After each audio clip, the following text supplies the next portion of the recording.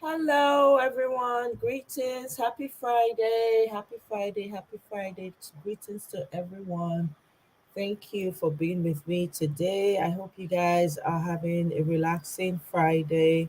Thank you to all my new subscribers. I don't take you for granted. Thank you for the support. Thank you for all the super chats and the thanks and the comments. Thank you, thank you, thank you.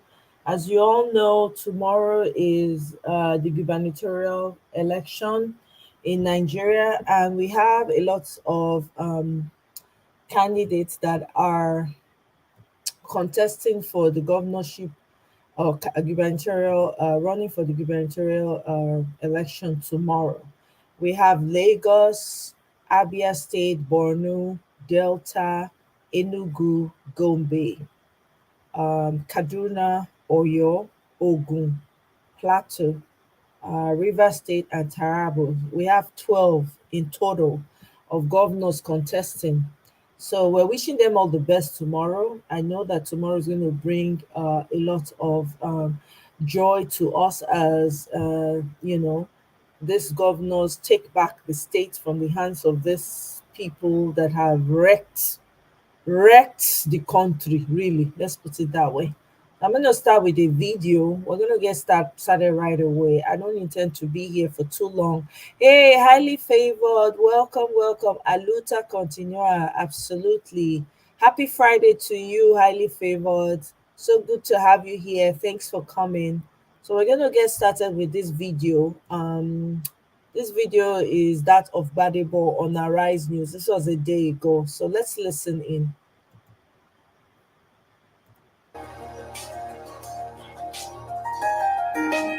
Today is the last day for governorship campaigns in Nigeria as candidates around the country are set for the elections this weekend. In Lagos State, the top three parties, which are the All Progressives Congress, APC, that has the incumbent, Governor Babajide Sanwo-Olu, the People's Democratic Party, PDP, represented by Abdulaziz Olajide Adediran, and the Labour Party's Gbadebo Rhodes Fiver, will be slugging it out for the top seat in Lagos politics. Joining us on the show this morning to discuss his readiness for Saturday's election as we wrap up with campaigns today is Gbadebo Rhodes Fiver, the governorship candidate for Labour Party in Lagos State. Welcome to the morning show. Good morning. Thanks for having me. It's happy. Well, basically, I guess this will be a right of reply session. Okay. Because yesterday we had Dr. Olajide Adediran, the candidate of the PDP, on the program, and he had a lot to say about you having been proposed as a deputy governor to him, and he declining, about you not having a chance, and nobody expecting that what happened on February 24 with Labour Party dominating the polls in Lagos in terms of the outcome, that nobody should expect that because the people who voted for Peter Obi on February 25 have since left town, and that you don't even stand a chance in this election. So many other details. I'm sure you probably watched the interview. So he even says you have a case in court that you are not even a candidate. I guess in that regard, he was referring to the Awamaridi matter, who says he's the authentic candidate of the Labour Party. What do you have to say to all of this? For me, it's just a lot of propaganda and lies, right? At the High Court, we won because we have, in fact, with me, his withdrawal letter. At the Appeal Court, his case was thrown out. As of today, he has not submitted any case at the Supreme Court, right? So that's matter, and he has even run out of time to submit any case. Yes. So that case is dead, is done. The Jide, Dr. Jide Adediran, took me to court to say that I had not withdrawn from PDP and all that. The judge threw that out. And legally, we've been focused on actually doing productive things, like getting injunctions to ensure that INEC follows the due process of doing electronic transmission of votes. That INEC does not use MC to move material. So in terms of judiciary, all that is done. There's no issue, there's no controversy. And the legal secretary of the party has come out to say such. My lawyers have also done press conference to address this. In relation to being imposed is very unfortunate, because all of this I saw coming. And I told the leaders of our party, from when he took list of ad hoc delegates and wrote it and did a lot of fraudulent things with that. And we told them, I told leaders in the party, as you are doing like this, the first people that are going written out in this party are you. Because someone just came to the party and this is what they did. By doing that, he set himself up to have an advantage, perceived advantage in a primary. But the fact of the matter is this, all the leaders came together and said, listen, this ticket with both of you will be unbeatable, right? And it's not something I was happy about. But a party is about consensus building and moving forward, right? And there was an agreement. Unfortunately, he denies and lies about this, but he will lie about it on air, but go and prostrate and apologize to Chief Body George and the BOT members, people like Bokna Akirile, Prince Akitoye, PDP. He will go and prostrate there and say he's sorry for offending them. He talks from two sides of his mouth. So the fact of the matter is that there was no such imposition. If he was so confident, he could have insisted from get-go, sir, I have someone else that I'd like to be deputy, and I want us to run. Let us contest. I was denied the opportunity to contest after building structures for over 4 years, after spending so much money on a ticket, right? I was denied the opportunity to contest because he went and told these leaders that I want to work with this person as my deputy, right? Afterwards, the whole process now changed. But the fortunate thing about all of this is this. Everything has worked out the way God destined for it to work out. So I'm not here to complain. It's just important that people don't continue telling lies, out of desperation and the position that they find themselves in. And that's why I felt it's important to come and clarify, because there's too much lies going around that we can just be issue-based, focus on what we're going to do for Lagos, and move the conversation forward. Absolutely. Now, one of the things, because again, just to respond to one other thing he said around godfatherism, he'd made allusions to the fact that perhaps you also have a godfather in terms of someone who is backing you. In fact, the Chief Bode George you just mentioned is backing you, and he doesn't even understand why he would be backing you against his own party's candidate. That was one. So to clarify that, because that's been a big topic of conversation here in Lagos State. Do you have a backing of a godfather? Who is your godfather? In the spirit of openness and transparency, let the people of Lagos know this. Then the second aspect of that is just in terms of, do you have a personal relationship with Jandor? People are saying, the electorate, or some people, that your fight is a distraction from the goal. In fact, you're spending more time talking about each other, yet you have a big opponent in the person of the incumbent governor of Lagos State, Babajide Sanwo-Olu, that this could potentially cost either of you the seat of governorship. What's your take on this? Okay. So let's talk about the godfather thing. In Labour Party, there is no godfather. I have no godfather. I even had no godfather in PDP. I had mentors, I had leaders, right? It's very ironic because most of the leaders in the party, and I know that Dr. Agbati is familiar with most of these people, you can call and find out. There are rumors of money being embezzled, monies that were sent for rallies that were embezzled, money that was sent for elections that were embezzled, and just tiffs that have happened with the entire structure of the party. The narrative that he brought to get the ticket was that he was bringing half of APC to add to the PDP for us to win. That was the story. All of them have gone back to the APC. So where is the value now? We're back to the original PDP. And it's ironic because he got the ticket because all the leadership, from the national chairman, IU, to the governors, to leaders in the party, to Obasanjo even, all insisted that this was the person that they wanted. So it's very rich that when tables have turned, he's talking about godfatherism, right? So that, for me, that is still just pulling straws. The other question was on the distraction. The distraction. So for me, if you notice, I don't give this any attention, really. I've not mentioned his name in interviews in the past 2-3 months. It's just unfortunate that there's so much lies going on. That's intentional because his strategy is to weaken or to create a perception of a candidacy that is unsure. right? Even though he knows for a fact that this case is dead, but he's bringing it up. So I had to come on air to actually say, there's no such thing. And party has announced this, my legal team has announced this, legal secretary of party has announced this. There's no such thing. That case is done. I won at High Court, Appeal Court, and there's no case at the Supreme Court. Okay, so, but I just got something now that shows that there was a case filed at the Supreme Court. It is stated here that it was received by Josiah B.A.G. Municipal Executive Officer, Lagos, Court of Appeal, 8 February. A notice of appeal. Take notice that the appellant being dissatisfied with the judgment of Court of Appeal, Lagos Division, Honorable Justice Yegoche Otasi and Justice Omoro Akibami and Justice Ibrahim Suraju delivered on the 2nd of February, doth hereby appeal to the Supreme Court upon the grounds set out in the paragraph and shall be the hearing of the appeal seeking relief. Okay. I just got this in circulation. What's going to be your reaction? Also, there's also another letter in circulation of when you wrote to apply for the position, of the deputy governor, the deputy governorship candidate on the 19th of July, 2022. Yes. Okay, please, can I see your phone? Yes, please. Okay. So, you get a notice from your lawyers that an appeal is going to be made. Yes. But then you now have to collate all your documents and submit it. As at today, that has not been done.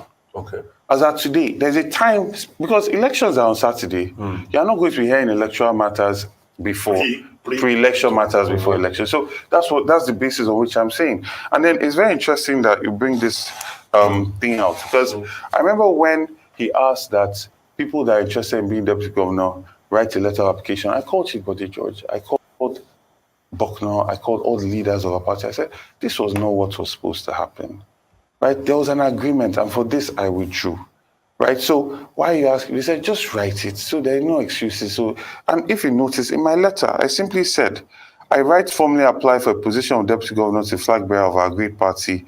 Kindly find attached the following: endorsement from Ward Chairman's Forum, Lagos Island, endorsement from 20 local government chairmen, my CV. That's it. I'm not writing stories. Please, this is why I should be like most other people. I simply stated the facts that 20 local government chairmen have endorsed me for this position. The entire Ward Chairman of Lagos Island have endorsed me for this position. So the party structure is with me for this position. Right? Even though you want to try and create, this was not an application for, no, I came in a position of authority and power because we had already agreed. Or you want to turn the script, or fine. And it's unfortunate because it wasted so many people's time. People that are lifelong, that have been members of the party for so many years. In all of this, have you ever picked up the phone and called Janto and said, what's happening? Can we sit down and talk and squash this? Okay, I'm going to be honest with you because that's a very honest question. I don't see the point.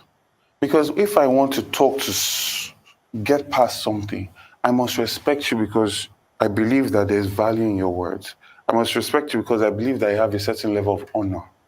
Now, if I've heard you say to leaders that this is what I'm going to do, but I've then seen you on TV saying that you never had those conversations with leaders, on what basis am I going to have a conversation that can truly move forward if your words are watery?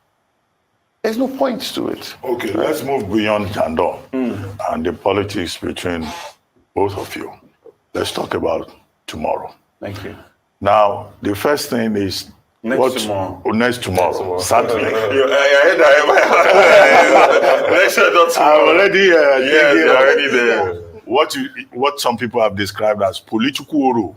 Yes. In Etiosa area, Ekati, Elegushi, and I saw as well. And I saw a report saying that it won't affect the elections, and you trying to justify that the elections will start at 8:30 a.m. The Oro will have ended by 5:30 a.m. But concerned citizens are saying this is political Oro. Yeah. Now you have mentioned 3 different places. Around election time, that's when these traditional rulers are bringing out Oro. So why are you defending them? That's number one. Number two, the police are saying that the allegation, well, that's what they say, that you were attacked, or some of your supporters were attacked in Ekpe, that they don't have any evidence to that effect. That is fake news. Is it fake news, or was there truly an attack? Okay. Those two issues. Okay. So let's start with the political role. I respect our traditional fathers. It's unfortunate that there's a perception that this rights that they are trying to do is moving along with the INEC timetable. And that gives the perception that they're trying to disenfranchise a number of voters, right? And I appeal to our leaders, because before I came in here, I got reports, I got intelligence that Oba Eligushi has either denied that these rights are going to happen, or, it's not clear. It's not clear. I encourage everybody to come out and vote, to not be intimidated or put in fear. And I encourage our traditional leaders to actually be fathers to all. This perception is very negative. And this is why people are pushing, I will push for a situation where our royal fathers are not selected by politicians, right? They must be selected by their declarations, and the traditional houses should push the royal fathers forward so that they can always be in a position to say truth to power. That's the first thing.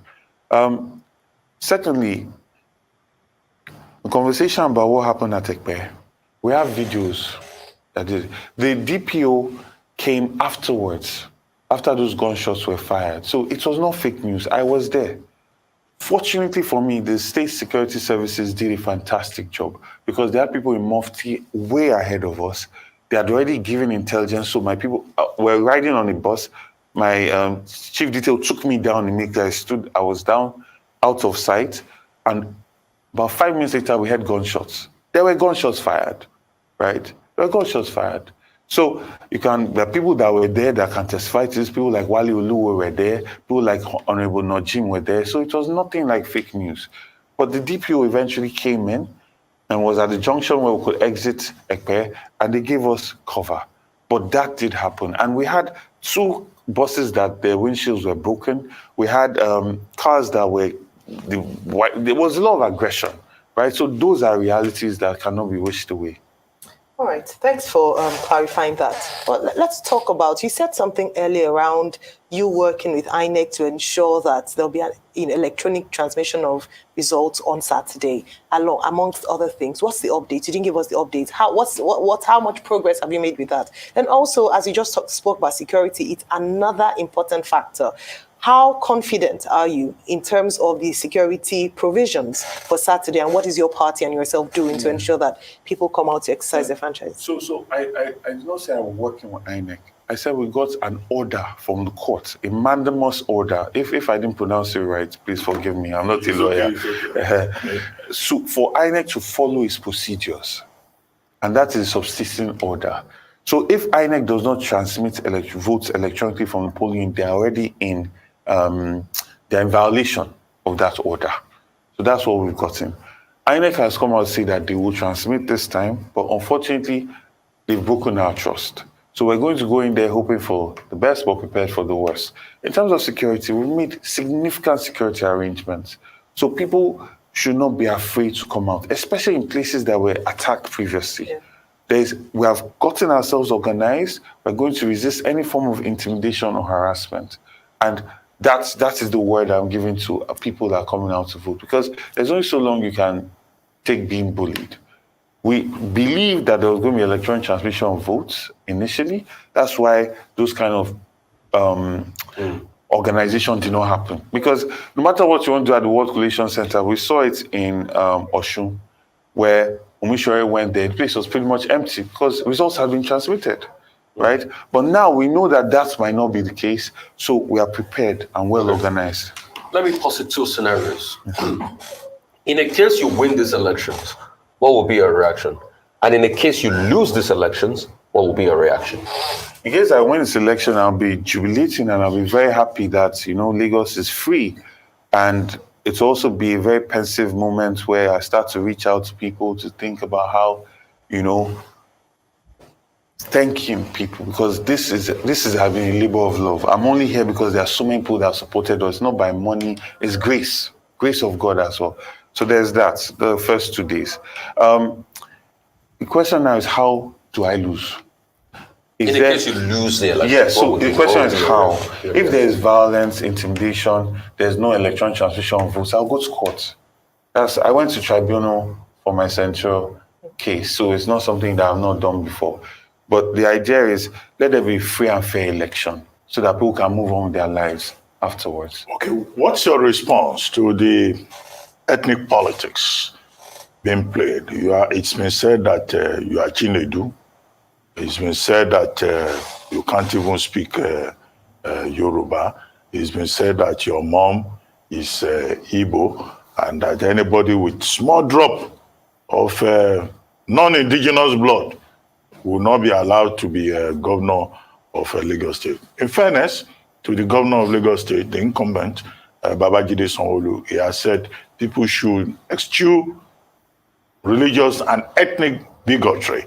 But that must be some kind of pressure on you, having to explain that your family is fifth generation in Lagos and all that. Are you going to this election overburdened that you have been labeled a Chinedu who should not be allowed near Alausa?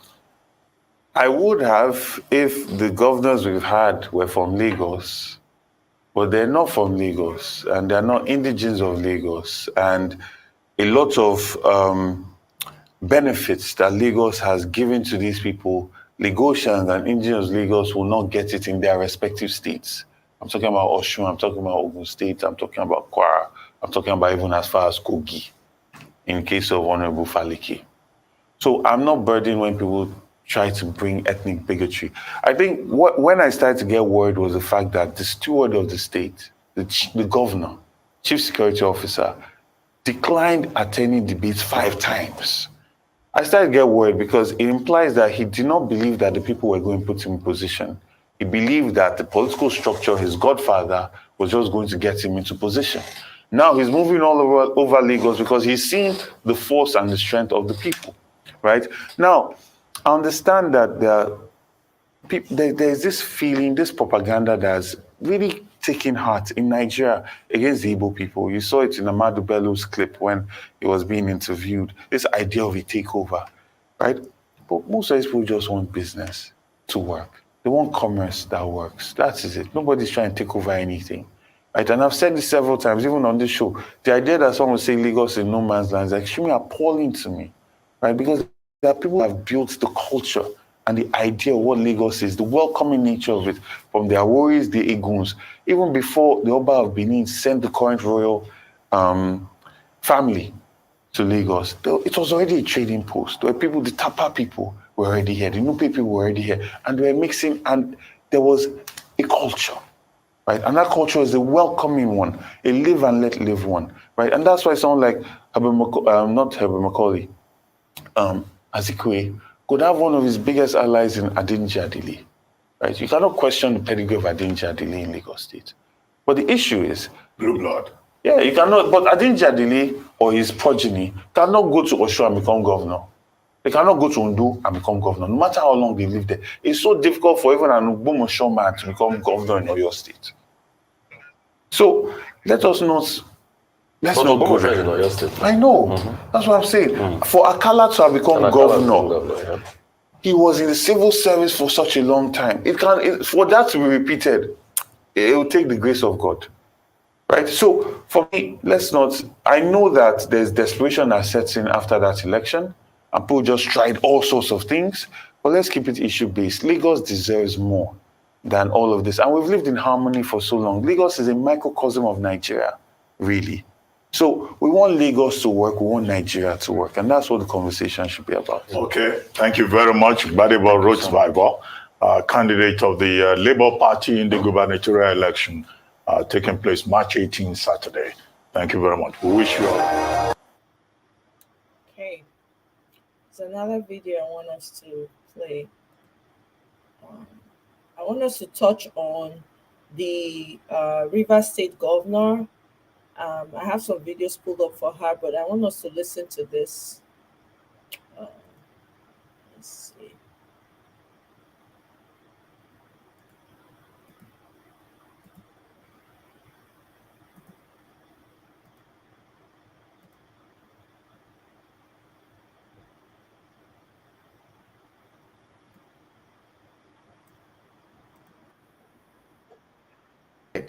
that a young man trained in the best institutions, a young man who has worked with some of the best organizations, rather than opt to go and work abroad, for the last 10, 15, 20 years, has stayed close to what is going on in the country because he's determined to make a difference in Lagos. I've interacted closely with him. Yeah. So this is a generational call. If you are born from 1950 to 1969, you ought to vote Peter Obi because he's one of us.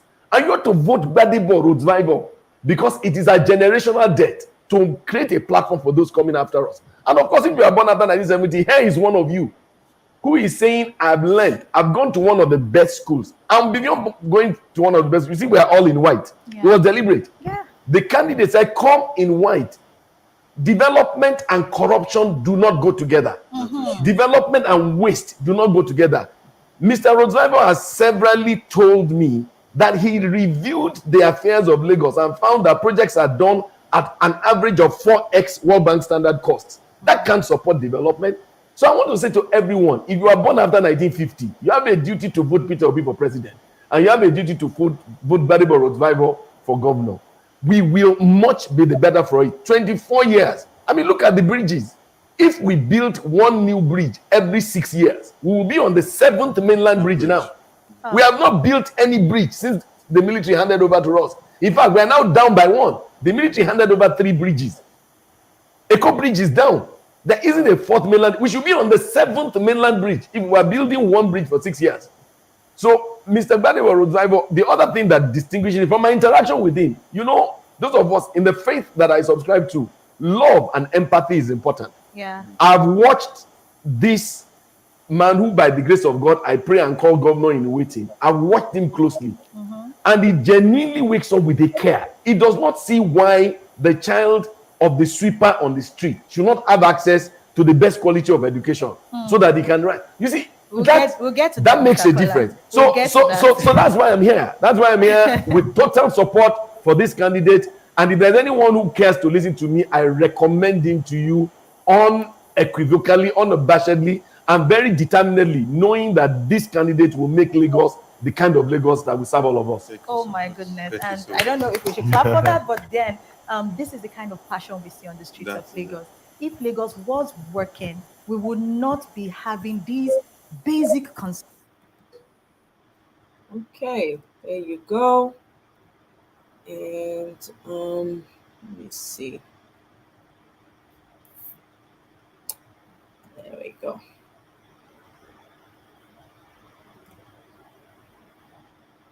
As our campaigns come to an end, it is with the deepest sense of gratitude and humility that I address you today. First, to thank you with all of my heart for the love and support you have shown me over this election season. The outpouring of love, steadfastness, and fearless dedication to the task of rescuing our state and country from corruption, poor governance, and criminal godfatherism. You have been consistent. You have stood firm. I want to especially thank the obedient movement and all supporters of Labour Party. Never before in this country has a stronger message been sent to the corrupt establishment. We all sent a powerful message on February 25th, and winning Lagos was historic and unprecedented. You came out in powerful numbers and made it happen. They said we did not have a structure. You showed them what a structure and what the new structure is. The establishments, the godfathers, and the political acolytes have all heard you. They now know that when people rise up in unison to say enough is enough, their structure of thuggery, voter suppression, and rigging is not enough to stand against the will of a united people. In the words of Victor Hugo, no army on earth can stop an idea whose time has come. We must not let them divide us. We have shown them that 4 people tweeting in a room can build a powerful, resilient political movement, and now they are trying to divide us. We must not allow them to succeed. We thank the leader of this movement, His Excellency Peter Obi, for showing us that a new Nigeria is indeed possible, with determination, courage, and the will to actually bring love and good governance to the people. And I want to remind every doubter that the Labour Party, backed by the energies of our young people and people that mean well for the people of Lagos, defeated a 24-year-old structure of corruption, and we are going to do it again on Saturday. Our courage and confidence is backed by the hopes and dreams and our laser focus and determination to free Lagos from the shackles of those who would rather let us in our dear state suffer gross underdevelopment. Underdevelopment that's seen in every local government all across Lagos State, from the riverine communities to Lagos Central to Lagos Island to Lagos West to Lagos East. As long as one person's pockets is stuffed with our taxpayers' money, which in turn they use to corrupt our electoral process and try and buy their way into power. And if we let them, they also corrupt our entire judicial process. So this is bigger than a war to redefine the pathway for Lagos. It's also a battle to redefine the pathway for Nigeria. We must create a hope that will birth for a new Lagos, a new Nigeria that is focused on the people. When our opponents realized that they could not match us in terms of competence or character, or even accountability or transparency, they avoided all the debates, over 5 debates. Then they unleashed the most cynical type of campaign. They sought to divide people that have been in harmony in Lagos State, which is our strength. Lagos State is center of excellence because of this harmony and welcoming nature of our people. But they tried to divide this through ethnicity and bigotry.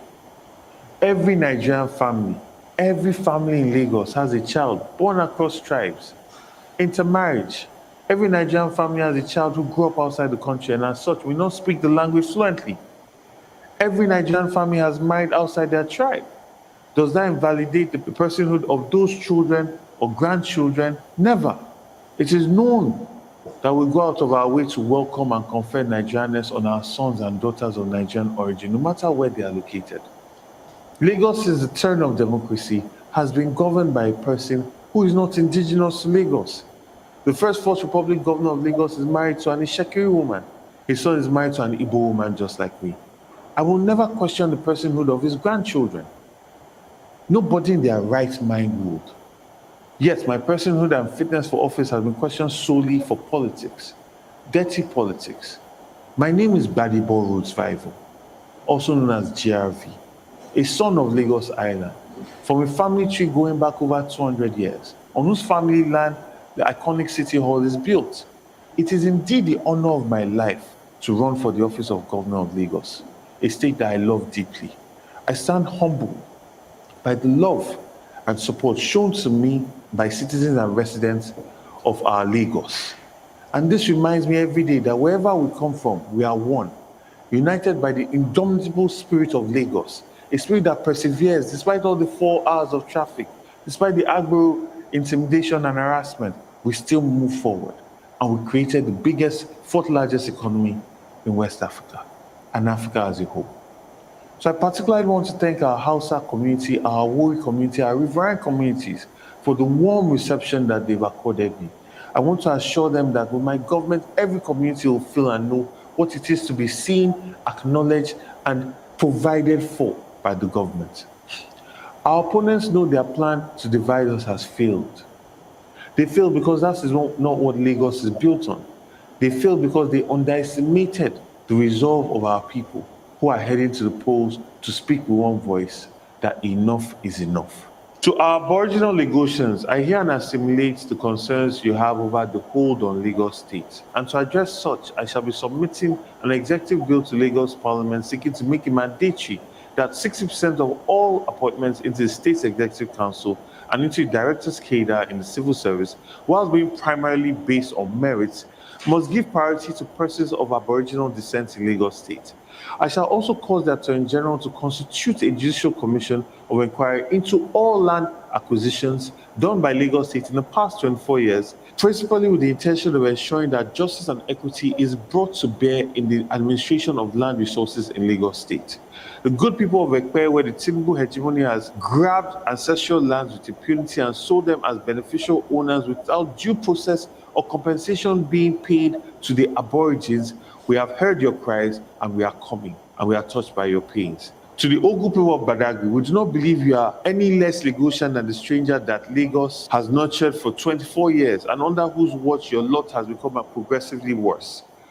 To the very young and dynamic men and women whose innovative proposals to the Lagos State government have been stifled and usurped by friends and family of the APC hierarchy in Lagos State, stifling innovation. Such practices will not be condoned under my government, and we shall look into addressing past cases of injustice. Our government will focus on pushing innovation and creating a government of today and the future.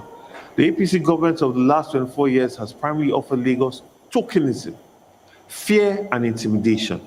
Tokenism by doing token projects here and there to give the impression that they are doing something, which they do primarily as jobs for the boys at 4 times the real cost. They propagate fear and intimidation as currently you are getting rumors or festival, videos being put out intimidating voters. But if they have done their work, they'll feel no need to harass or try to suppress votes.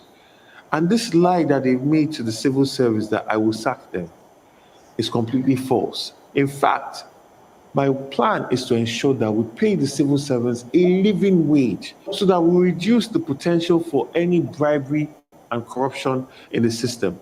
In fact, we'll be hiring and increasing their salaries. And the same goes for the intimidation of market women and transport workers with agboros and their efforts at intimidating Lagosians from exercising their voting choice. All these will stop with my government. We are aware of the plans of our opponents to disrupt the electoral process using thugs. We have also noted the declaration of Oro Festival in various parts of Lagos, a clear attempt to scare Lagosians away from coming out on election day in order to suppress votes. I also understand that many Lagosians are thinking about the situation and are worried about their personal security on election day. Let me use this opportunity to reassure you, my people. I and my team have spent the last week interfacing with leadership of the security community all across Lagos State. These meetings have additionally helped us as stakeholders to understand the election process and improve it with intelligence available and make that intelligence available to our security forces in order to help them do their part to ensure that we have a safe election. We say it again emphatically, we will resist any form of intimidation or harassment on Saturday because our votes must count. Getting everybody safely to and from the polls is a responsibility that I take very seriously.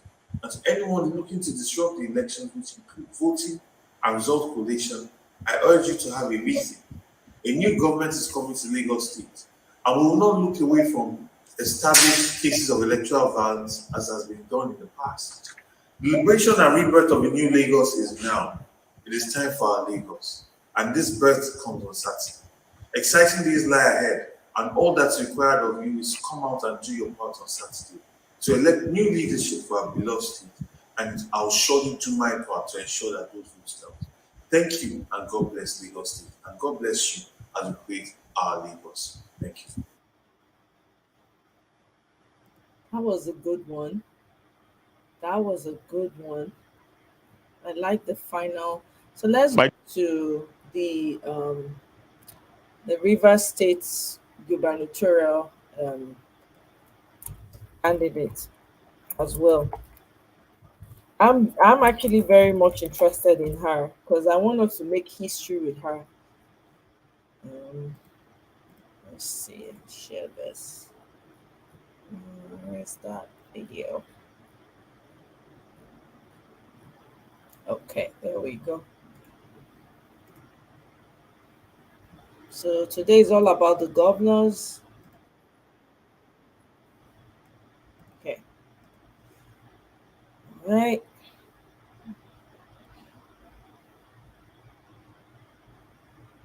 Let me know if you can see my screen before I play the video. I want to make sure. Can you guys see my screen? Can I get a yes?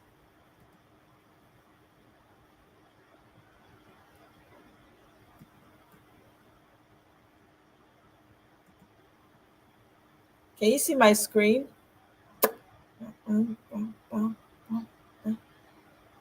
Anyone? Yes? Can you see my screen or no? Okay, great. Thank you, Eunice. Welcome. Welcome, Nelly. It's crunch time. Absolutely. Esther, welcome, welcome, welcome. Carol C, brand new to food. Everyone, welcome. Hey, Ify, long time, sis. We have come to solicit your votes. We call upon you to come out on the 18th of March to vote for all Labour Party candidates. A vote for Labour Party will bring a new crop of leaders that will think out of the box to see how they can bring about the new River State that we want to build. We are calling on INEC to ensure that these papers are uploaded. We call on you to come out in your numbers and vote for Labour Party. Papa, Mama, Piki, to show the world that the River State voted for Peter Obi. Thank you, and God bless you for listening. Okay, well, hers was short. Let's do. I want to see. There's another video that she did. I just want us to, at least for those of us living in River State, I beg you guys should show out and show up and show out for her. I beg. We need to make history on Saturday. Yeah, let's make this happen for her. You know, first elected female governor of River State.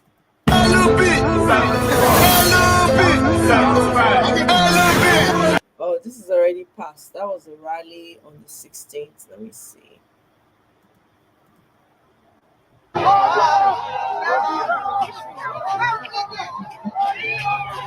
This is when Peter Obi visited River State. I'm trying to get to her videos. Okay, I think this is it. Is it? Yeah, I think so. Onye na-ekwu okwu Honorable Oliver Adiekwe, the President General, Seabrake Port Harcourt.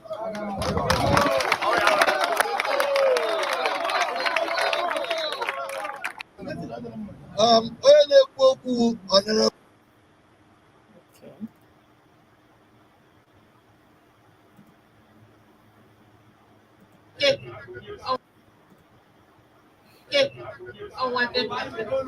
So I'm going to go.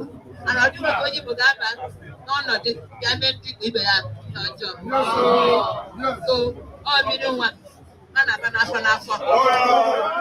may want to vote to me in one but obviously I vote to the capacity.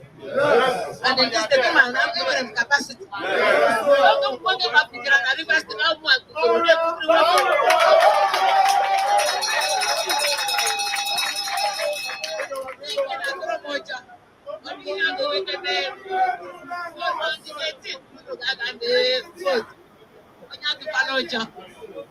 nobody will come here to see this time around.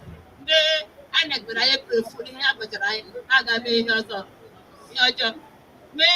just a different thing from but the book. I am experience is the best teacher. So this time around we will stand and defend our vote.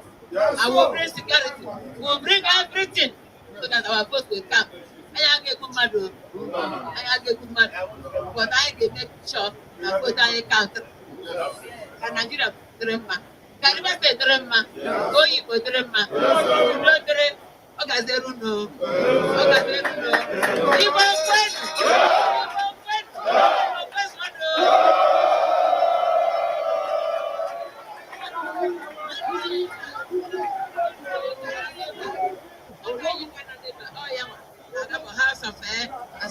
Under Labour and so on the 18th, vote Labour Party, vote for governor and House of Assembly. Everything Labour.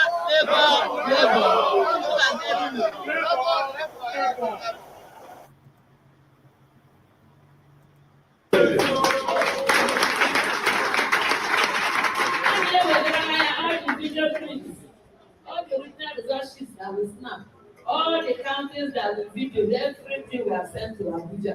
So they have done on our part. And that management was recovered. Yes, so grace of God. Capacity. If you were saying I have good.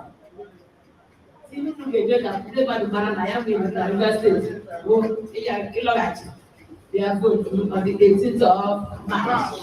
For Labour. Where the Papa, Mama, that way all of us will join hands with the to reclaim that mandate. But there is no way a sick man will be our president. Only the grandfather, we have a president only. I'm a young, vibrant president.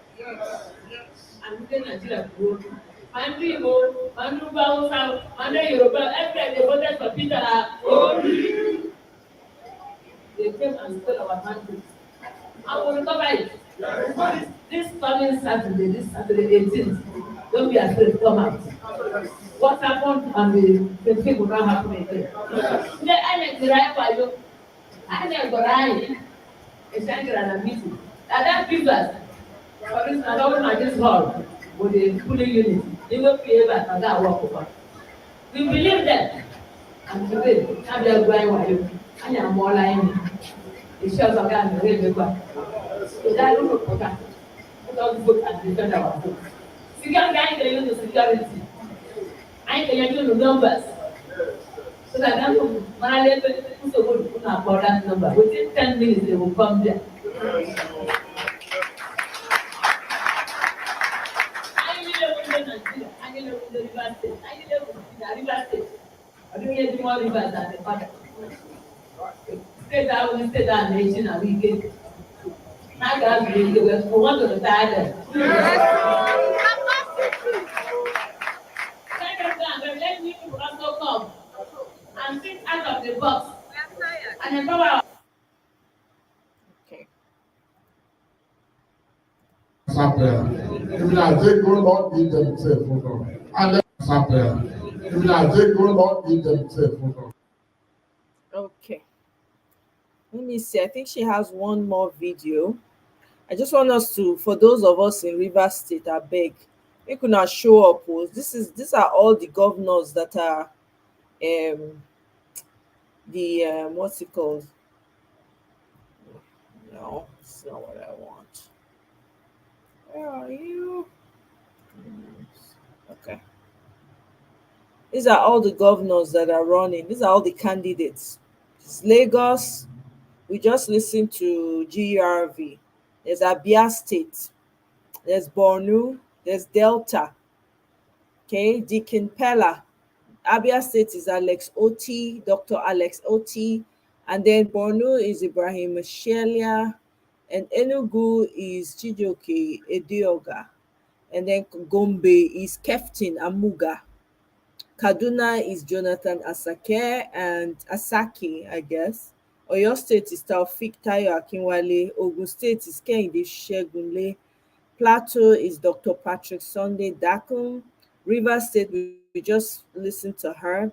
Although she was speaking Igbo, but you guys can understand what she was doing there. She was campaigning for her election on the 18th. So that's what she was talking about, and how that we're going to be reclaiming our mandates. So she spoke English in it so I could grasp. So generally, that's what she was doing.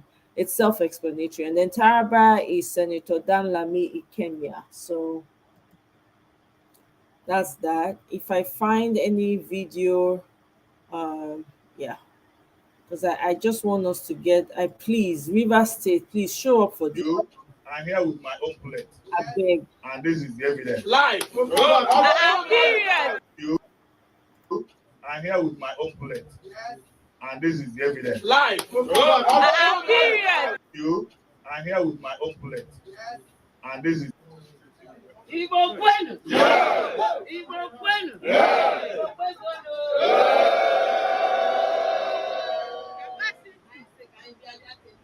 Mmadụ ga-eji aga.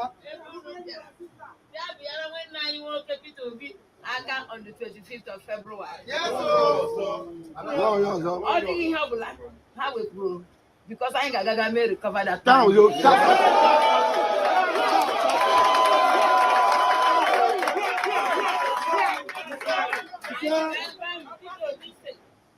I contacted the video clips, the reverse sheets, and now you wegara ha. Ihe niile dị na court ugbu a, and by God's grace we must recover that.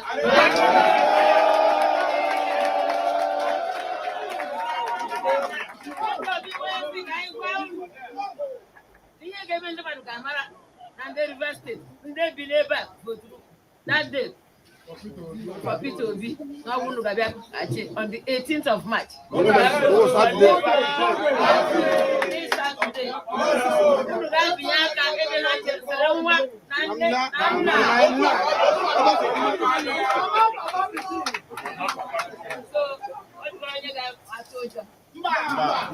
cry while yoga, but crying Amara line. I know. ihe ọbụla ha chọrọ anyị agaghị egbu mmadụ anyị agaghị egbu mmadụ anyị ga-eme defend our vote and vote anyị ga-amata that day pụta isi ahụ onye votere anọ kwụsị ebe ahụ ha gụchaa vote ha mee upload ha mere upload mara na vote Labour Party na Rivers State anyị niile ga-etinyere aka ma nwanne anyị Peter Obi anyị ga recover that mandate anyị ga-abịa onye ahụ na-adịghị ọbịa wụrụ president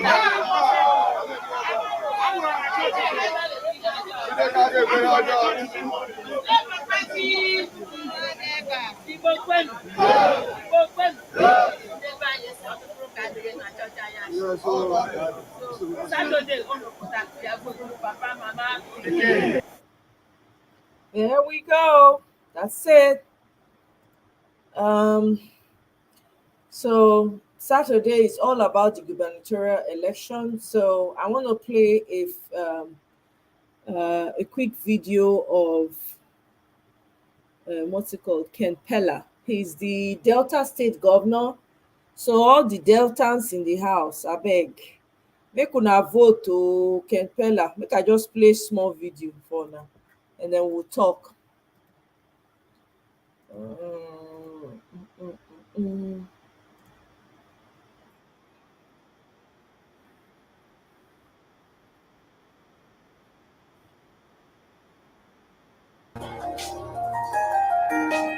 The Labour Party governorship candidate in Delta State, Ken Pella, has said that Deltans will take their revenge against the People's Democratic Party, PDP, and the All Progressives Congress, APC, in the state. According to the Labour Party governorship candidate, both PDP and APC have oppressed Deltans for 24 years and have kept the state in poverty and penury, stealing and pillaging the commonwealth of Deltans. Pella has vowed that if elected, he will turn the fortunes of the state around with his 8-point rebuilding and...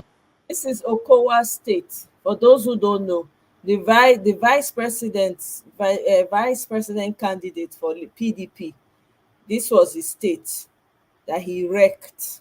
No payment of salaries. So this is the man that's taking over. Development plans by enthroning righteousness, harmony, and prosperity for all Deltans, and wipe away the 24 years of waste the state has been subjected to by the People's Democratic Party on account of failed promises. Joining us now from our Abuja studio to discuss his ambition to become the next governor of Delta State is Deacon Ken Pella, Labour Party governorship candidate in Delta State. Good morning, Deacon Pella, and thank you very much for joining us on the morning show. Good morning. It's a pleasure to be here. Well, thank you very much. First, let's start on a note of clarification. Over the weekend, there was some story flying about, some people alleging that you are not qualified to run in this race as a governorship candidate of your party for the simple reason that it is alleged you were indicted by an administrative panel of inquiry. And as a result, having been indicted, you have no strong basis to say you still want to be governor of Delta State. I'm not too sure you are aware of this, but if you are aware of it, could you help us clarify and speak to it? Okay, thank you very much for that question. There's no truth in that allegation, and I've addressed it in various fora since it came to my attention. And I say that if there's any truth in it, they should publish the indictment. There's no truth in it. What they're just doing is trying to distract the electorate from voting the way they see that the Labour Party is going to go, that the electorate is going to go. So there's no truth in that story at all. All right, Deacon Pella. So now that you're running, I would like to talk more about your 8-point agenda. You've spoken about this a number of times in terms of how you want to liberate Delta State from, as you said, 24 years of bad leadership. Please share with us your plans. Okay. It's become, they now say it's an 8-point agenda. However, it's a 3-stage plan. Okay, the vision is to build a better Delta where righteousness, harmony, and prosperity reigns. Now, it's deeply rooted in the from consumption to production vision of our principle, but it's however localized, determining that the biggest problem in Delta is that of the impunity that has reigned in the land. And so we are talking about enthroning righteousness. Righteousness here simply means doing the right thing. All right. And so we're looking at enthroning accountability and integrity, transparency in governance, fairness, equity, and justice in government, reorientating the values of our people, encouraging mass participation in government, and eliminating waste and corruption in government. We believe that when we enthrone righteousness the way we have planned it, we will be able to create harmony, but we'll enhance the security, the peace and harmony of the land by working with the federal government, because we believe that Peter Obi will eventually become president. We will have federal, state, and community policing. So we will put in place well-equipped state and community policing to enhance the security of our land. Now, when we do those two things, we are then able to create a situation or an environment where prosperity can thrive. But we won't just let it happen. We won't leave it to chance. We will engender prosperity. But before I talk about the 8 key drivers of prosperity, let me say specifically that most people will talk about building roads, healthcare, schools. Those are typical things that our politicians will say. But they are things that are the right of the citizens. And so I won't promise that, because it is what I owe the citizens. It's not a privilege. I will assure Deltans that they will have the best healthcare, the best roads, and the best education. What I promise also is to drive the economy of Delta, engender prosperity through 8 key prosperity drivers. The first is that we will pay a living wage. All right. And what I mean by a living wage is that today, minimum wage is 30,000 naira, which is 1,000 naira a day. By the time you pay transport fare to work, you will not be able to pay school fees or house rent or so on. That is why corruption thrives in our land. So we were going to progressively increase minimum wage to 100,000 naira a month. And that way, people will be able to live properly and have disposable income that will trickle down into the economy. The second thing we will do is ensure fiscal autonomy of our local governments, to ensure that what is supposed to come to the local governments come to them.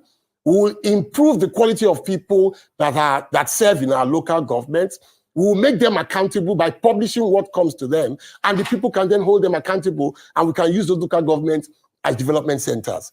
The third thing is a social investment scheme through which we will provide 1 million naira each for 100 people in every single local government of Delta every month in interest-free loans payable over 4 years for people to start businesses and expand their existing businesses. The first thing is power and gas utilization. Delta State has 40% of Nigeria's gas reserves. So we're going to, under that pillar, we would encourage we will stop we'll work with private sector companies to stop flaring of our gas. And then we'll use the gas to ensure we have 24-hour power around Delta State using the concept of distributed generation. The fifth thing is that we would develop 10 new cities across Delta. Now, why would we want to do that? Delta State has become one huge slum. There's no development plan, all right? So we're going to use those 10 cities, 10 model cities, where you have everything required for model living to attract private sector investment. There will be destination cities with one destination attraction that will attract tourists. There will be agro-based industries with internet connectivity and everything that will ensure that people can come to invest. They will have central sewage. Now, the fifth thing is social housing. So those cities will come with affordable housing that will ensure people can buy through mortgage financing. And then we will revive our moribund industries and we revive our seaports. By the time we do those things, it's a holistic plan that will drive and engender prosperity in Delta State. Okay. Mr. Kampela, you've said a lot. And you want to do a lot for a state that is highly indebted, running into hundreds of billions. Yeah. One, how are you going to get the money for all of this?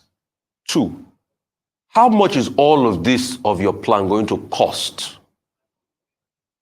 Three, how are you going to wriggle your way through the fact that some of these things you want to do, they are already preset infrastructure on ground? Because Delta State is a state that enjoys some level of infrastructure.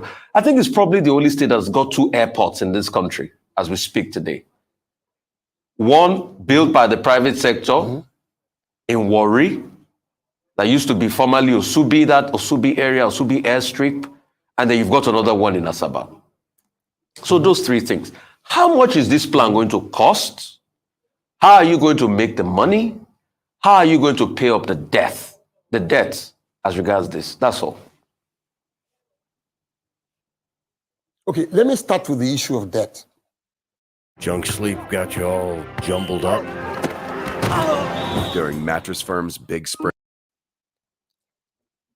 Now, Delta State is a going concern. In every situation, if you take over a company, I'm a businessman, I've run companies.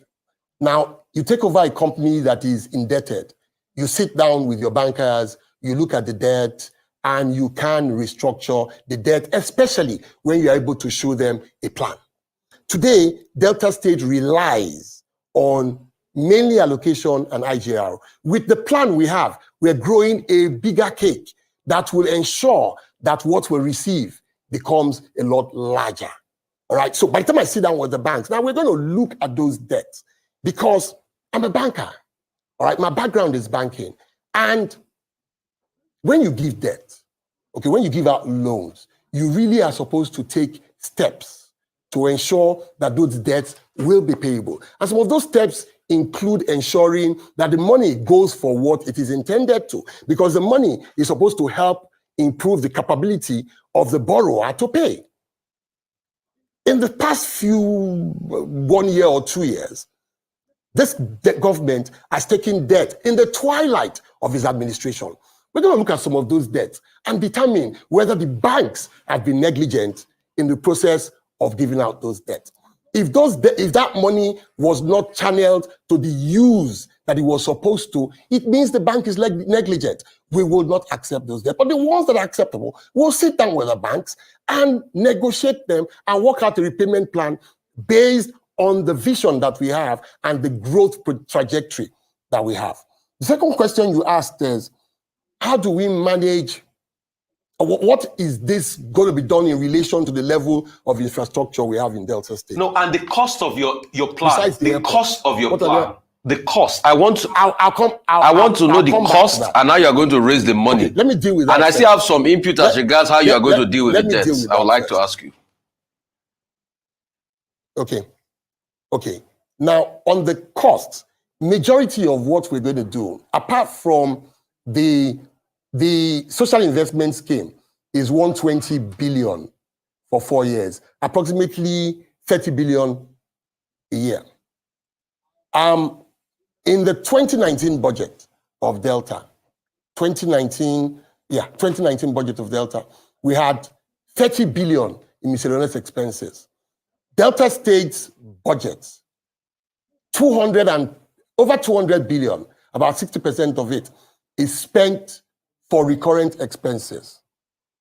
Comparable to Borno State, that has only about 100 billion for recurrent expenses. We believe that when we cut waste and corruption, we will be able to take care of the things that are directly attributable to government in my plan are one, the minimum wage. Two, the social investment scheme, which is a loan that is repayable, is a revolving loan. The other things are things that we would attract the private sector to come to Delta. The model cities, now my background is real estate development, one of the things I do. Okay, so what you do is provide the enabling environment, okay, and the basic infrastructure in those model cities that we're talking about that will attract these people to come. Okay, so we believe that it's something that it's doable. Now, the question about the infrastructure, the two airports are very good and they add to the plan that we have. But besides those two airports, our roads are in a shambles.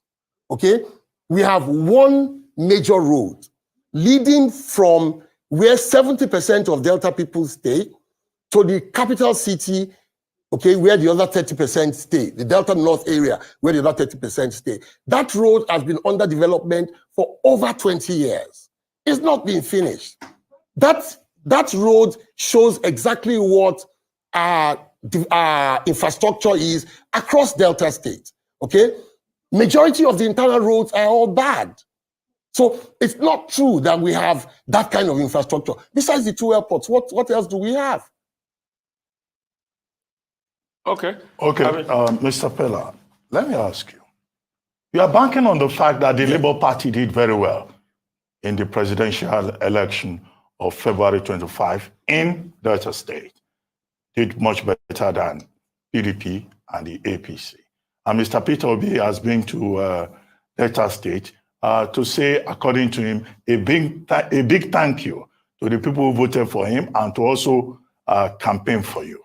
But what we're told is that the dynamics may be different on March 18, that Labour Party may not gain that kind of momentum. Sheriff Oberewori of the PDP, well, he has the incumbency factor behind him. And then, of course, the APC candidate, Ovie Omo-Agege, will be capitalizing on the fact that the APC won at the center. So, how confident are you that February 25 will be like, March 18? And is it true that the APC has been talking to you to calm down and allow the APC to take victory in Delta State? Okay, let me start with the second part of your question. It's not true that either the APC or the PDP have been talking to me. And even if they tried to, I would not even listen to them. All right? Now, about the dynamics of the coming election and how confident I am very, very, very confident. Yes, I'm banking on the dynamics and the movement, the obedient movement that we have. But there are two other factors you're not considering. The first is that Deltans are yearning for change. Deltans have been yearning for change for almost 24 years. Okay? Delta has been going from relatively good to bad to worse. That is how I will categorize the last three administrations that we have. And if we don't take our time, we will go worse. Deltans realize that. And they realize that the two choices they have are Tapiapia and Sniper. Whichever one you eat, you die. They have tasted the PDP for 24 years. And they realize that their lives could be better. They want change. Everywhere we go, Deltans are crying for change. This is not about the dynamics at the federal level. This is about the fact that the people are tired. Now, the APC, they realize that they've tasted the APC for 8 years at the federal level, and their lives have gotten worse. But more importantly, Deltans voted overwhelmingly for Peter Obi in the February 25th election. That victory was stolen by the APC. Do you think they will reward them with the state? I doubt it. The sentiments are serious on the ground. We will take our revenge on March the 18th. Right. We hear you, Dr. Dikimpella. However, some obedience, or what they call them a faction, have said that they are supporting the APC candidate, Senator Ovie Agege. what Omagege, what they've said is that they are the ones in Warri and Asaba are aligning with him, that the Obedient movement is independent of the Labour Party, and that even though they massively supported, as Dr. Bati mentioned, Mr. Peter Obi in the presidential elections, they are supporting and endorsing the APC candidate for governor. What's your take on this? What's the confusion there? What's the difference between the Obedient movement, Labour Party, as they're saying they're not backing you, they're backing Mr. Senator Obiagege? All right. You're right that there's the Labour Party and there's the Obedient movement. But I'll distinguish further by saying that now the Obedient movement is made up of several disparate groups across the land of people who wanted a change at the national level. Now,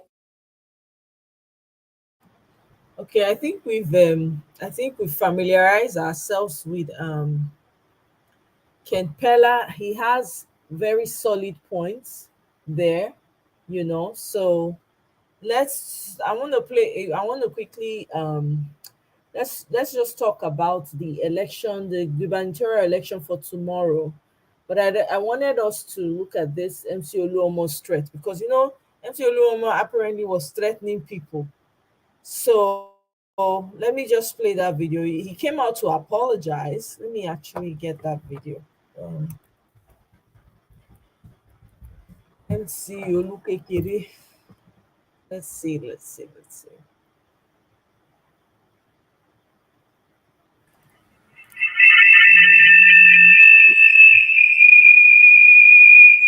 Okay, that's the apology. You're on twice, BB. Okay, all right.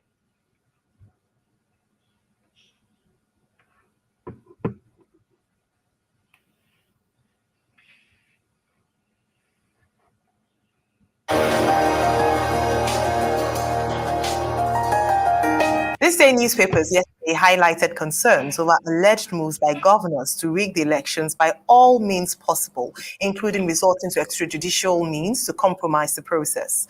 These day findings also reveal that one of the means through which the governors intend to rig the exercise is by working with the resident electoral commissioners, RECs, in their respective states, and also the use of thugs to help them disrupt the process to garner more votes. However, the electorate will be hoping that the security agencies around the country are ready and will be alert on Saturday for the elections. Joining us on the show to discuss security ahead of Saturday's election is Bukola Ido, an election security expert, and Yemi Adamolekun, the executive director of Enough is Enough Nigeria. Welcome to the morning show. Good morning. Thank you for joining us, Bukola Ido and Yemi Adamolekun. Well, look, security is a major concern. Violence. On February 25, during the presidential and national assembly elections, there were reports of violence here and there.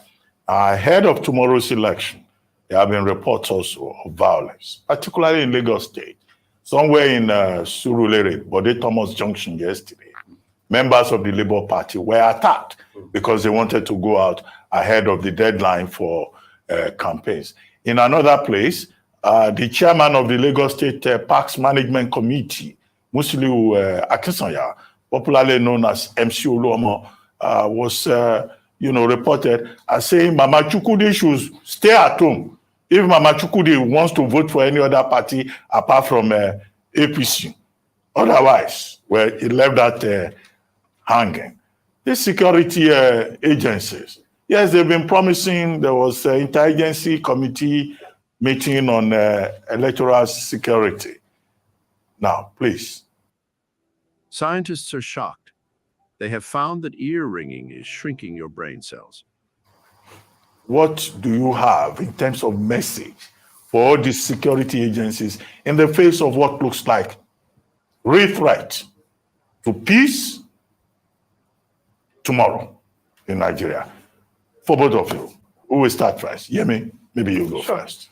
I think it's really very critical, not just security agencies, but really under that, the chief security officer of the state, which happens to be the governor.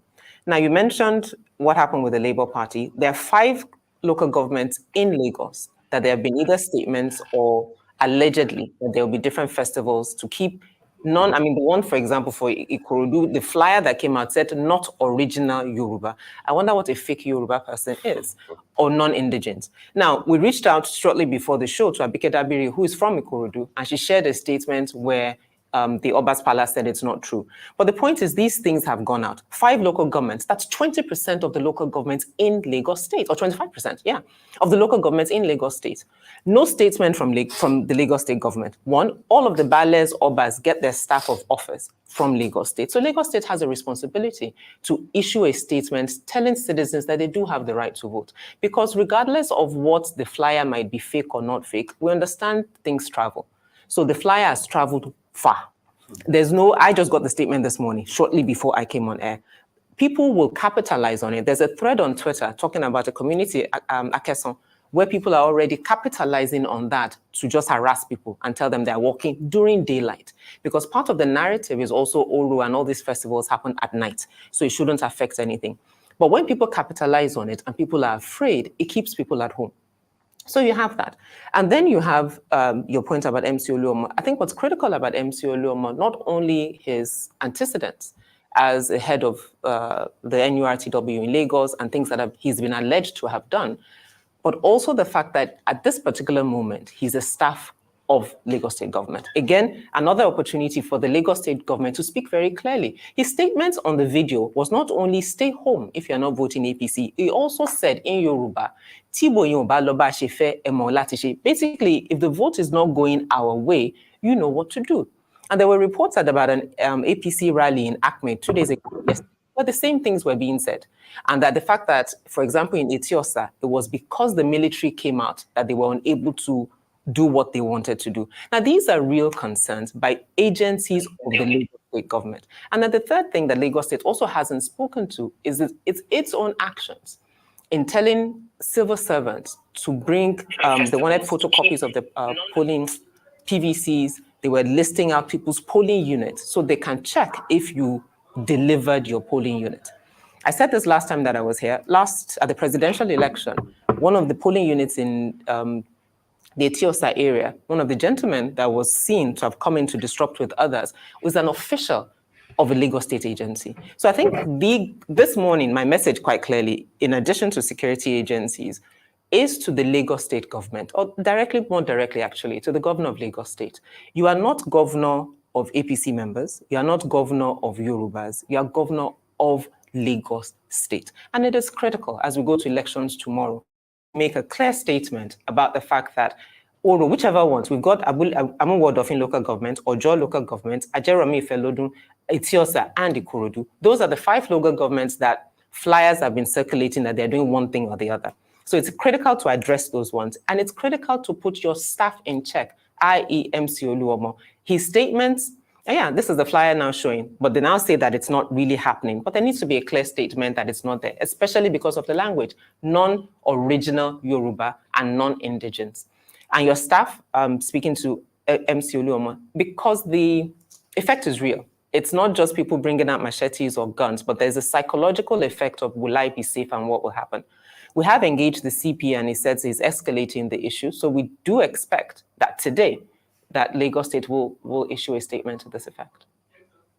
Brilliant. Thank you very much. Guys, I just found out from finance that this started. Bukola, are you there? Well, I think Yemi focused on Lagos State, and I want to say this is basically not an issue that is limited to Lagos alone. It is becoming a national virus that we need to tame. The aspect of insecurity in election, violence in the election. And you see what is going on in Kano. What if you hear with our tracking and what has been going on in Kano, Kano is also a very serious hotspot in this coming election. You see what happened during on the 25th of February election. It was a bit terrible. Then you have Sokoto, you have Kaduna, just that in the north, and then Kogi. Things are going on there now in terms of violence. Then you come to the east, Enugu is there, and Imo. is even another issue that we begin to see. Then you come back to Delta State, where you even have a assassination attempt on the PDP governorship candidate over there. And you've seen that all over, even right here at our nose in Oshun, we saw things happening. I think Oshun State House of Assembly Speaker raised an alarm recently about what is going on in Elisha, and that happened right there on our nose. So what the picture I'm trying to paint now is that it's like a national virus that we may need to tame. However, this is my major concern. We need to understand, and I think, let me borrow that from what Yemi said just now, that the governor is the governor of the state, not the governor of Yoruba or any other tribe. The same thing happened to the Nigerian police. They are called Nigerian police, not APC police, not PDP police, not Labour Party police, not NMPP police. The same thing when we come to Nigerian army. And I think this time their loyalty should be to the Nigerian constitution and not to anybody, whether it's contesting or not, whether you are the chief security officer or not, and who is giving illegal instruction to some of them to begin to do whatever they are doing. And I think we need to begin to come to that. If care is not taken, we are already collapsing and then corrupting our institutions. And then where we now begin to have loyalty to a person rather than to the state. So this is what we are having. After 25th of February election, people were arrested. You have election violence from our situation room. We recorded 89 cases of electoral violence spread across with 671 victims, and then some of them women and the rest. And then, so you now begin to ask yourself, the statement we've been able to get from the police is that investigation is ongoing, and then they are going to pass some of them to INEC. Now, this is like 2 weeks after. What does it take? Even as I'm talking to you, politicians are already filing petition. Now we are yet to see people in court, electoral offenders in court now. And when that injustice is done, then what happens is that people now begin to feel they are bigger than the state. And that is why somebody can come out boldly to say, look, Mama Chukudu should stay at home. By now, that particular person should be undergoing interrogation. By now, people that want to have, oral or whatever they are doing should be undergoing interrogation, because we are having a national. Are we saying that what you are going to do with overnight is bigger than that national program that is going on? And this is a conversation we need to begin to have. We don't need, and if care is not taken, like I said, we are collapsing the institution, and we are likely going to begin to see more. Now, one of the things we want to see is that we want to see somebody becoming an ex-convict because of electoral violence. We want to see somebody becoming an ex-convict because of electoral offense. And this, until we begin to do this, we are just wasting our time, and things begin to go on and on and on. And let me paint a picture for you of what exactly. In 2019, I said it, 1,436 offenders. Till today, we don't know what happened to them. Now, we begin to dilly-dallying. Election Offense Commission, we are still expecting it. We hope the bill will be passed before this night assembly will leave. But this is where we are. It's something we thought will be in place for this 2023 election, but this is where we are today. Now, we are coming into the state assembly election, which is more local than what we have in the February 25th election. And I think the security agencies, and let me say this, the security agencies have an idea of where the hotspots are. They have an idea of the victims, of the perpetrators, the likely perpetrators of violence. Now, what we want to see is that are they being proactive, or we want to see a security agencies that will be reactive on the election day. After the deed has been done, they will now begin to blow siren 15 minutes after coming to the scene and begin to arrest anybody they see. But while that thing is ongoing, do they have intelligence? What about the intelligence gathering? Now they need to nip things at the bud, or else we might likely have an election on Saturday that are going to be fraught with voter apathy because people are being intimidated. Then again, the little percentage of people that will come out are also going to be confronted with violence at the polling unit. And I think this is not the kind of election we want to have on Saturday. Well, thank you, Mr. Dowu. So let me ask you a question. Yesterday, we had Malam Garba Shehu, spokesperson of the president. And when we talked about election violence, or election security during election, he said there were isolated cases of violence in the country. So when we look back at February 25, we want to learn lessons from there.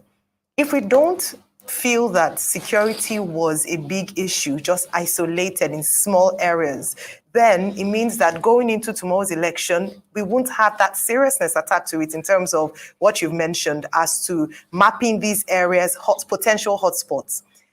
From your perspective, what was the true picture of what happened on February 25, and what lessons can we take into tomorrow's elections, particularly for security agencies, because we need to have a true picture of what truly happened. And then to you, Yemi, I'd like to just ask you, in terms of your statement around the governor having to say something. The governor has said that security is not under his jurisdiction. So what can he really do, aside, of course, make statements like you called for? What more can he, as the chief security officer of the state, do in response to these threats and these, or violence? What more can he do beyond just a statement? Mr. Dowu, please go for him first. Okay, so I think it also another challenge I've seen here is that how the security agencies or whoever in charge or like you mentioned Garba Shehu now, how they use data is also another form of concern to us, because number one, are they looking at it? Because the issue here is that people try to use data and let the data speak to their own satisfaction, and then they want to now applaud themselves and say they are doing good. Because what you are looking at is that if you have 176,000 polling units, and you say, just less than 10,000 polling units witness electoral violence, and then you now say, it's just an isolated cases, it's not widespread. And I think we are giving ourselves false hope. Let's look at it holistically. The data we have, and I think which they have is in the public domain, is that every geopolitical zone in the country witnessed one form of electoral violence or the other on the election day.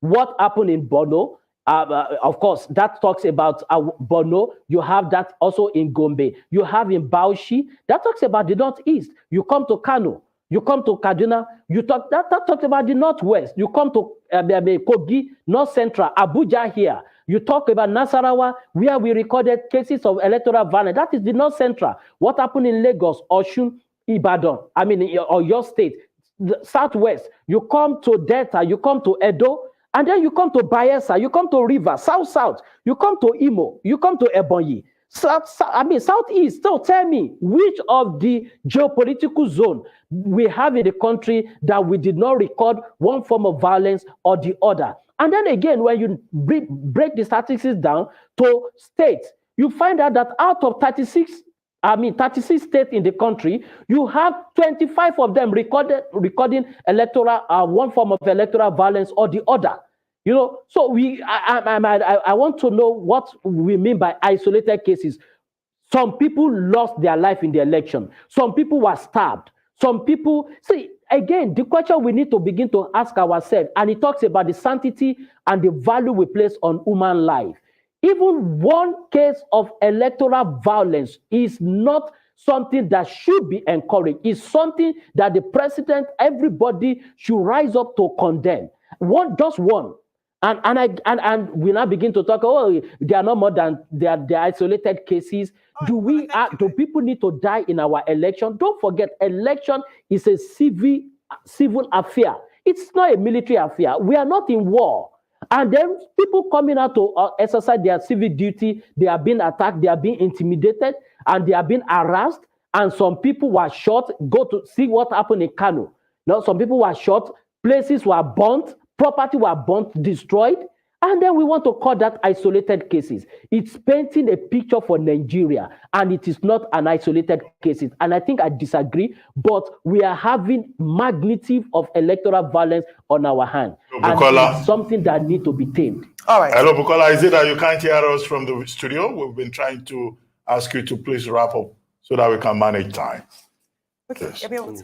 So quickly, the point about what happened, a lot has happened in 3 weeks. There's been the post-election sentiment of people being angry.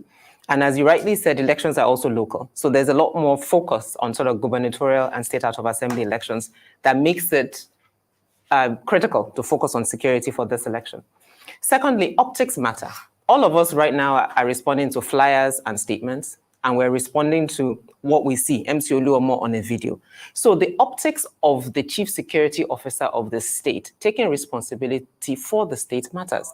A couple of weeks ago, I was here talking about ethnic baiting in Lagos, but I was happy when he came on March 8th to then talk about the fact that he condemns ethnic bigotry or whatever, which was critical, but I think it took him too long. And the same thing for this. We've been talking about this Oro now for a number of days. Elections are tomorrow. Lagos State has still not said anything. Optics are critical. And the fact that we are having to prod and insist and demand and push for it. Dr. Abati made the point yesterday about the position of the law. The law says that for anybody to declare any traditional festival, as he said, you need Lagos State's permission. So are we saying that all these 5 ballets did not get Lagos State's permission? Now, if they didn't, that's actually a problem in and of itself, that you don't need anybody to tell the Lagos State government that you have to say something when people are declaring festivals that are telling non-original Yoruba people or non-indigenes to stay in their homes.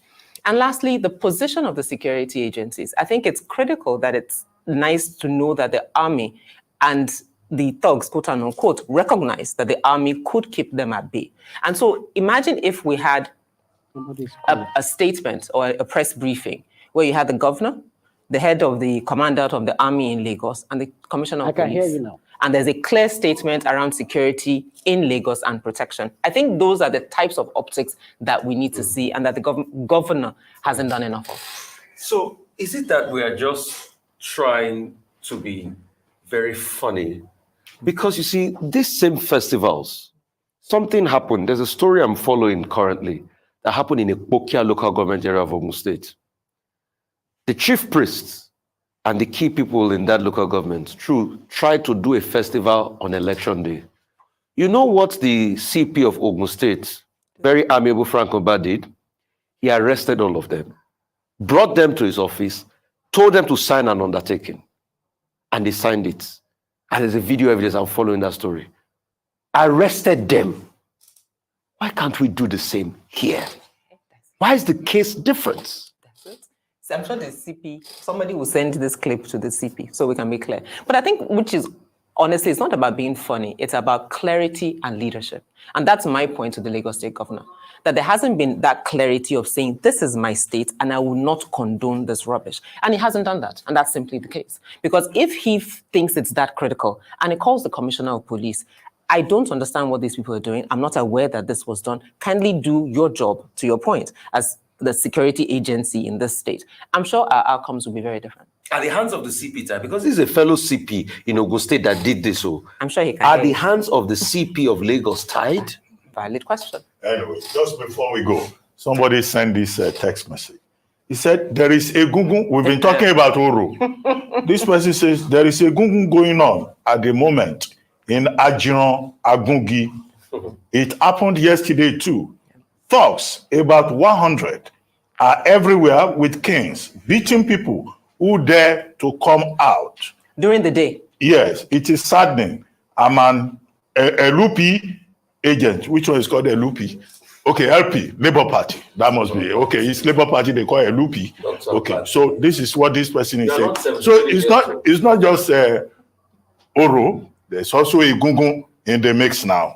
So, but the point is that there's anything and everything in the mix to keep people. But to end on a positive note, and I think this was to Ayo's point, maybe off camera, it's really at the end of the day, this election's about us and our lives and the people who are going to lead us. And I really would like to encourage people to do come out in numbers so that there's sort of, they say there's safety in numbers, come out in numbers. There are interesting things going on online of how people kind of posture themselves and be prepared.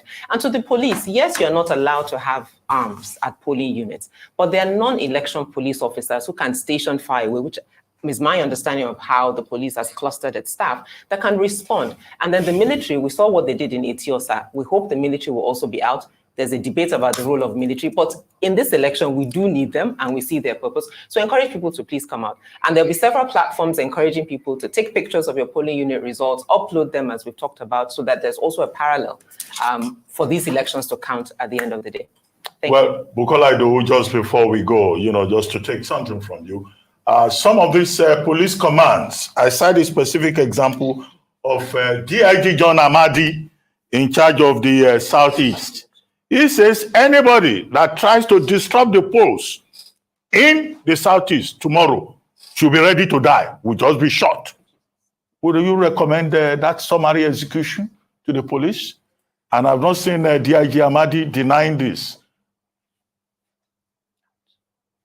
Well, I think that is also going too far, because at the same time, we are also going into extrajudicial killing, which might also be another another monster on our hand, because you are leaving that at the discretion determine who is disrupting the election, and then we shoot. But we don't even need to get to this stage. The truth here is this: all the police agencies, all the security agencies in this country, I repeat, by now, some of us have shared our reports with them. They have also done their own investigation, intelligence gathering. They know the hotspot, they know likely perpetrators. If they are really serious and they are committed, and I want to say it here on camera, that their commitment, they are really committed to or their loyalty is to the Constitution of the Federal Republic of Nigeria. They need to be proactive. They don't need this to happen on election day. Because let me tell you, this is another form of rigging. Because wherever in those polling units where violence will take place, such kind of polling units are likely going to be cancelled. And that is reducing the margin of opponents. They just need to mobilize and go and disrupt that stronghold. And then you reduce the margin there. It's another form of rigging. So we need a police that is neutral and that is proactive this time around. Thank you very much. Thank you very much indeed. Well, Yemi Adamole. Well, that's it. Let's so MC Olu after MC Olukekere. He now came out with some fake apology after the video that was leaked, saying that he was threatening people. These people, honestly, I don't know. I don't know what they are waiting for. They need to get them off the street. See.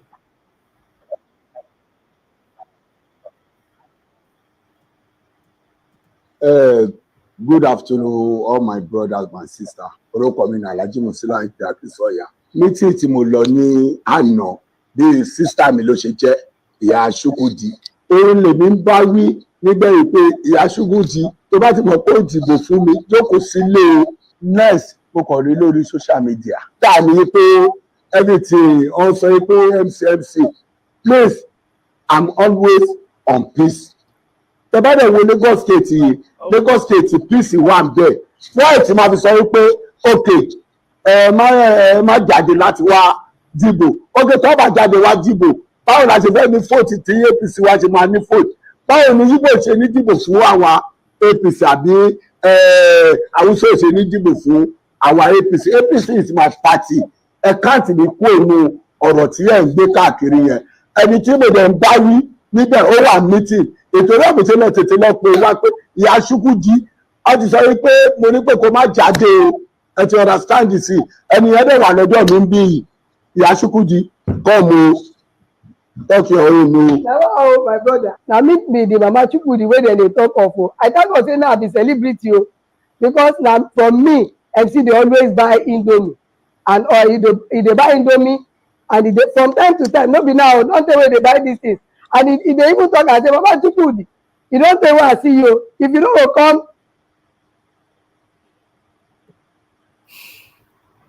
bunch of, see this guy, this is just orchestrated. There's no sincerity in this video. I don't have the full video. When I watched the full video, at the end of the video, you could tell that it didn't come from it didn't come from his heart. That apology did not come from his heart at all. His face, you could tell he was making a mockery of the staged video.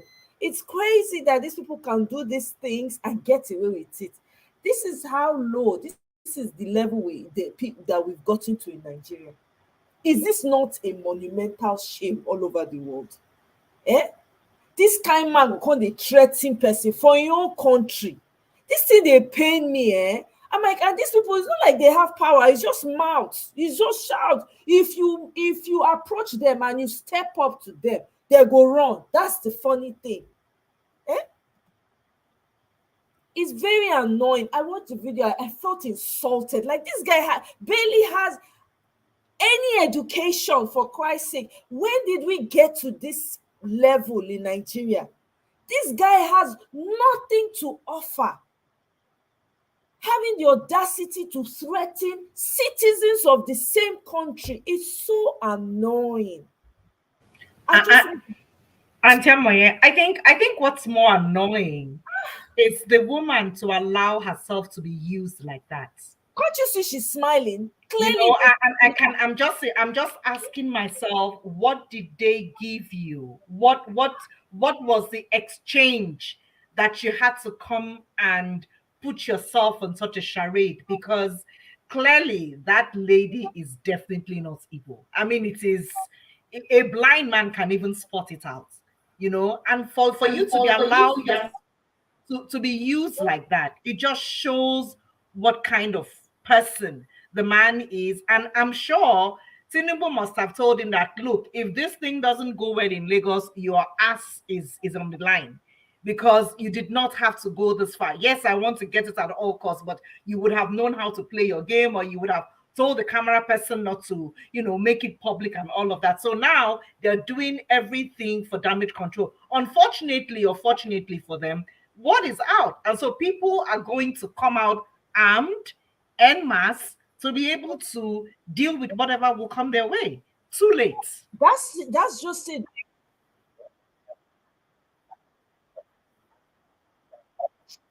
You know, I wanted to quickly add something. I don't know if there's anyone who grew up in Lagos here. Anyone who did can spot that this woman is a Yoruba woman who has spent so much time with Igbo people, and then she learned the language. You can tell that at some point she was calling herself Mama Shukudi. You know, if you're Igbo, you don't call yourself Mama Shukudi. I agree with that. Yeah, her, you know, the Igbo was so off, and clearly, for you know, there's this. The caller was saying, "Oh, I wonder what they gave her," and stuff like that. Anybody who has, you know, seen Agberos in Lagos, they are desperate, and I think it was because of the international outrage that came with, you know, the pronouncement, the incendiary statement that this Agbero made yesterday, and of course, they said CNN heard about it. If you watch Arise today, the Arise people they kept on pressing the police commissioner, like, what are you going to do about it? He said they're investigating it. The Arise presenter said, so after investigating, what are you going to then do? They were pressing him, and that's why they put pressure on this Agbero to come out to apologize to the people. And that's not an apology. That was a script that they quickly made up, and they had to force themselves to act it out. It's a shame, but it is not surprising for someone like me. I grew up in Lagos. These people are desperate. Do you know how many skeletons GRV is going to expose once it gets in? These people are holding on to a straw. They are holding on to hair strands. They're literally drowning in all the 24 years of, would I say, crimes that they've committed. Lagos is a crime scene. They're trying to hide it. They're trying to hide everything as much as they can. So that's a sign of desperation. That's also, I was excited. I laughed and I giggled when I watched that video, because the first thing that came to my mind is that the people are powerful. The people can make an Agbero who feels like everybody is in his pocket, including the commissioner of police. They are all in the pockets of MC Oluomo. For him to come out because he was pressured to. Yeah, No, but that if he, doesn't mean that. Yeah. Go but ahead. you Sorry. know, when the police was also answering that question, did you notice it was as if he couldn't answer totally well? Is the echo from Oh me? yes. Right. Yeah, he couldn't answer it well because he's in their pocket. Like they pay him. After federal government pays him his salary, MC Oluomo has to dole out some cash. I said the police is in servitude of the Agberos in Lagos. The police has no say. Yeah, That guy, you can see he couldn't own up. It was as if he it was couldn't own up. biting Yeah. he couldn't even like say, let me say, because as far as I'm concerned, this guy should be behind bars somewhere. Right. But in an ideal society, right, you know that Lagos is like, people say that when they call it a mega city, I'm like, do these people even know what a mega city is? No, they do they don't. have an idea what a mega city is like? In a working society, somebody like MC Oluomo should be in, at least in police custody for, all through the elections and some days after the elections. But nobody should be fooled. This is the same guy who came out some weeks ago and was begging, after the election. And this is the thing about Agberos. They are unrepentant. They are like hydra-headed snakes. There's nothing they'll come and tell you today that you should ever believe. They are like the typical convict who they release from prison today, and he says, no, I'll never steal again, but they'll go back and do the same. So MC Oluomo was begging Lagosians about 2 weeks ago, roughly, and I laughed. I was like, Agbero begging somebody, not lie. And Agbero will be begging you, and they will hold a dagger behind their back. The moment you turn your back and say, "Oh, I forgive you," they'll start. They'll do something. They strike you. They strike you. Yeah, they strike you from behind. And so also, nobody should. The mere fact that he caused some form of mayhem during the presidential elections, that should have been the red flag to just say, okay, just keep him out of. If not for other people. Is the echo from me? Well, I think it's from Omoye's side because I don't think there's any sound here. Okay. Yeah, that's from Omoye's side. So the mere fact that he did this, they should have just put him away and say, you know what, this guy is going to be bad news for the whole thing. Let's just put him away until whatever he needs to. But you still brought him back, and it took you people how many hours to get him off the street until people shouted and retweeted before you knew you had to do something. And what is the thing that you're doing? Oh, we are still investigating. What are you investigating? Evidence is there. You have seen what the guy is saying. You have seen how he threatened. He said it in Yoruba, then he translated it in English. You see all the evidence. What are you still investigating? And even if you're investigating, for heaven's sake, you only have hours to when this thing is going to happen.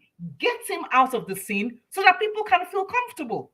I mean, it's just completely ridiculous. But everything you're describing is, would happen in an ideal society. But Lagos is not ideal. I mean, these people are so desperate. Today, I was watching this live show that is organized by this guy. His name is Mayegun Diary. He's based in the UK. And, obviously, he says that most of his viewers are from America. And, I watch him from here. And he said, there was a video he showed there. These people are so desperate. I saw a gathering of guys tying white wrapper, and they were making some incantation, saying, Igbos, we are calling on you, their deity. Let the Igbos stay inside. Let the Igbos stay inside. Don't let them come out on the day of the election. Let all the Igbos stay inside. And all those that will not vote for APC. So they opened the thing, and then they made those incantations and quickly closed the bowl, the big white bowl. I don't know if anybody saw that video. So they after doing those incantations, I grew up in Lagos. So Lagos is synonymous with white. Yeah, and all of them were tying white wrapper.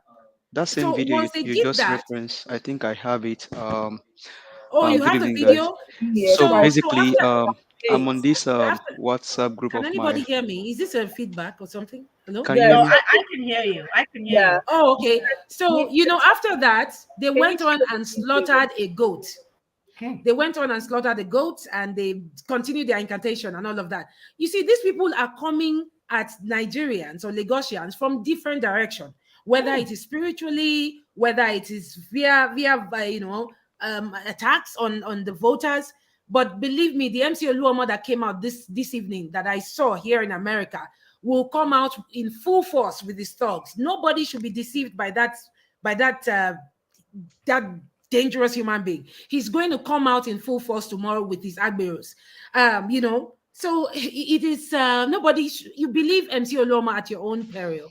Actually, it is quite unfortunate that they've descended to this very low level, and it's because they didn't perform. I mean, if you do your job well, or if you did your job well, you wouldn't have to go this far to convince people to vote for you, and then you go spiritual and start saying all the Igbos should stay inside.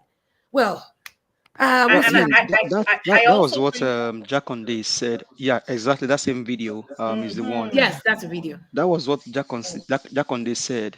Jack Conde said, ordinarily, a politician or a governor should not go out and campaign after 4 years, because if he has done something better, his project or whatever he has done should campaign for him.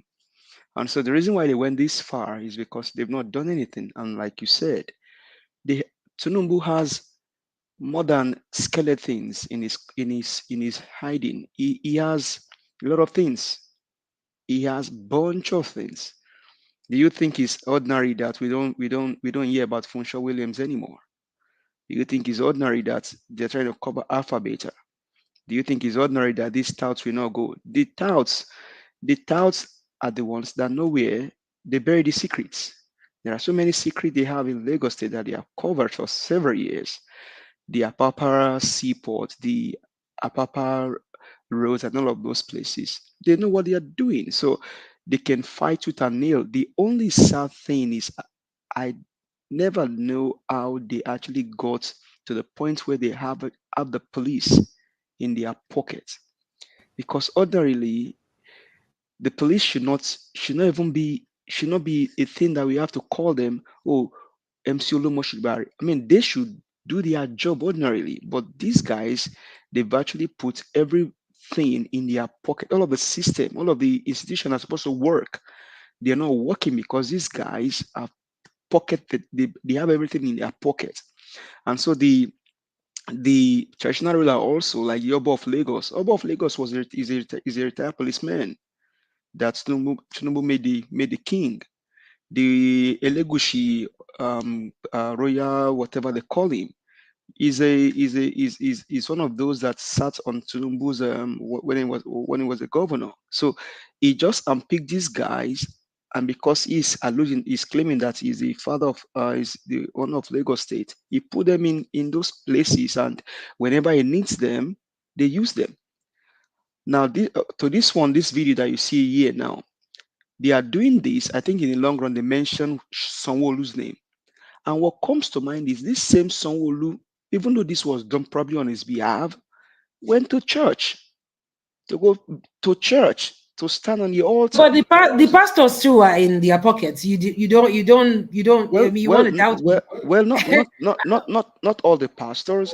I mean, well, all the popular ones, all Most the of powerful them, ones. most of them, they won't just come out In to fact, agree. Yeah, so but I in mean, fact, I don't know who is speaking, but the truth is, you see, look at all those churches on the island in Lagos. I don't know if you grew up in Lagos, Sha. Me, I'm a Lagos girl, and I'm just telling you what I know.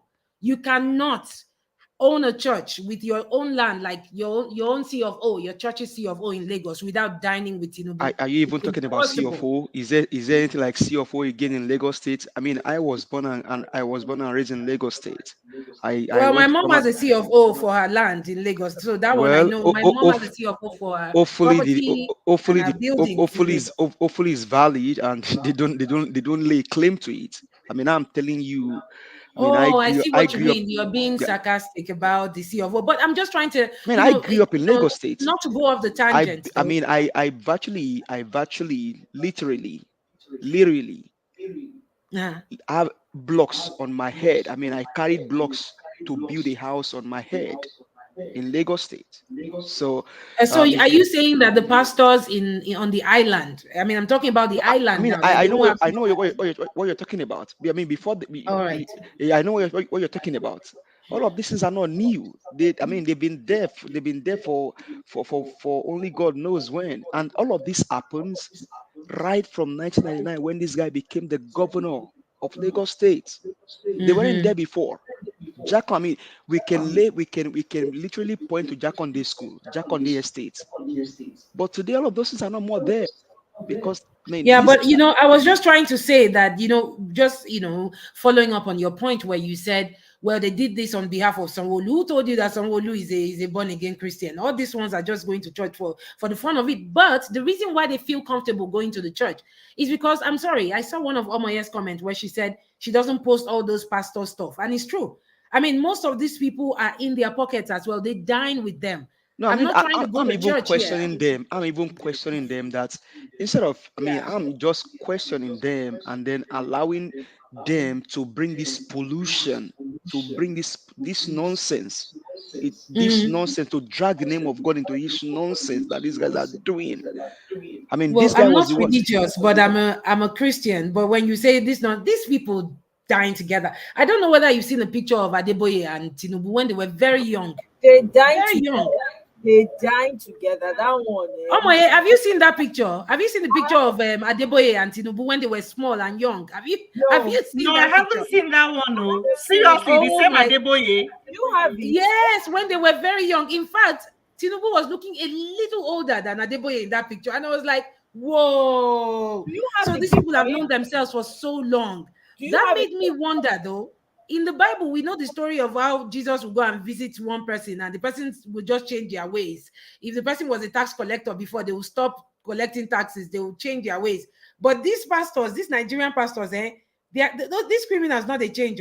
Like they visit them, they make friends with them. Look at them; they have both aged together, and that's when I know that Tinubu is actually older than Adeboye. I don't know who leaked that picture, but they were sitting around a dining table in the olden days wearing Kampala. I was like, what? Adeboye looked a little younger than Tinubu. That's how you know that Tinubu is not actually 70 years old, because Adeboye is 81 years old. And you know where the story ends, right? If anybody had ever believed that Tinubu was 70 years old, that person needs to have their brain re-examined and over-examined, because the man look on his face, for heaven's sake. You've seen the man shaking. You've seen the man not even being able to recollect his thoughts, let alone to express them properly. I mean, that is somebody that is quarter to being in a nursing Quarter home. to expire. Yes. There is nothing. There's no this 70. Yeah, you want if I'm 70 go 77. Can you guys hear me? Yes, I can hear. We can hear you. So there's something, I think it's coming from you. There's a lot of echo. Anytime anybody else is talking, there's a lot of echo. So maybe anyway. You think it's me? No, it was coming from Ife's end. I don't know why. Maybe she has something on in her background or so. Maybe I don't know. But let me play this video that you guys talked to me about so that we can all see it.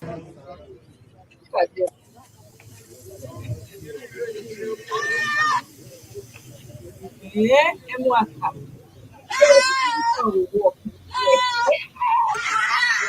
confusion. But oh my, not be the beginning, be this it's not beginning. Okay, I need to come out. I don't want, because YouTube fit see and fit vex. So yes, he get the one we play before them. Even the guy we show the video self, he refused to show this part because I mean this part of course is very depressing to watch. This is cruelty to animals, and there was a part, the beginning, please, if you can find that part, he was saying, I mean, I could hear Yoruba. I don't know whether other people can hear Yoruba on this platform. Oh my, yeah, I know you hear Yoruba well. Where he was saying all the Igbos stay inside, though, let them not come out or something like that. It's so funny to watch. I'm trying to find the video. But anyway, make I play this policeman own for now. Make una see am. This policeman own when I first put before. Make una listen to wetin the Olopa say. Olopa talk. See him face like a camel face. My God, these people. My God. Nigeria, we are collecting it back, whether they like am or not. I beg, make you no cost my camo. I like a camo where. How you go see the person resemble a camo face? Okay, so go back. All right, Joe, welcome. Thank you, my sister. Good evening, everyone. Lagosians will be able to hold on to this commitment and have the confidence and the boldness to go out to exercise their civic responsibility tomorrow. There is yet another concern being raised on a video that has since surfaced. There is one that came up in Kano, which we understand that the DSS has dealt with, arrested some persons. But there is one which came up on the social media in Lagos relating to the chief of the Park Association in Lagos, popularly called MC Oluomo. I'm very certain that you are very much savvy in that regard and you know what is going on.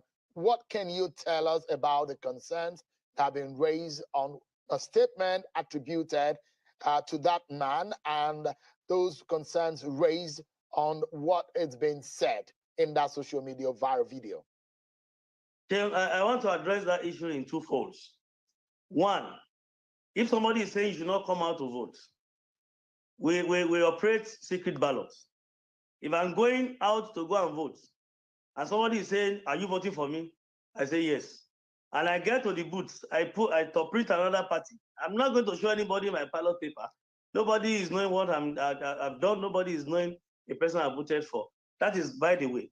The second thing is, this evening, I think the person involved, MC Oluomo himself, I saw a video again with one, is it Mama Chidima, Mama, one evil woman too, that whose name was mentioned in his video, debunking that threat, that it is not true, it's just a joke, and he's joking to a particular, he's making a joke with a particular woman, and the woman too came up to say it is not so, they are just trained banters and it's a joke. So let us take it by joke, like you said.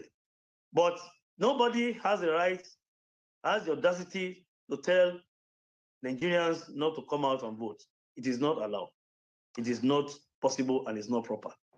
But he has come out to debunk that it's not true. And let us leave it that way, that it is not true and it is a joke within one or two persons in that area at that particular point in time. Even the CP Lagos on the television, live program on the television this afternoon to address that if it is true, they are even working on it and investigating that matter and looking into it. And this night, the man himself came out to debunk it that it is not true. So it is not true. Lagosians should go out tomorrow. Let them go and vote. Let them go to their various polling units and vote for their candidate of their choice. All we do is to make sure that Mr. Adejobi, let's assume that it was a joke, but for those who are concerned that it sounded like an incitement, what are you doing? Is there any active action that has been taken by the police in that regard? Because like beyond I said, thinking the CP Lagos, the Commissioner of Police in charge of Lagos State came up today to tell all Nigerians that they are aware of the video and they are looking into that video, that they have sent that video and other ones that had gone viral before his video to our cybercrime unit to do analysis and for further necessary action. So let's wait for what Lagos Command will do, and let's wait for what the CP will do as he has promised. But I know they are aware and they are working on it. But generally, the assurance to Lagosian is that they should go out tomorrow to go and vote, because we don't envisage anybody telling them not to come out and to block them, don't go and vote for this and don't go and vote for that. But like I said, if I want to go and vote at the polling unit, nobody knows what I have in my mind. It's a secret ballot. I vote and I get out of that place. It's when they are counting, you will know that they have not voted for your party or for your person at the end of the vote. So it is not, we should not be flogging it as if we are flogging something, and it's not a big matter here, because he has come out to say it is not true. And if it is true, I think the police in Lagos State Command, they're capable. Senior officers on ground, they know what to do. When we get to the bridge, we shall cross the bridge. All right, Mr. Adejobi, we're optimistic about the process, and we're also trusting the Nigerian police force to be up and doing tomorrow, hoping that everything will go on as planned and peacefully too. Thank you so much, my good friend Olumiwa Adejobi, for talking to us. So, it's what was that he said? My sister, and I make I ask now whether I feel. We see it up. He say when we get to the bridge, we will cross it. So thief they come my house. I go they wait when the thief come. Don't see finish. Now begin to shout ole ole ole. Now the police when we get Which kind will be this person? He said when we get to the breach, we and it is a secret ballot. When you get there, nobody will what? We know from his response that he's on a payroll of MC Oluomo. Yeah, but you see, my sister, there's something called intelligent lying now. You will lie intelligently. That is just nonsense. How can you expect someone you don't even talk the lie where intelligent lie? Because all the person that he's on his payroll, that one is not intelligent. He too is not intelligent. Is there any intelligent police that you've seen? So far, I haven't seen any. So as far as I'm concerned, it's unfortunate that all the police officers, including some of our government people, they think everybody is as stupid as they are. Because that thing this came to present here, even the dullest person of the dullest person will not do this. You see, when we get to the bridge, we cross it. Person don't show you waiting in B. You they sit down, they ask, excuse me, is that the right color that I saw? Be that is a camouflage. What kind of nonsense story is that? For heaven's sake, the person has told you. He said, well, we will investigate. What?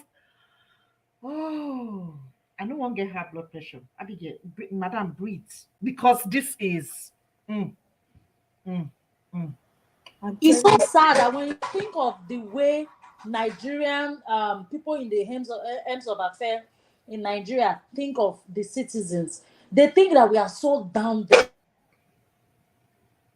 It's just like that one that Omoye just showed now about the what I don't know whether or not to call them sacrifice. I mean, a whitewash assembly. Then they do. Can you imagine the international world seeing such a thing? Can you just imagine the international world seeing all of that crap going on? It's a shame. It's a shame. It's a shame. People are doing things and going to the moon. I am showing them white cloth in this day and age of things to do to get election and to get votes. It's terrible. See, Amaka, the funny thing, what you need to understand is when these people say Igbo people, trust me, it's not just Igbo people. No. Everyone in the south is considered Igbo. I want you guys to everything after Ibadan is considered Igbo. From the south is Igbo.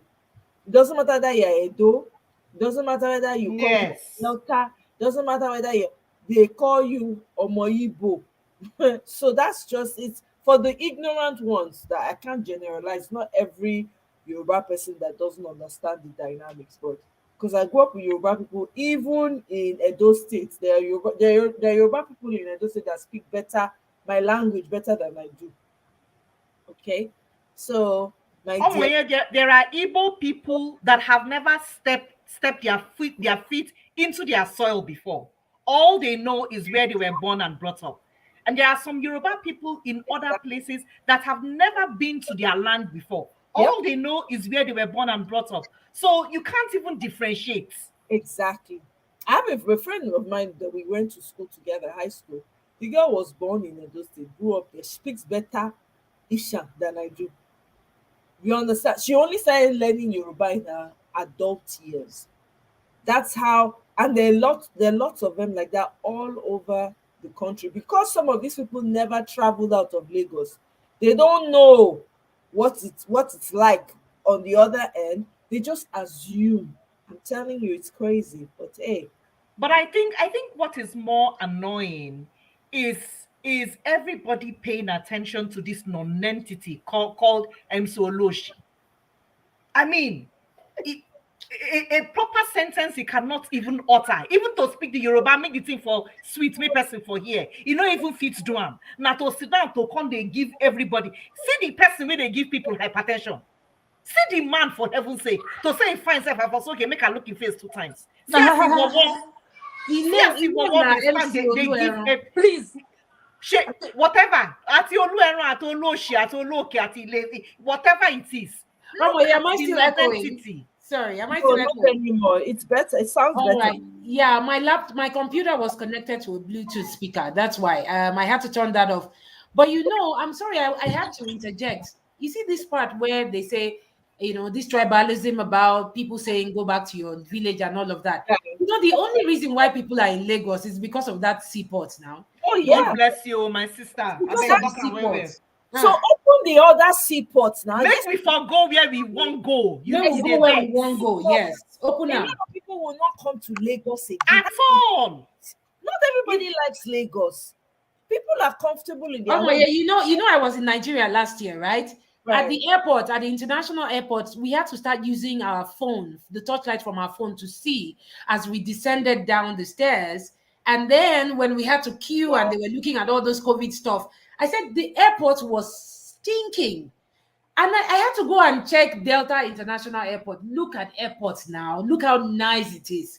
But they won't let people land there Okay, because can I say something? Sorry, hi yeah. guys. Right Yeah. now, what I believe, yes, we're humans and we're kind of like playing into the sentiment, to the narrative these people want us to play into. Because I'm Yoruba and I think Lagos. I was born in Lagos, and I think Lagos is for everybody. All those illiterate narratives are in their pockets. These are people that can't even write their names in English language or whatever. So it doesn't represent all of us. I'm Yoruba and I detest all these people you are mentioning. I detest them from the bottom of my heart. So yeah, Lagos Airport is for all of us. Even if it's in a mess, it's all of us. No, you don't I'm just understand. unfair. I'm sorry to cut in, but the truth is, Lagos is absolutely congested. And, I know that there are good people like you. And what we need is for people like you to speak up more. I was born and raised in Lagos.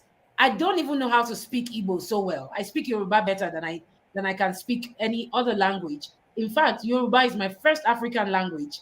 Then every other one comes after that.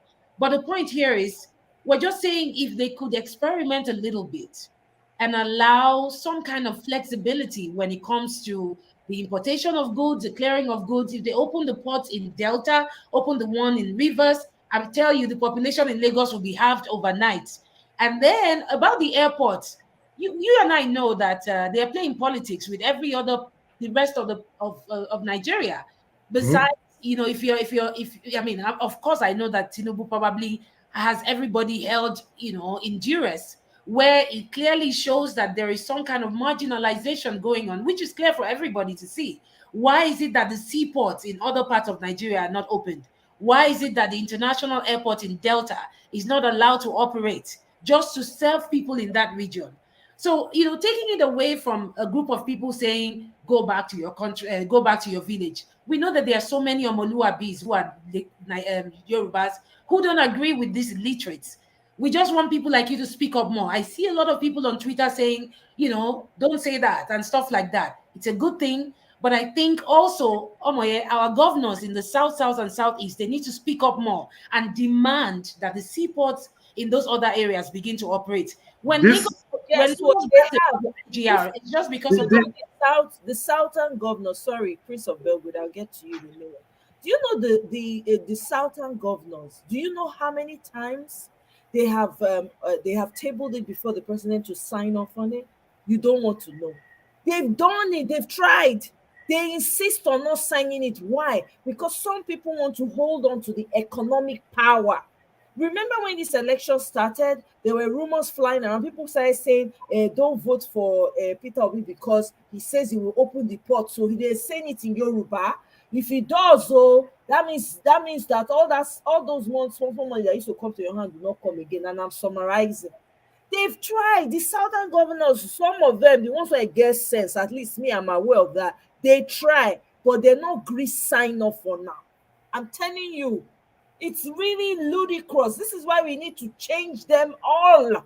Because imagine if what's the port in Calabar is open, the one in Rivers is open, all those ports that we used to have, they all open up. Do you know how many jobs it will create for people? And then imagine the airport. We have an airport in Benin City.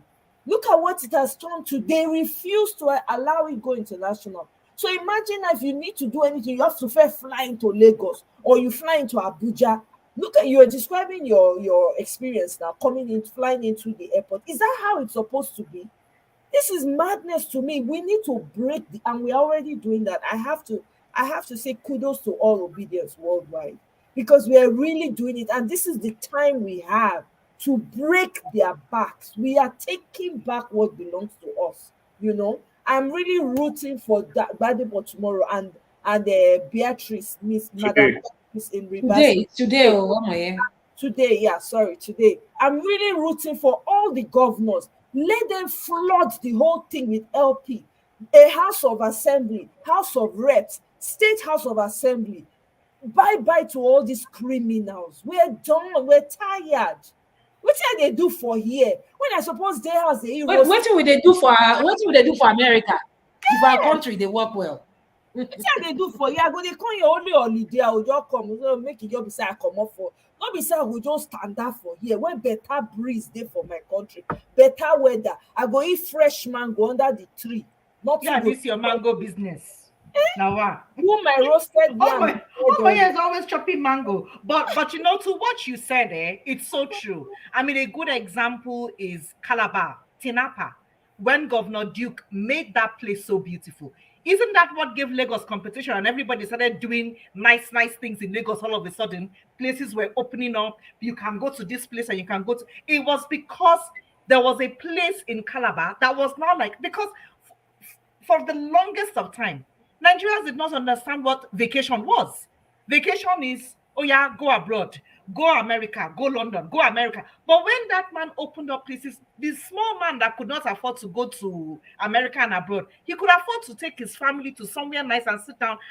I will see. I remember when I will see pictures, I'm like, are you sure this is in Nigeria? And there are so many nice places there. There are places in Ekiti, Ikogosi, the warm spring water.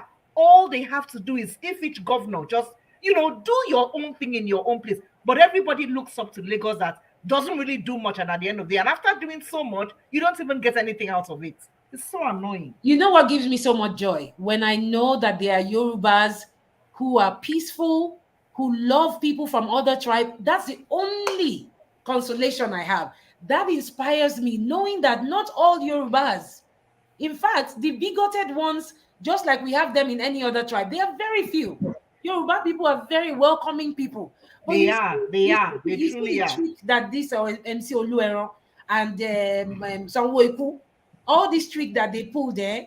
I mean, I've been in awe of the stupidity of so many of these people. I'm like, we've always lived together. I mean, nobody could tell what tribe whoever is. I mean, I have nephews and nieces that are Yorubas because their fathers are Yorubas and they are married to my sister. I mean, is it even ever possible for me to say, I don't know them because they are Yoruba, their fathers are Yoruba. We've intermarried, we have intertwined in so many ways, and some fools think they can come and then divide us. That is impossible. But I'm glad that the good Yorubas outnumber the bigoted ones, actually. So, and that gives me so much joy. We have one of them on this platform. Clearly, I know that he must be very dazed by the stupidity of these people who are just, quite, they are incendiary statements that are inspired by tribal bigotry is just so annoying. I'm appalled. I'm appalled. Not just that, and I understand one thing. This is the statistics shows this is a battle between the educated and the uneducated. That is just the simple truth, because the scarcely literate ones are the ones that you can sell such stupid positions to, and they just take it hook, line, and sinker. Because what Lagos is a multi-ethnic, multicultural state. Nobody can actually lay claim to Lagos from an ancestry level, because Lagos dates way back, way back. It's for all of us. Badebo is half Igbo, half Yoruba. So as many other people. Like you said, I have many Igbo relatives, in-laws, half Igbo, half Yoruba cousins, and I don't see any difference. This was deliberately brought out to confuse us, to make us have this kind of argument. This is not an issue at all. This is not an issue.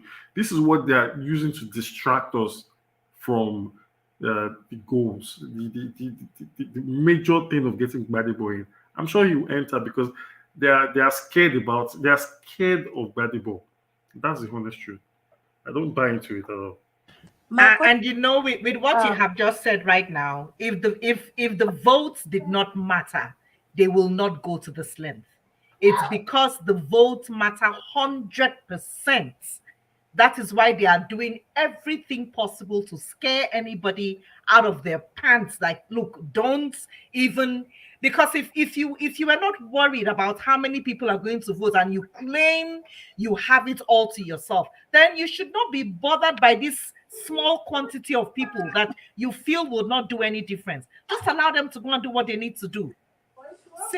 What I'm saying, yeah, I agree with what you just said, the last speaker, because someone said this is to tell you that I think it was Maya Gun today that said it. I said if you say Peter Obi won Lagos and just won with that 9,000 that they said we won with, they won't be bothered. It is obvious that the true figure in which Obi won Lagos is counting to almost the 1 million, which it's alleged right now. That is why they are scared. They know what they don't want a repeat of February 25th. That is why they are scared. And another thing I want to talk about is MC Oluomo. Fine, he came out and cleared that Mama Ikechukwu Abi Chinedu's this thing. What about the part where he said, if an Igbo man enter, your daughter go school, they will spank her butt. So Abi, they should go to the market, they will spank her butt. They will use your children's head to do ritual. Abi, it's only me that heard that part. Well, that is an indicting statement, but that's a good one. But there's another part where he said, once tabati wani bitatin dibo, tabari pe ko loba she fair, you know what to do. Like, you get to the polling unit, you observe that we are not winning, you know what to do. That's also a threat. Like, scatter the place. If you see say Gbadebo they lead for that election, just you know waiting to do.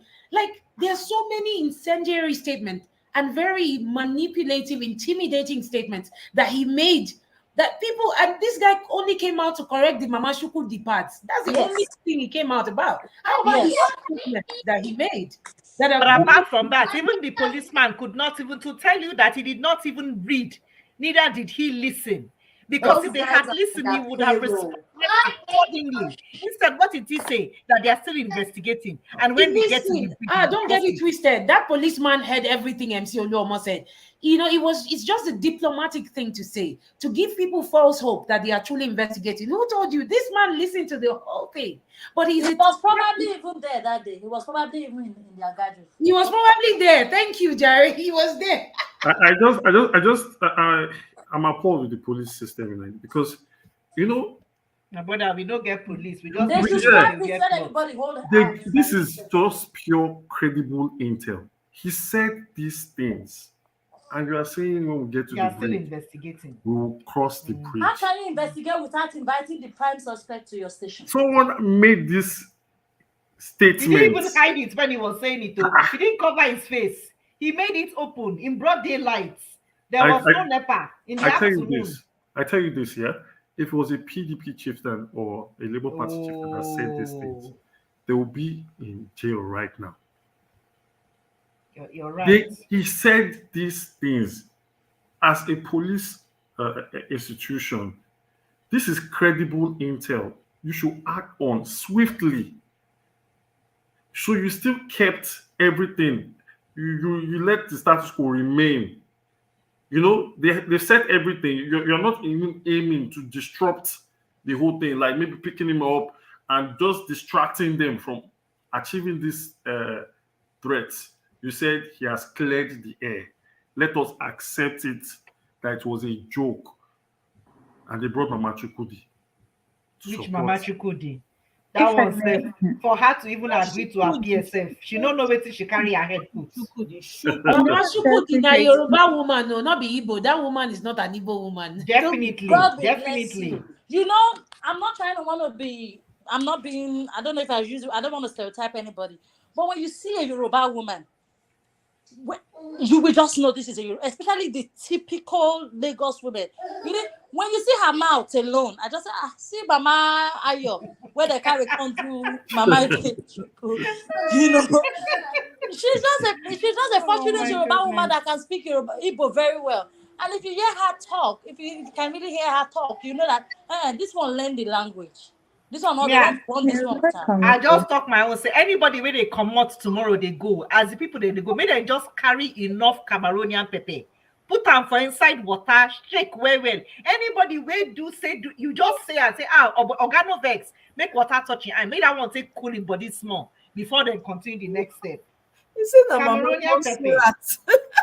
The police spokesperson. Not be Mama Shukudi, now Mama Monsurat. The police spokesperson was saying the police knows what to do. Like they knew what to do on the 25th of February. My brother, God bless you. They just stood there and they were looking like morons. They were even stealing ballot paper herself. The guy was scattering the place. There was a polling unit where they came and they were the ones that scattered the whole place. Oh my, yeah, I still have one in my head. The face traumatized me. That is how ugly it was. I could not sleep for 2 days because I kept on seeing the ugly man's face in my head after he scattered one polling unit. Very ugly human being. I don't know where they get them from. God actually what's crazy, if I could comment. I remember Stop notch. I'm so sorry. No, it's fine. Okay. It's fine. I was enjoying everyone's commentary. I actually came in because of what Dr. Evie said. I saw it on Tunde Egnot's page today, and I completely agreed about the ports being closed. And someone in the comments section, I think it was Christopher, that said, the whole accusation of the Igbos and everything, it's kind of comparable to the time of Pharaoh, where the children of Israel, they were afraid that they were going to take over and become even more powerful. So what did they do? They enslaved them. So you shut all the ports and people aren't able to trade. But I don't remember, I'm not the best with names when it comes to history, but I remember on the show, I think it was sometime last week, that you guys played a video of one of the older presidents that was being interviewed by like an American reporter, and he was saying, the problem with the Igbos is when they come to your land, they want to take over everything. Yes, that gentleman. And it's actually really interesting because you know that by nature they're entrepreneurial, they're really resourceful. They don't just sit back and they figure out what to do and how to make it in life, have to succeed. So on one hand, you're afraid that if you open up the ports and you open up business, you open up airports, they become an even stronger, thriving economy than you, which it's kind of like when you have someone who is doing well and someone who is doing poorly, and they're already intimidated by the other person's success. So what do? You cut down the other person. You look for ways to cut them down so that you can appear grander, bigger, stronger, when in actuality you're not. You are actually incompetent, incapable, and all the in words that you can put together. But then also talking about that video, the police officer, I've seen this reoccurring theme in the stolen mandate, where it's robbery in plain daylight, plain sight. And anyone who is like learned anything about narcissists and narcissism is like when something actually happens, where you see it happens, they deny the reality. So we're being told like, oh no, this didn't happen, when it clearly did happen. And the police officer was, I don't know what happens behind closed doors, but it definitely appears that he is on the payroll, because you come up, you state the problem, but you immediately say, you were only asked one question. Did you see the video where he was inciting tribal violence? Oh no, well, I saw the video and I also saw this other video, but because you saw the second video, all of a sudden that negates everything. Oh yeah, let's just take it like he was joking. No, he wasn't joking. It's just recurring theme of playing on people's intelligence, where they do something, then they tell you it doesn't happen, and then they think that if they say it long enough and they repeat it loud enough and numerous times, you'll actually begin to believe the lie that, oh yes, well actually he was just joking. Oh well, actually there was no rigging. Oh well, actually, we won when you didn't win. So I'm very proud, kind of like what you said, of obedience in Nigerians. I love the fact that I've seen so much unity across the board. Never in my life, my short lifespan, have I seen Nigerians so unified across the country, those both in-house, abroad, all of it. And it's very refreshing to see, because yes, at the end of the day, like, it's Nigeria, and like Dr. Ify said, and you said, Omoyi, like, what are we doing here?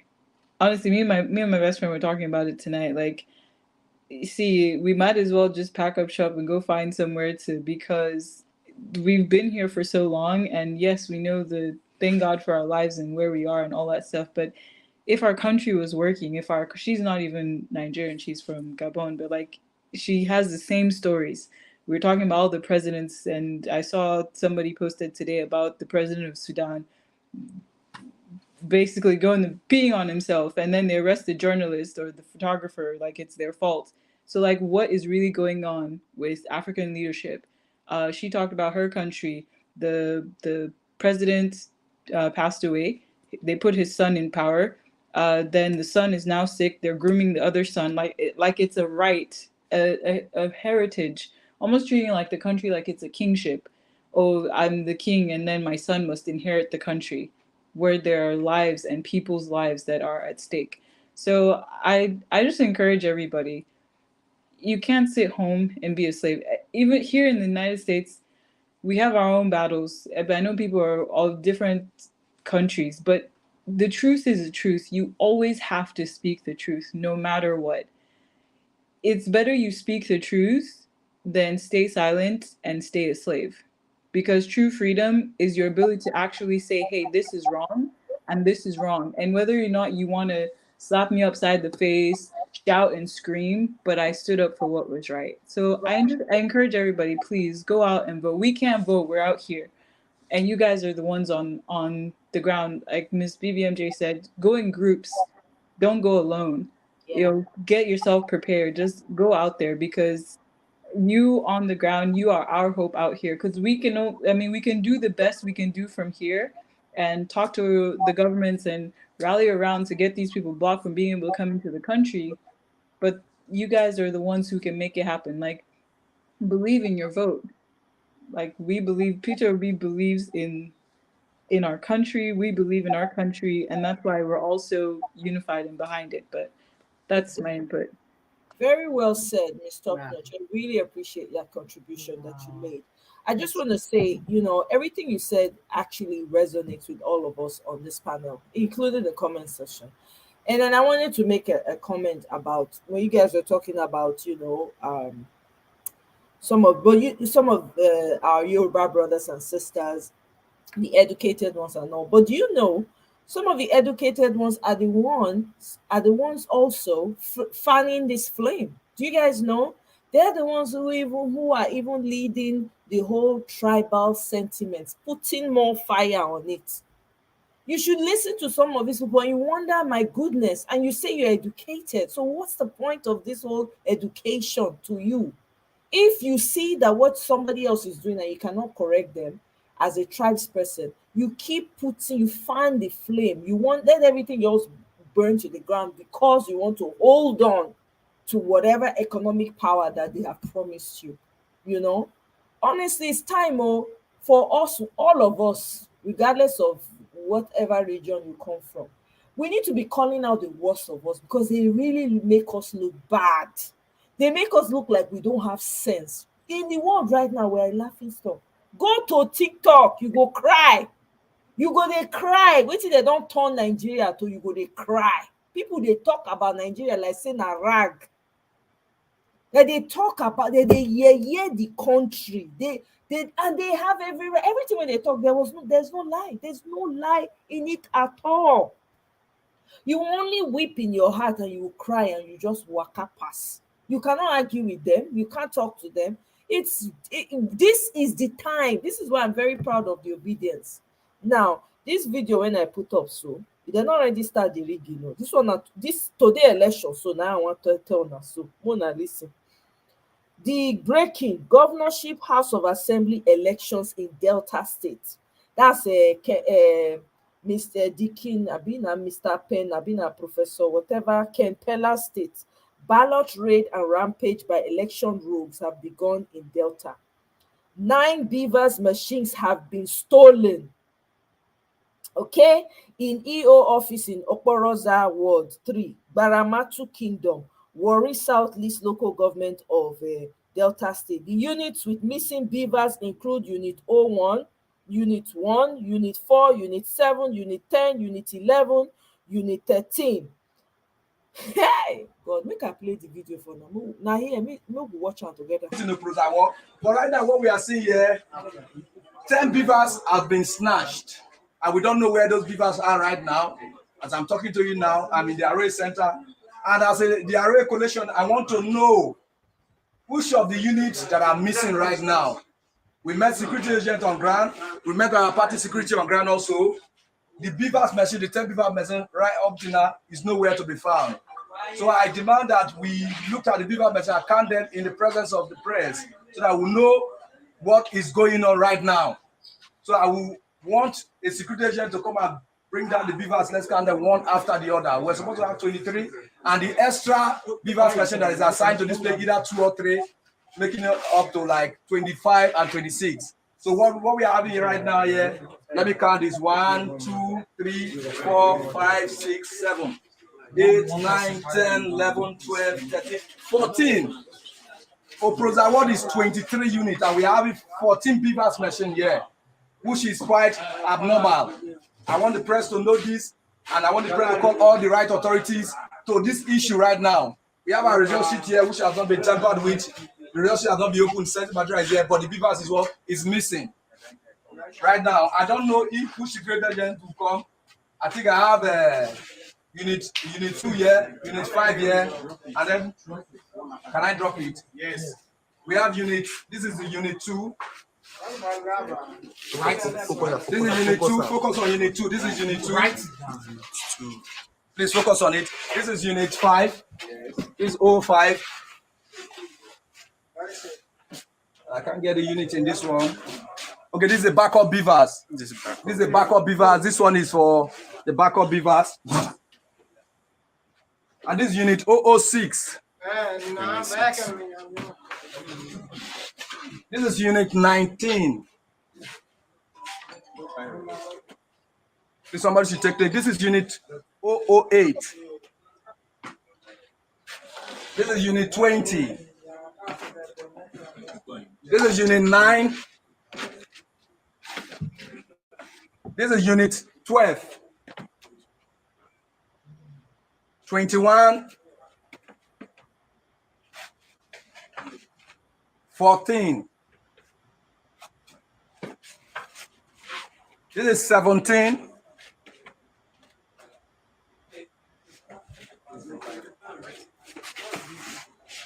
This is unit 22. Boss on the right side.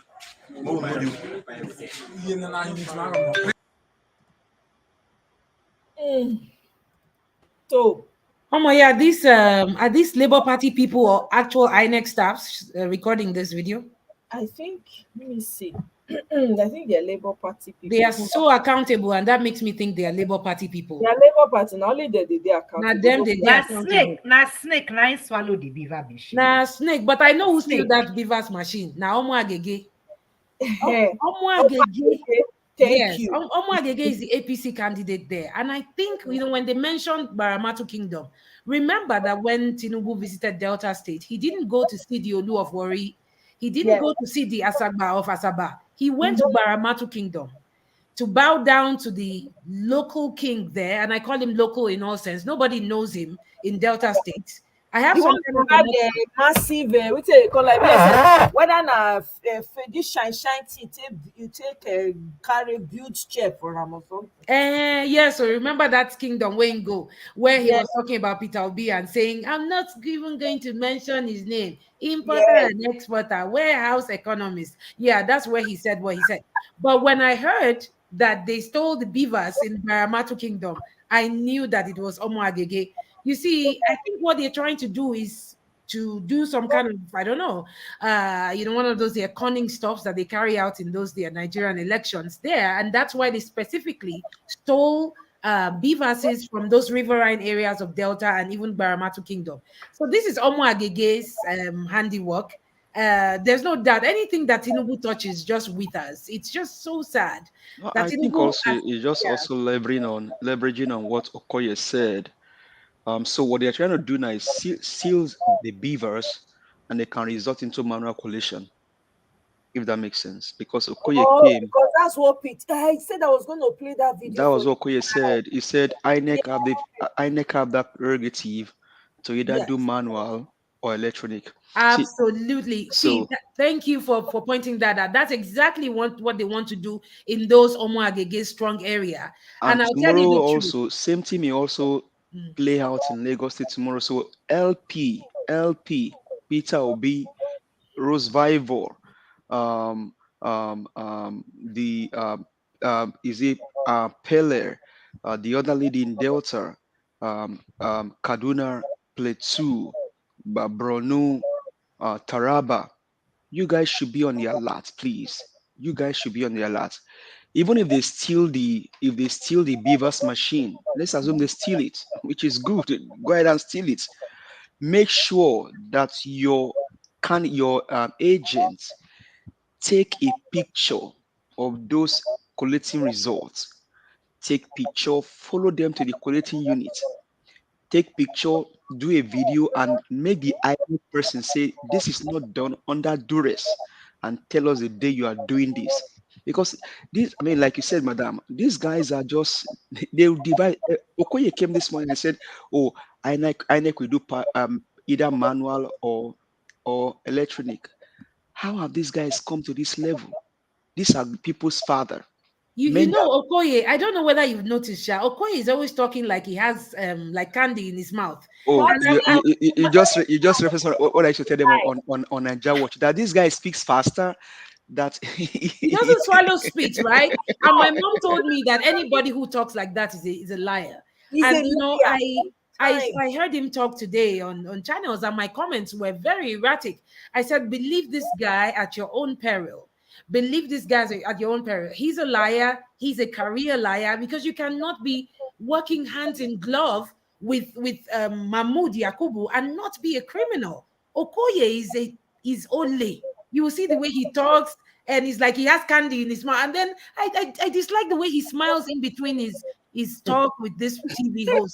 It's just so That should be offensive. added to one of the hypotheses or theories of psychology. We need to add that. Maybe exactly, that people exactly. do research on that. No, but what Dr. Ify said is very true. No, I mean, When somebody, absolutely. when you talk very fast and so smooth that you can barely even hear yourself in what you're saying, then your words should be taken with a pinch of salt. You know, the last interview he gave, do you know how many lies he told? Some of the points he was making, he was rushing it, right? And he didn't even know that he was indicting himself as he was talking. I'm telling you, this whole election has really exposed the criminality, the depths of criminality in our country. It's such Oluwa. And We now I may wrestle them to the ground. You see this election, LP all the way from top to bottom, side to side. And Amoye, I permit me know to if say I may here that say what this ritualist went to do is just a disgrace on the Yoruba heritage. I'm a Yoruba man, and I'm not apologetic for saying this. It's a disgrace on the Total Yoruba heritage, disgrace. and these are just shameless people, very disgraceful, that you can bring a culture that has lived for several years this And low disrespect it like that. because of election, and you bring down this culture that has lived for several centuries down this way. Those men should be ashamed of themselves, including the women that were standing with them today in that My their ritual place. my did brother, did what is more anybody disgraceful is that the other Yoruba fathers cannot call them to it. I mean, I know they are all in different locations, but somebody should have said, look, enough is enough. You guys have gone too far. Don't do it like this. This is not who we are. I think that's where the main problem is, because it's like a child trying to do something. You will chastise the child and say, okay, no, not now. But this to go on, first and foremost, it's not true, it's not real. And then you first of all, if you postpone it for the last Saturday, why can't it be postponed for this Saturday again? Is it not important enough? I mean, you had the guts to do it. You spoke to whatever you spoke to, and you people agreed that it is going to be next week. Now the next week has come, postpone it as well. But the mere fact that other Yoruba chiefs and obas can't call them and tell them, look, don't bring our culture this low, because the whole world is looking at us. It's a big shame. You No, know, you I know, want to if, quickly add though.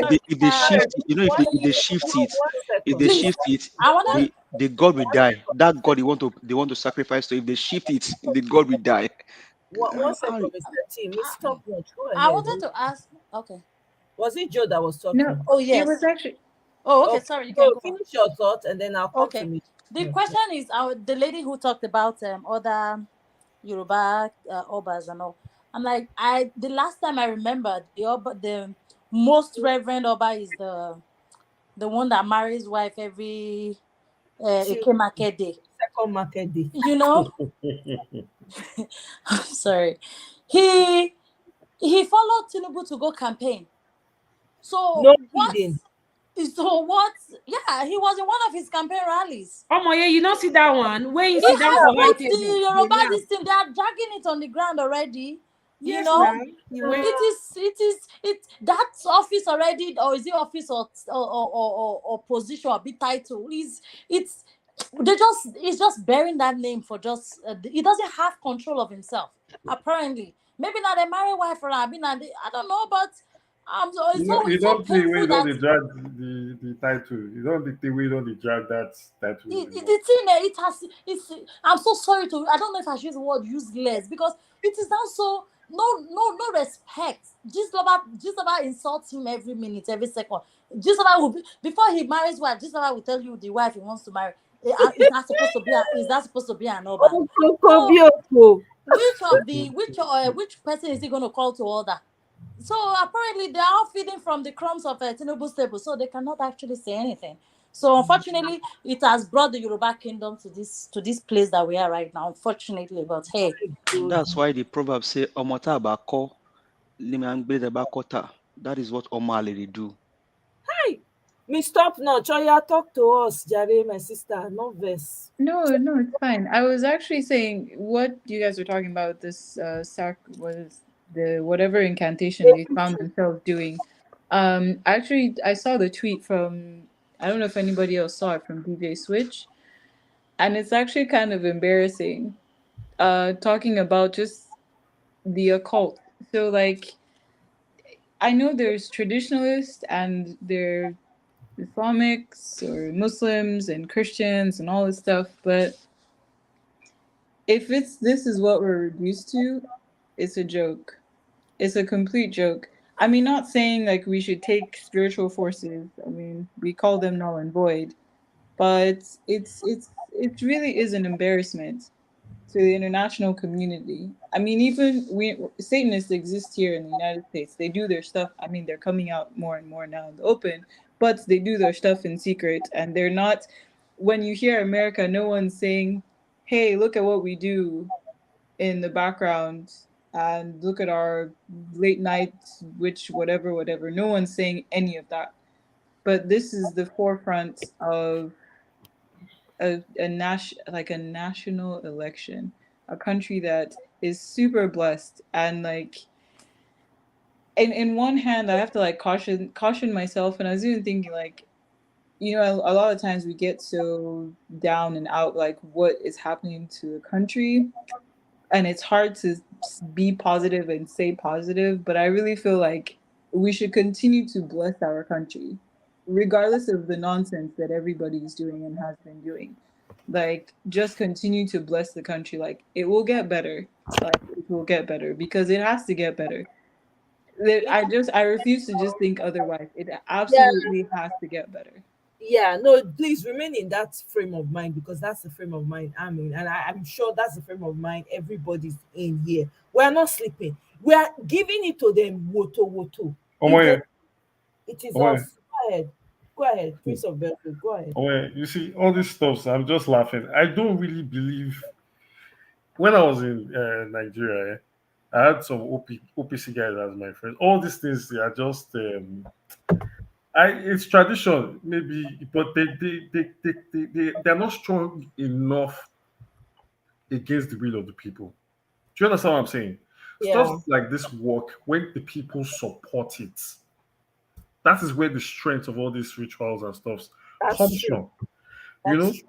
yeah, I had an establishment in Lagos one time, and I was surrounded by some women acting witchy or something.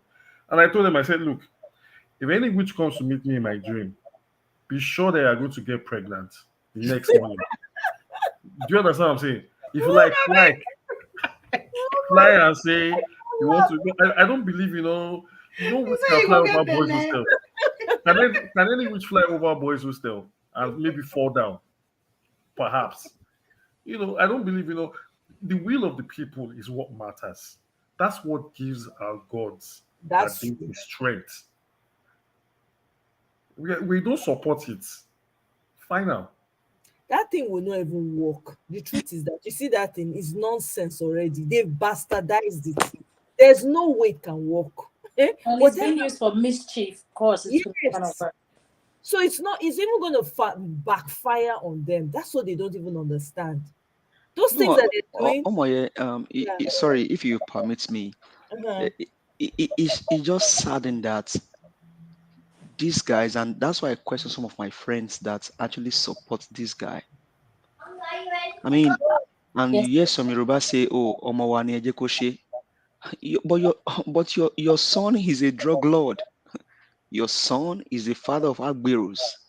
Your son allegedly is a murderer, and you're saying is your son? Like, I really don't understand. That means it's now getting to a point where parents can say, "Oh, uh, I mean, the boy can go and steal and bring the money home for us to live, to spend now since we are hungry." Because that's what Tinubu just did. He just stole somebody's mandate and he took it home to his family and they are celebrating it.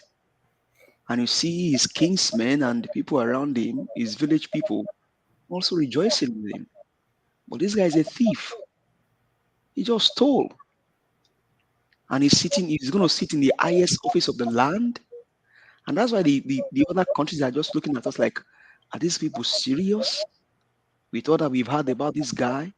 I mean, there's a country that said Nigeria is about to elect a drug lord as their president, and that came to. I mean, you just is what you saw what Mahmoud did, and so even the professors that will rescue students from exam malpractices are not the one cheating for politicians. That's how bad that's how derogatory things are getting to. I mean, I And what? understand my sister And viewpoint. We just have to keep praying for the nation. But when we see things that are bad, that are evil, regardless of your cultural background or your tribal line or your religious background, call it out. Don't mince word. Call it out. And so that's why I question some of these my brothers that say, "Hey, ọmọ wa ni ẹ jẹ́ kó ṣe." Ọmọ yín wo nìyẹn? Your child that is a thief, ọmọ yín tó yẹ pé is a drug lord, and you are saying is ọmọ ẹni ò lè ṣe dín bẹ̀rẹ̀ kágbélẹ̀kẹ̀ sí di ọmọ ẹlòmíì. Who does that in this civil age? And Come then on. the other thing too is like if well, I won't even say if, hypothetically speaking, if this thing proceeds, it won't happen. I'm not speaking for it, but let's just say the so-called person that is holding the fake certificate that he's been elected gets into office, right? What are we then teaching our children in school? What are we teaching them at home? What are we teaching in colleges? Like, what are we like what leg does any that's another thing. What leg does any parents have to stand on Miss when Top you do Notch, wrong? Miss Top Notch, before we even get to schools, and I mentioned this yesterday, I'm not even getting as far as the schools. Let's take a case in point, Afghanistan. What has happened there? Let's not forget Malala. What happened to her? So I'm not even going as far as God will help us for it to get to the schools. But this guy is just a front for the bigger picture. And when that happens, we won't even be speaking this English we are speaking now, because that one will not even arise. The school session is back now in Afghanistan. The girls were told they cannot go back to school. These were girls that were reading engineering, they were reading medicine, they were reading all kinds of profession. However, because of what is going on, you can't go back. Go back home and be wives and give birth to kids. So I'm looking beyond what is happening now and what will happen in the future. And that, I tell you, scares the living daylight out of me. Because that is what imagine, that ticket is about. That is what that mandate is about. exactly, and Shetima and you Tinubu. imagine things are bad now. Things are bad now. People that confuse people. This is not the first time that there's been a money change in Nigeria. I'm sorry, I'm going to give away my age. It's not the first time, and it went on smoothly back then. A little up and down, but eventually everything was okay. Now we are doing this one. Tomorrow, use the new money. Next tomorrow, let's go back to the old money. 3 days after, let's go back to the new money. Back and forth, back and forth. For what? You have people that have things planned. People have weddings. People have naming ceremonies. People have to go to the hospital. People have to put food on the table, and you don't even know which currency to use. You go to the bank and you want to collect 1,000, be ready to part away with 300 and only take 700 from you. What kind of life is that? It's bad enough that agege bread is 500 to 700 naira. Where you won't even start from? You know, if you even buy kerosene. So I'm not even looking about going to school. I'm looking at what will happen 1 week after the idiot is pronounced, if it ever happens. They'll shut down all the social media. That would be the first. Exactly. That would be the first move. All of social media. Oh will be my goodness. completely- I don't think people appreciate the depth of what is going to happen. That is the agenda. That is the agenda of That is the Daily major Alake. agenda. Daily We've only Alake. seen, That is his plan. we've seen what happens in the north. We saw that young girl that all she had to do was to send message, and today she's history. That is the major problem. So at any cost, carry small knife for hand, carry pen, carry biro, carry stick, whatever you want to carry. Waka tomorrow, do it in one do, go back house. Because waiting different, a big pass also. I think it was is it Daily Farotimi? I'm not sure the names of people, but he was on Arise and he made a statement, and it's absolutely true. And I understand people back home might look at diasporans and be like, oh well, it's because you guys aren't here. You're saying we should go out and vote. Our lives are in danger. But the truth of the matter is, if you don't, it's like what's coming up ahead is worse than what it is. So it's like the choice, literally, everyone has a choice. It's your civic right to stay home, go out. Like, it's totally your choice.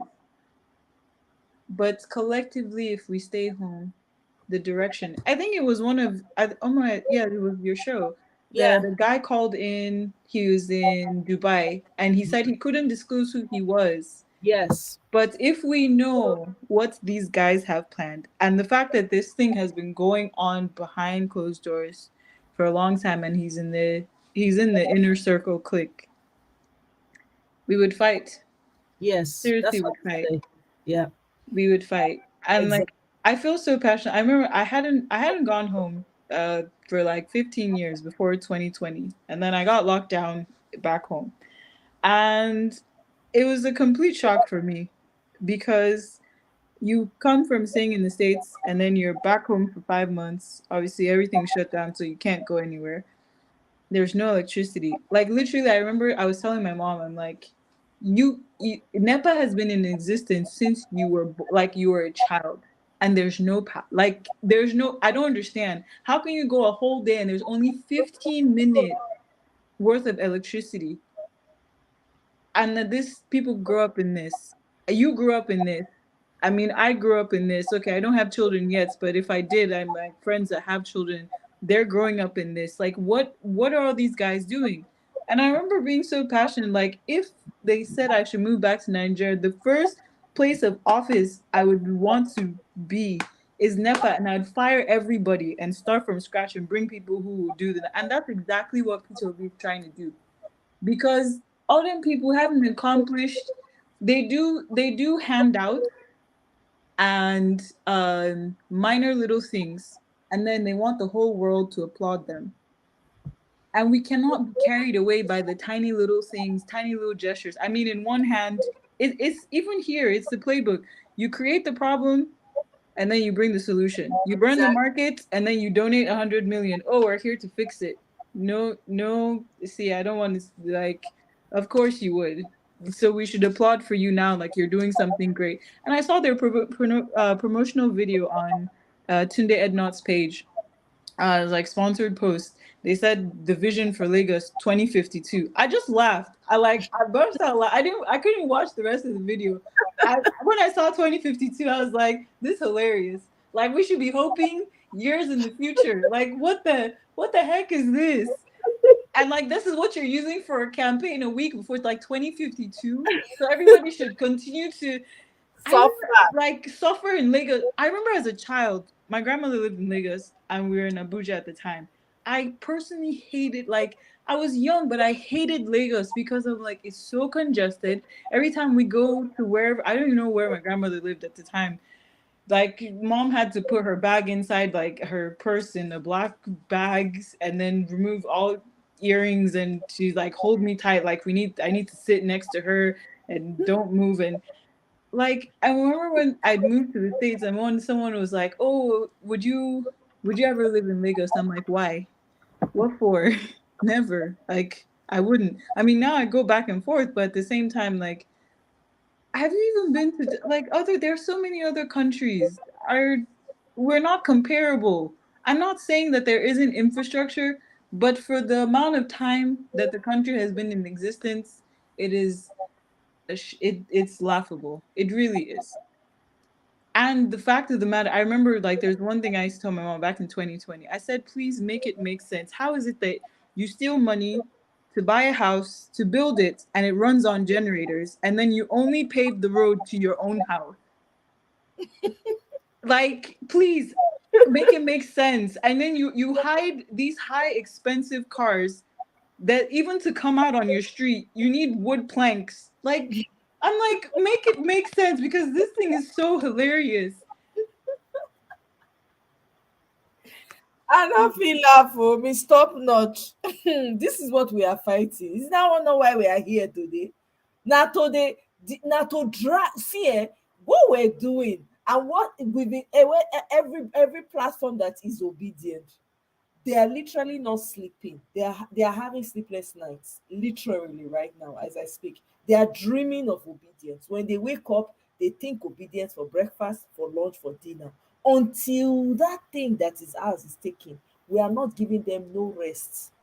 They are not the ones. They do not have a monopoly over violence and over craze. Now, when one person craze finish, now another one starts. They don't know, because everybody they maintain. Right now, people are like, you know what? Oh, pie na pie. Oh yeah, let's go there now. Get yourself ready tomorrow. Go in groups if possible. Make friends. Carry your own too. Put them. Anybody come. Some of these people, they are very they're lily livered. Now shout, they fit shout, they know they fit do anything else. If you step up to them, I tell you, they go back down. That's the only solution, because they cannot take this. We will not let it be. Welcome. And sorry, let me say this one thing. I saw this one video. It's like, it was a secret. It's somebody, you know how people secretly record things. So it was a meeting for the heads of states, like Western, some Western countries and stuff. So this particular guy, who is a professor from, I think, one of the Scandinavian countries, he was giving a talk, and he was actually saying, like, I couldn't even believe what I was watching, but he literally said, "It is in it's in our favor to keep Africa impoverished and keep it exactly where it is, because it has the national resources that we need for cheap. So everybody in here, like, we must do everything to keep them exactly where they are. So if we're sitting here saying, hey, the US is going to come to our aid, or the UK is going to come to our aid, all my people, my love, yeah, newsflash, nah, they're not, because they're benefiting from exactly where we are. They were boasting about the amount of money they pay for these resources, even though, yes, comparably it is a lot of money, but it's going to a few pockets, and the rest of the community and the rest of the country is suffering. It's not just Nigeria. Like, we can go down the list, all the African countries. So, guys, like, our president elect, not president, our actual president, not the the phony that's in there right now, Peter Obi, His Excellency. He said this: he's not going to any international community to ask for help because it's a Nigerian problem, and we gotta fix our problem ourselves. Yes, and it's a fact. I liked it when he said that. Mr. CBD, welcome. Good morning, good evening, good afternoon to you. We can't hear you, Mr. CBD. Oh, good morning. Can you hear me? Yeah, can you turn up your volume or your audio a little bit more? Okay. Okay, I think your connection. Okay, now you're back. Hello. Okay. Can you hear me Mr. better? CBD, can you hear us? Yes, I can hear you. I don't know if you can hear me. We can't hear you. Oh, so can I go ahead? Cannot hear you. Wow. Okay. We can hear him. Go ahead. We can hear you. Interesting. Okay. Oh.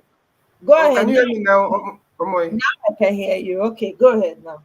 Oh, all right. Thank you so much for having me. Good morning from this side. Greetings to you. Yeah.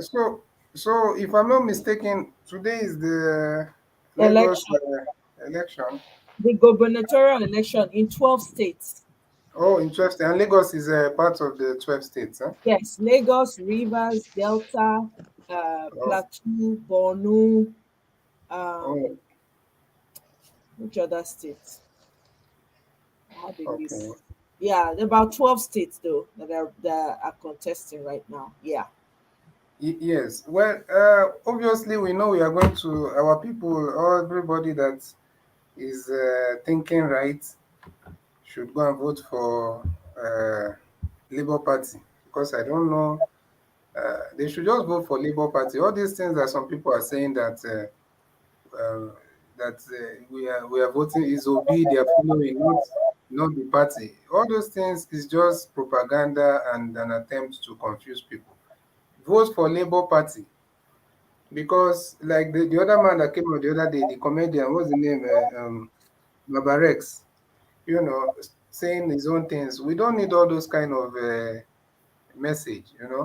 So maybe he has his own candidate or something like that, somebody that is pushing for, maybe that's why they're saying this thing. So they should vote for Labour Party, anyone thinking right. And the thing is that we should also, our people in Lagos, our brothers and sisters from Yoruba land should always make their voice louder than these few guys who are trying to paint a very bad picture of the entire Southwest people.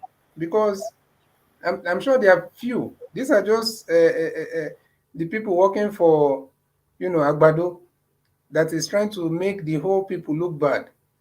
Because if whatever they are pushing for, all these threats, I have some people that a few guys I know that have businesses in Lagos, in Alaba, in Trade Fair, in Idumota. So, and they are saying the same thing, that they've been receiving even threats that, oh, we are going to close your shop, we are going to chase you out of this place if any. So the thing is that Do these people think that this whole thing is going to stop in Lagos if it happens the way that they are pushing for it to happen? So I think the people, the goodwill, because to be honest with you, these are people not reflecting Yoruba people, because majority of Yoruba people are very much reasonable, sensible, exposed, and understand that this is a fight between the oppressed and the oppressors and these corrupt politicians and the people. But at the same time, we also need their voice to be louder, because every group of people have those bad eggs. Every group of people. But the thing is that you must not allow those bad eggs or those people to make, to kind of, for their voice to now seem like it's representing you. So GRV, I'm very optimistic and confident that is going to win Lagos. Obviously, we know that these people are depending on rigging, and but if they could rig, if it could work, I'm sure they would have won Lagos for their presidential candidates. So with all that, they didn't still win Lagos. So it shows that um, Lagos is ours for the taking. So let me stop there for now. Thank you so much, Omoy. Ms. BBMJ, sorry, oh my, if I may. You know how you were talking about the whole Afghanistan thing? You know, I just had the thought, right? That um in I think it was Auntie B's show today, just talking about the whole marriage and whatever, but talking about how our fellow Nigerians, our ladies that are in the north, some of them don't have a say, quote unquote, when it comes to marriages and all of that. It's like, oh, the father has money or this and the parents and whatever.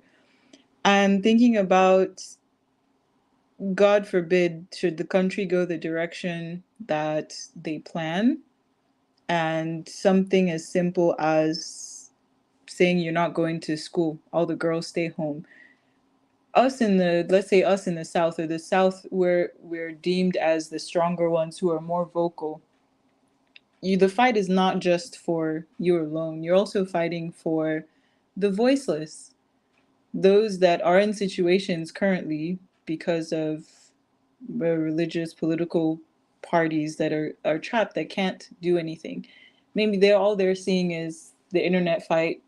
All they have is social media. They can't voice their opinions, but it's like I was just thinking about Ms. BBMJ's comments about what's actually transpiring in Afghanistan, and just thinking like those in the South, right? If we're all saying one Nigeria, because I think yesterday was Mr. Passad, I don't know how to say his name. That's okay.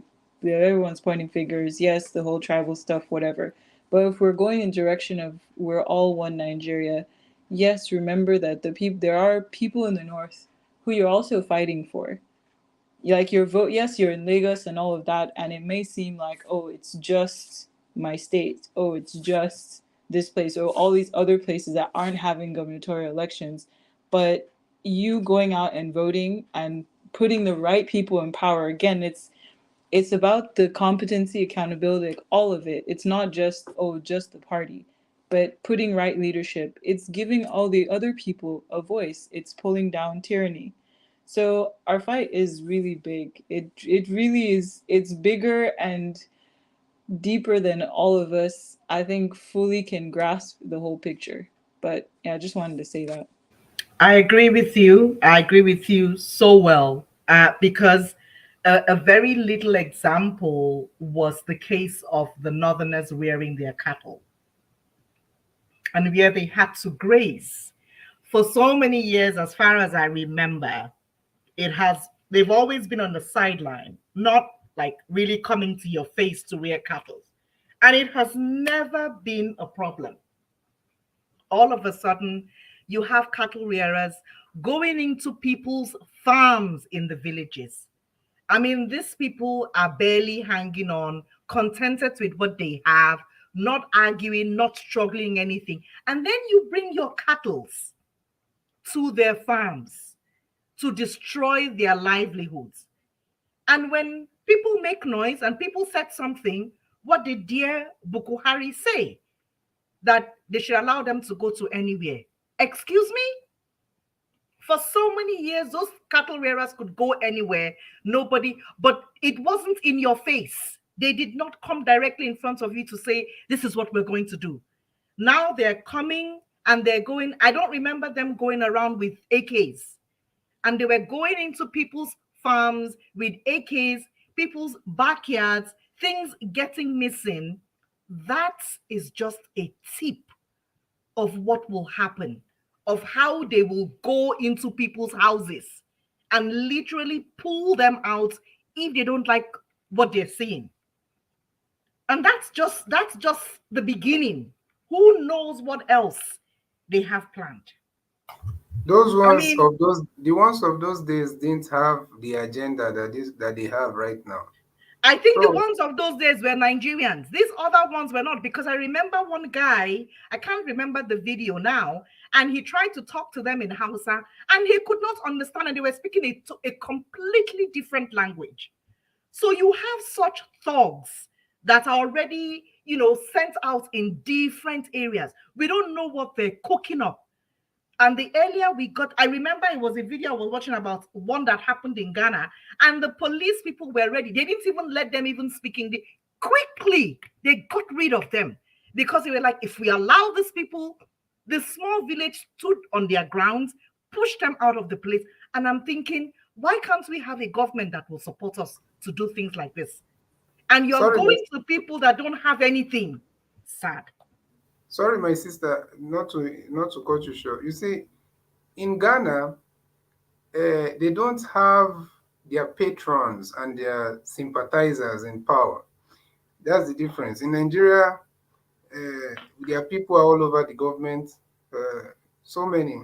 I'm not saying all of them, but quite a number of their sympathizers and their patrons are in government. So that's why it's almost impossible to curtail them. You see.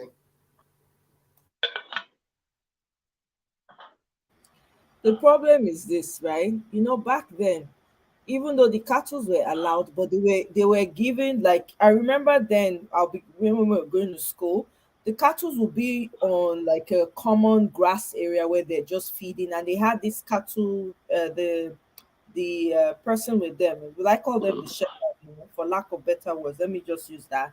And as soon as that person sees us coming from school and the car's driving, he hauls the cattle to the side.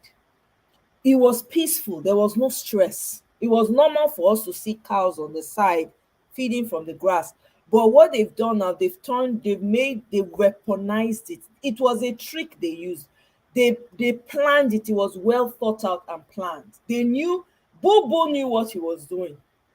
When he was insisting that you give them land, he knew. But guess who I blame the most? Your governors. If your governors came together and refused, we will not be in the mess that we're in.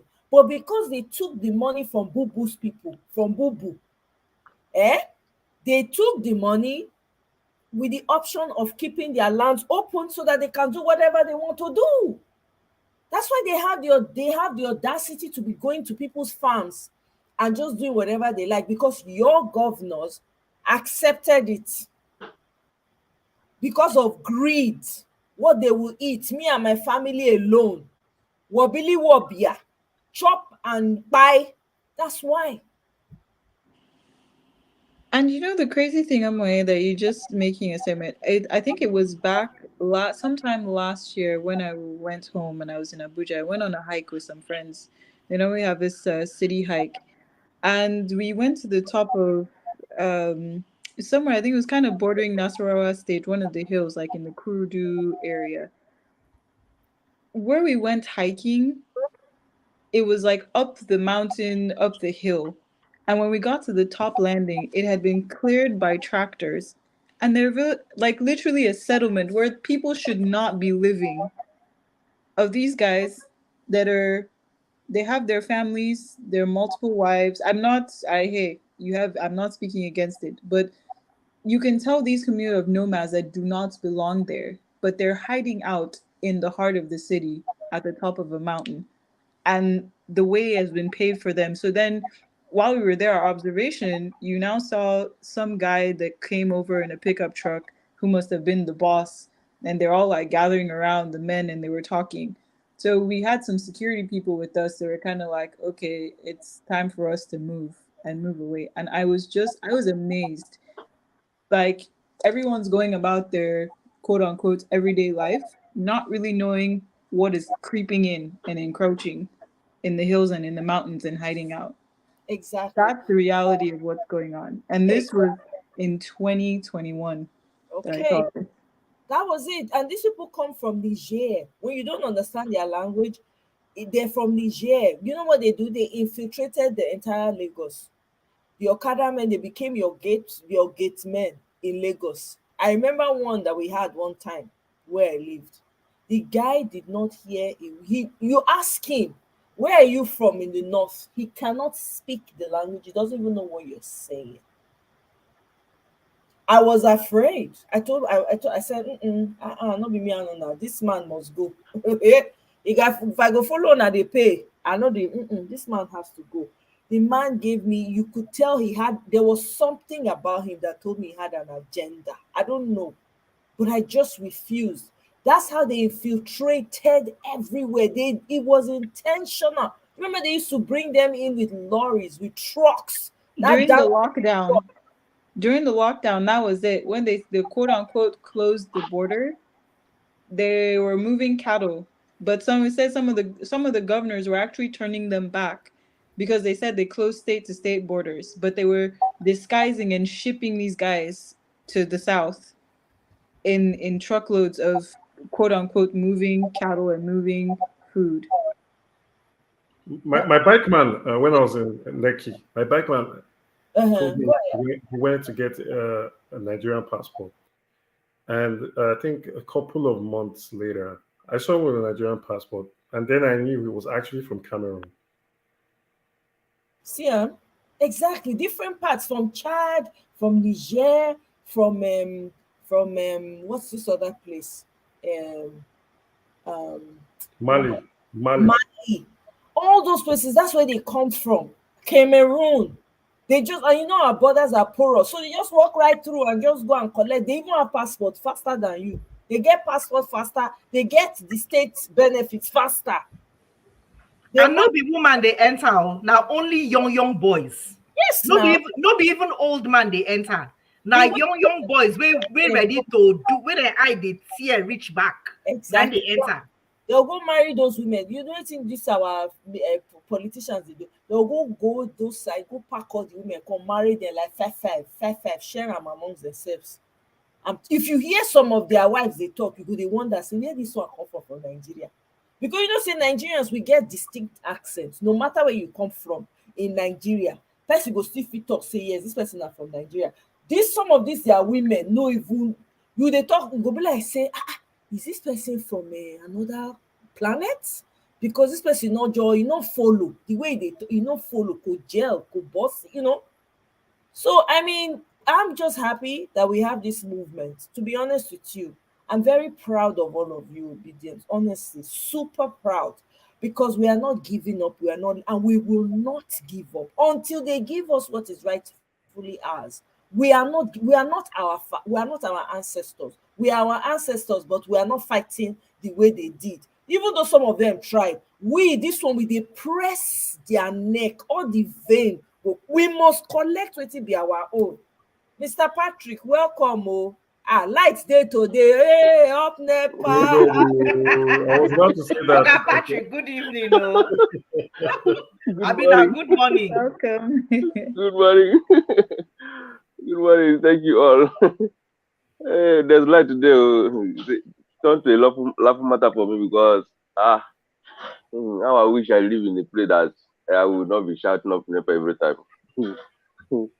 Hey, thank God for everything. Also add I wanted to add that tomorrow, I beg people where they go, make them carry extra food, waka. Because today now, no be tomorrow. Okay, now today. because That is it. I sure say those people no good. They will take their sweet time. I mean, the last one, some of them did not get there until 6 p.m.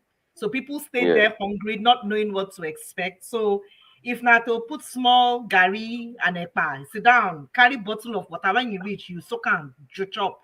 Because they Anyhow, are going to do all they can to frustrate people. they are serious. They are serious. Don't Ọ̀gá be small Patrick, thing. Yes, báwo ni so Olúyọ̀lé ṣe rí? ah, Olúyọ̀lé wà okay, but me gbé inside yẹn ṣá. Mo wà ní inside the Mo Mọ́kọ́lá. kàn ń bèrè generally pé báwo ni Ìbàdàn ṣe rí ni. Please permit me, people. I'm not tribal. Just pardon me. I think he lives in my state, so sorry about that, please. Oh yeah, all of us Ibadan. Just give us situation report. How is LP doing in your state? Yeah. This LP is not strong here, to tell you the fact. But we are just praying that we're going to do our best. We have a group. We talk together. We do meetings. So we are going to do our best. This the heart of Yoruba, if I'm to say. So we are trying our best to do some little things, even in the terms of state this thing. But the governor aspirants come out the other time and say he's not bowing down to any pressure. He's not going to support anything that is going on for the governorship. So we are still hoping for that. But as we all know, that it's not strong as we think. Like Delta, Plateau, Enugu, Abia, just like that. But we thank God that we are still pushing. Anyhow, people are still agitating that things are not going as supposed to go. And everybody is ready for today. That's it. No, the wave will capture Oyo State. I don't have any doubt about that. They don't need too much campaign. If you ask me. No. We are talking, we are doing meetings every time we need it on our platform, and things is moving. We connect other states just like that, Lagos, Osun, Ogun, just like that. And even East itself, anywhere. Like a lot of pictures that was sent, that I saw during the 5th of February. It's through that platform I will see the pictures of what happened. So, and in terms of what people are saying, that man that Antio Moye played the other time, the man that was talking from Plateau, I watched one of his videos. He's still saying the same thing. This Poco something, this S-Men something. He's saying that if this man should be allowed to be there, that we are in a, I don't know what to call it, but we are not praying for that. It's not going to make way. So, and the man is complaining bitterly on the video, telling us some things that if Yorubas are, sorry for mentioning this name, if we are Yorubas here, so that if Yorubas are so saying that this is their turn, and they do it because of his Omowa or so and so, that they think of their people going to other states. Many of them are in other states, like Port, Aba, even in my place, Ebonyi State, Enugu, Anambra, anywhere they find themselves, and everybody is doing well. Nobody is pursuing them. Nobody is telling them not to vote. Why is it that our own should be different, And all these things is what they put together to just demoralize our spirit. But I believe we will not bow down to that. So, believe that God will help us in this fight, and at the end we have victory. Thank you. But is there any House of Rep member on Labour platform in Oyo State? House of Rep. Sorry, State Assembly. Yes, they're scattered all over, so we are going majorly on that to vote for them. We still vote for all because we're not going to throw our votes away, as we know. Because Labour say either we win or lose, we vote for our Labour. Yes. Okay, good. So there are plenty in Yakpa, not the constituency. Okay, that's good. Thank you very much, my brother Patrick. Welcome. Son of Ovorame, spirit of Ovorame, welcome. What's up with you? Good morning. But I don't like that. Good evening to everybody under the sound of my voice. I hope my voice finds you guys in peace. Thank you. Patrick, I'm glad there's electricity, you feel me? I'm glad and I'm happy to see at least you have that, you feel me? It's the Come again. You know, Come again. It's the little things at this point. That is it. I'm happy to see you in light instead of darkness, But my brother, you know this night everything will work perfectly so that they will feel that they can be voted in nicely tomorrow. So there will be lights right now. The traffic stops will be working. Listen, what are going to pour for pump? Everything will work this night. We don't even have pump. We don't have pump. The country is I think it was delayed prior to me. The country It's already election money, no? Yeah, I know. Yes, now. Boo Boo signs. Hopefully Just say the Boo Boo signs. Oro will have stopped by now. If not, or they will extend it. Maybe if I will talk to them, they will extend it again. Who knows? Yeah, and the Oro for don't stop now, right? If you are the team, I just know we have to defend ourselves today, man. Oh yeah, defending yourself is a fundamental human right. I've already said it. Listen, you're not depending on any police or any rubbish. I've said it. At all. There's a war going on in Ukraine right now. You feel me? And when the Russians attacked them, the Ukrainian government told them to welcome the Russian neighbors with iron and Molotov cocktails. So sure, you got dogs. There's so many things you can defend yourself with. It's not even a joke. Like, defend yourself. I don't talk on several times. I know how many times I could talk on. You guys have enough things to defend yourself out there. Defend yourself. You can't allow these people, these thugs, that they'll see the dogs and run away. Like, once you throw something on somebody, everybody sees, everybody will comport themselves. Like, it's not even that hard. This guy's you're dealing with thugs. And thugs only understand one language, and we all know what that language is. It's funny. Why don't they say the grid is down the night before election? They're always complaining that the grid is down, but the country is a criminal enterprise. Magically, it works. They are thieves. They are darkness. Listen, it's a criminal enterprise. It's an organized scam. Like, it's a scam. They're playing baby psychology, trying to use all these small things. Like they're playing chess. Imagine when Boo Boo come on for like 6 months, they were giving us lights. Everybody say, they don't come. We already don't bring the light. We don't. After 6 months, nothing again. And then before his exit, what does he sign? That states can now generate their own power. Yeah, you saw that, right? Now he's remembering. Do you know why I signed that? Because they can now, They can now export gas and oil in the north now. So his company, even to the extent of his company is gonna be in charge of that. He has a company attached to that. So that's his pension. You feel me? That's what he's gonna be using to eat now. So he's gonna do gas, and he's gonna be in charge to generate power from that, because they can now drill oil in the north. What state is that they can now drill oil in?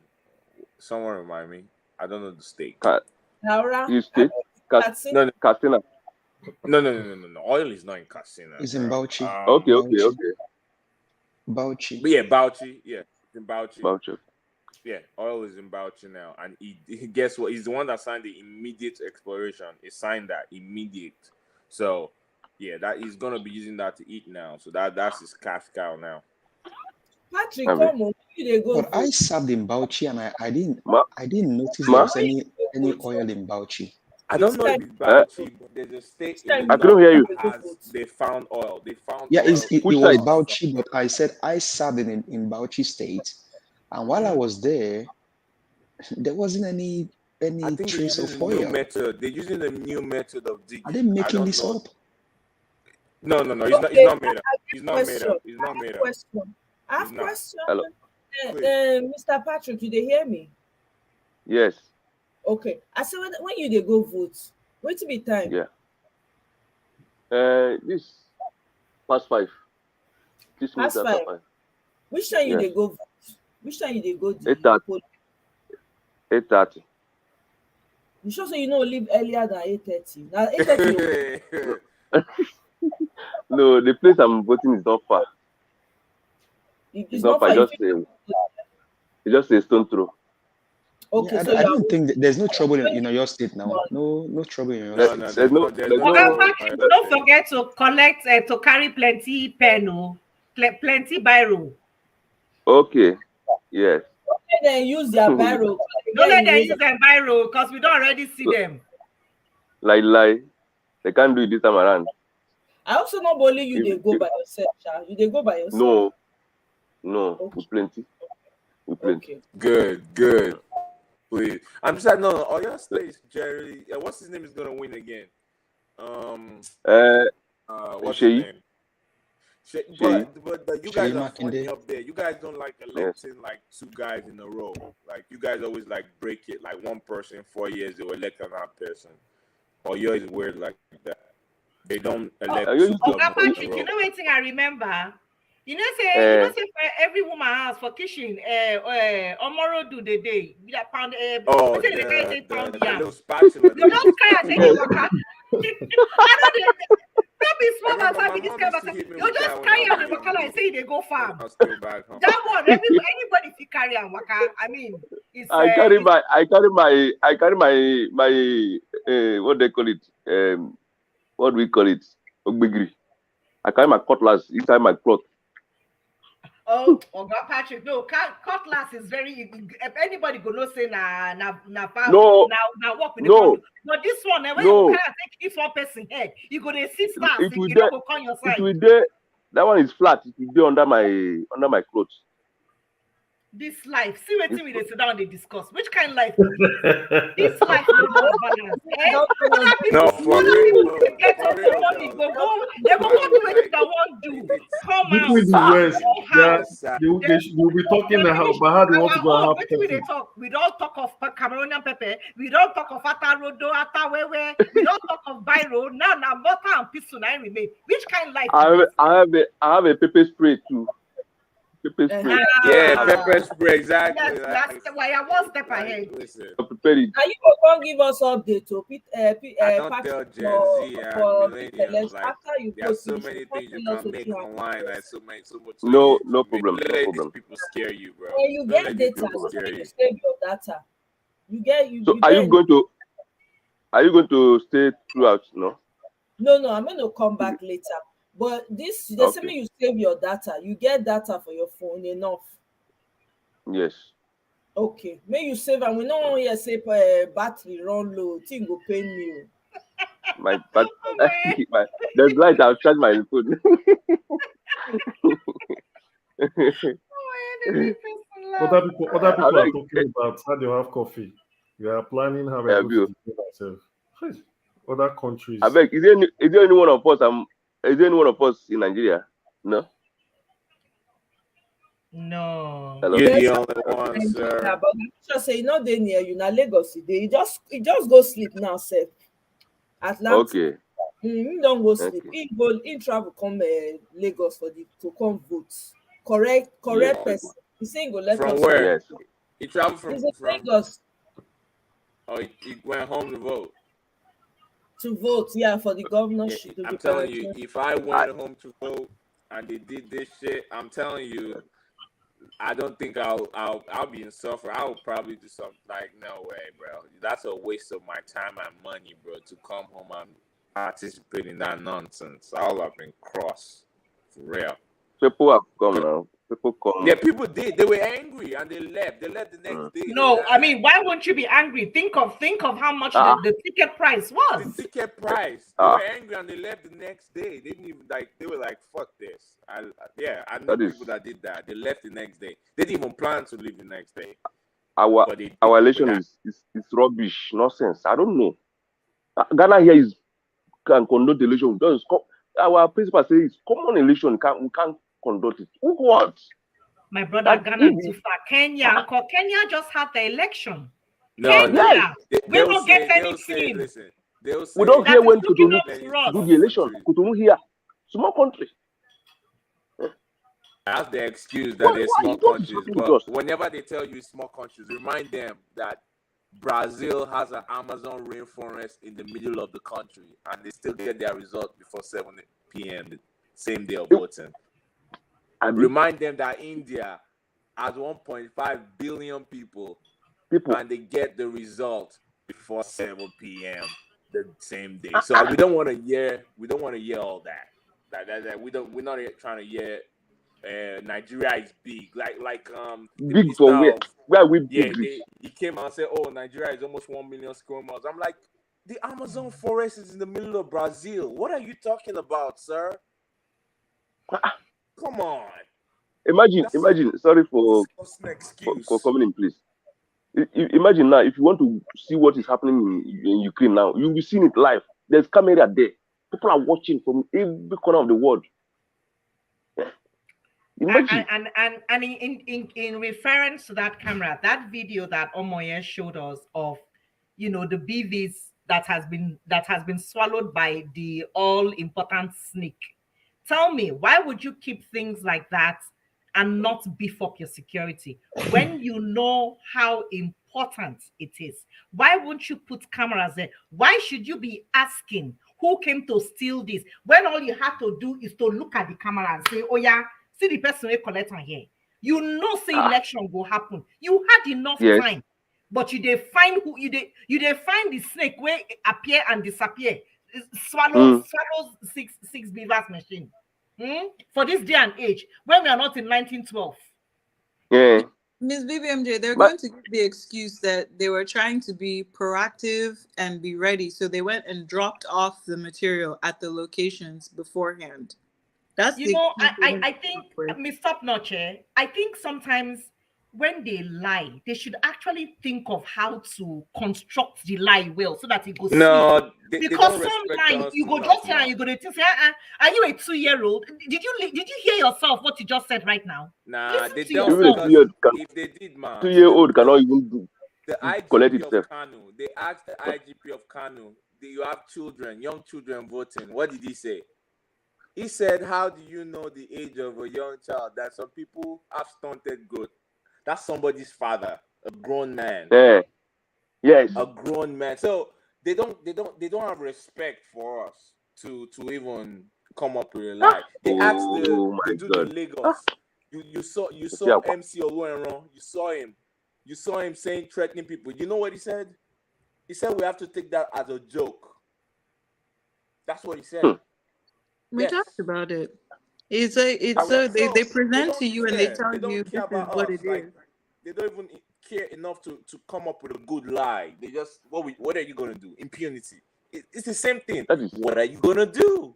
It's always the same question. Exactly. They know people can't do anything, which is why some could open his mouth and say that people should get over tax. That people should get over lives were at stake. People lost their lives, but people should get over it in something that happened less than 2 years ago. Of course. It never hurts until it's close to home. That's one thing. You know what? You are right, and I think that's what I don't know where I was today, and somebody said that they should just publish all their names and numbers on the internet so that everybody knows where they are. You just pick one phone call and say, hello, I am here. You know I know where you live. Anybody to calm down. See, Like Dele see this country. Farotimi says, the country is run on impunity, so nothing will happen. Nothing Well is said. gonna Well happen said. to any of them because Under they normal are This country government circumstances, workers. They government is workers. dead So already. yeah. It's Oluero dead. We are just should Okay, trying to be in Oluwero, rebuild it. hell right now. Miss Omoy, I want to give you like a Twitter handle that you can go to. They've profiled all the top Agberos, and their locations. I just want you to see their faces. Say that again. You want us to watch They a horror movie? huh? You want us to watch a horror No, no, movie? no. They just put their pictures on there. That's a horror movie, man. No. So Lagos people can see them, No. bro. Like they pasted. I don't know who got the information, but like they pasted all like their top lieutenants and like the areas they're gonna be operating in today. Like people are already proactive. By the time this is done, they'll be able to look all the top area boys in Lagos who have like personal I remember profiles. we laugh small. Let's laugh a little. Oh, laugh Yeah, small. be. Let's laugh a little. A little. Yeah, I beg you. This life. Oh yeah. Eh? Yeah. So I'm doing a little shopping with my kid's sister, right? And this is next mall, next supermarket in Port Harcourt, owned by our by first president, Peter Gringori Obi. So she now said, this place is massive. Oh. What if they shoplift? I said, no, there are big CCTV around. And besides, anybody will shoplift now.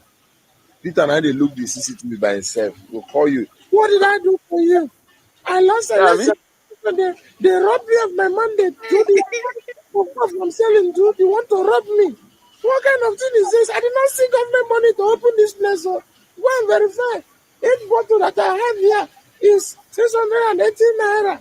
It multiplied by 12 cartons, that's 14,209,000. If all of you are tipping one every day, it will amount to 96 million. So that you want to kill me, go and verify. I love this, man. I love it. Hey. He has truly set a new standard. That's funny, bro. Yes. No, seriously, like think about it. He said it. He wanted to set a standard, but by example. And that's what a leader is. He has truly Yeah. set standards. He said Because that. He there said, is I accountability. want to People set are an making example. jokes now about being accountable and understanding. Like you have to be accountable for what you do. Personal integrity is the highest form of self-respect. Like Exactly. Let me quickly come to Easy Search. He hasn't said anything. Easy Search, you're on mute. Can we hear you? Good evening, everyone. Good morning. Good afternoon. Greetings. Greetings. According to your time. I was just listening to everyone, but one question that keeps bothering my mind: are we really having a democracy, or we're still living in the military regime and I using the can answer. I democracy can answer that Democracy. real quick for you, real as quick. a facade to cover Real face? quick. Because the Miss thing Omoye, they turn my head one kind, and Wait, now Miss you be that's the this, only Omoye, do you want to question I answer have. her? Joe. Now you be this. Easy Search, you be Joe now. Not be Joe be this. Now Joe are the yes, so now be. No, Easy. I'm easy search. Okay. You resemble one of my sister voice. Your voice resemble well. Let's not call the sound alike now. Oh, yeah. Okay, go ahead. Go ahead. Easy Search. So because the way they joke with people's like I don't know. I just sometimes as frustrated as I am with the whole thing, I just come to a platform to listen, get frustrated, laugh, and sometimes sleepless nights because he just asks me, could there be another Nigeria in the next 4 years with the way things are going, where a commissioner of police is telling you that somebody is joking, it's just a joke. We are investigating. Let's watch and see. How? There are some people Impunity. that you just want to turn to something and just go and turn their neck around. So they know how it feels to just snap They know. a loved one's life What do you expect from him the to do? person. That's the governor of the state. He's the governor. You know, he's the underground governor. So, I mean, you can't just talk anyhow to the governor. How would you say talk anyhow to the governor? He's the second governor. Come on. See, you know, we have to And they want to advocate. take Go ahead. this freedom of speech from us through social media. Okay, they are trying to shut down Arise TV, right? So now it just reminds me everything again all over with the military regime. So that's what I'm asking myself: are we in the military regime, my papa time era, or we're in the democracy? Because me, I'm not understanding again. It's just a continuation by default. The 19 we've played that It's video. just it's a zoo, according to Kano. It's a zoo. The It's a 1999 zoo. Constitution is an evil document. It has no interest of you and I in mind. It is an evil document. Not at It all. was written to us by military. How would somebody that don't practice democracy write something democratic for you? It is absurd. It is a flimsy document. This is not a country. It's a business transaction, a crime scene, if you will. So the kleptocracy is the order of the day. Impunity, nothing happens to anybody. That's the Nigeria. That's us. See, the Spirit definition of is not. the what you just said right there. I don't know if Omoye will be able to get it. There's one comedian I saw that was asking that he has some things to sell.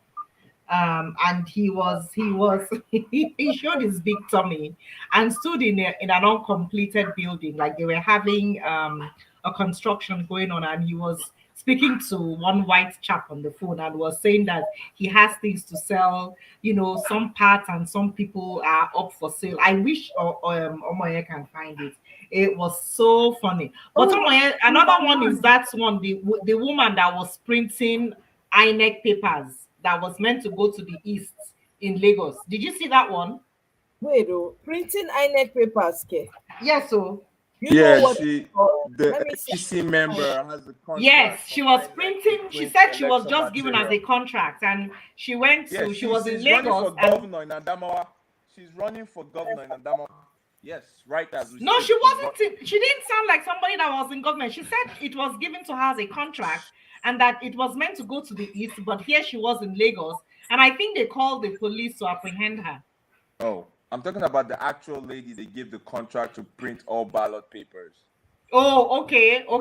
Yeah, No, this one, she's maybe running this is for one of her governor of Adamawa minions. as we speak. Yeah. Is it it says local printer said to sue INEC. Oh, this was January 13. No, can't be. This is a recent video, right? I have to have her. I think I sent it today. Oh, you sent it to me today. Did you? Mm-hmm. Okay, let me check. My DM, Instagram, IG. Yes. Okay. I check that or check your phone. One of the two. Okay, let me see. And Miss BBNJ, I think you were referring to the guy, the comedian who called Elon Musk that he should come and buy. Yes, that that's was the one I'm hilarious. talking about. That was hilarious. He said they sold the country for 150 million. You can come 1 billion, buy all of it. Just buy all of them. I don't know the guy's Twitter handle. I couldn't get it to get it back and play it. It was so funny. So funny. They already bought Nigeria, so it's just you can't buy something that has already been bought. Yeah, you are owing so much money. You have nothing to show for it. 7 trillion. If they gather all of us together, if they Please, pack all of us together, stop calling the trillion, because how many zeros does he even have? Because the zeros long go. Let me you guys with this there. The zeros long go. You guys don't know. They're gonna keep downgrading us until we get to the level of junk bond. So it's not gonna if His Excellency doesn't get in and we start to correct this nonsense. If you put this man, I tell you, Nigeria will be junk status in 3 years under this Ashinwaju Awonle. We'll be junk bond in 3 years. It's clear because this animal they brought from Cast Daura, that's not even I'm not even gonna go there. He has decided to load our children's and children's and children with debt of money we don't have, with infrastructure of nothing they have not built. Please, who borrowed him the money? China. Don't they look at the don't they look at China. I'm sorry, if someone is coming to borrow money from you now, you ask for collateral, you look at the human being coming to borrow that money, and they open their 2 eyes and their 2 ears, and they really gave him that money. They're getting around resources. What do China don't care. They're communist So nation. now, after going to the British colonial era, are we going to now do China on too? I don't understand. It's getting that way. Sorry, we're there already. New We're there already. colonialism. Because New they've collected their money colonialism. and That's we've not what's built nothing. They've not built in 24 years. They've not completed 7 kilometers of railway in Lagos. So they borrow more. They you borrow guys- more Okay. to pay the old debt, and they borrow more to continue paying the Oh old debt. man, it's in 27 simple 7 kilometers. Simple 7 kilometers. They've not built it in 24 years. The president came to commission a project that is not even complete. Nobody used the blue line yesterday. Nobody used it today, and nobody used it tomorrow. And it's been dedicated already. Nigeria is a crime scene. Do you guys remember what happened during the lockdown, where they said they locked down, they shut down the country? Then they now had 12 Chinese quote unquote doctors that showed up in the country, and they said, oh, they're here to help with COVID efforts and blah blah blah. And I remember when I first saw it, because I was locked down in the country, and I said, these people are not doctors. I don't know what they are, but they're here. They're attempting to fool the general public that these guys are doctors. I think about like 12 months, not even 12 months, a month and a half down the road, I remember I tweeted and I tagged the news, different people I could think of at the time, like, where are these doctors? Because reports started coming out from the east that some Chinese contractors or something were advertising jobs for the young men to come and work, and these guys were going and not coming home, and reports are showing of people with bodies without heads. And all of a sudden, the news is now carrying it. Like, at that point in the country, the news was carrying it, and then different governors, they were like, well, why should they be held responsible? They were doctors. Then they start confessing like, oh, not all of them were doctors. Some of them were here to help with other things. Because everyone started questioning, okay, where are the whereabouts of these so-called doctors? Nothing. Absolute silence. When I remember, I say they catch, they see container full of men, private cartons and cartons of when they ship go China. And I remember that gist. This was like sometime last year. They found a container full of men something down on. So not be kidney again. Now men, wetin they want use second-hand this thing do? Now ritual.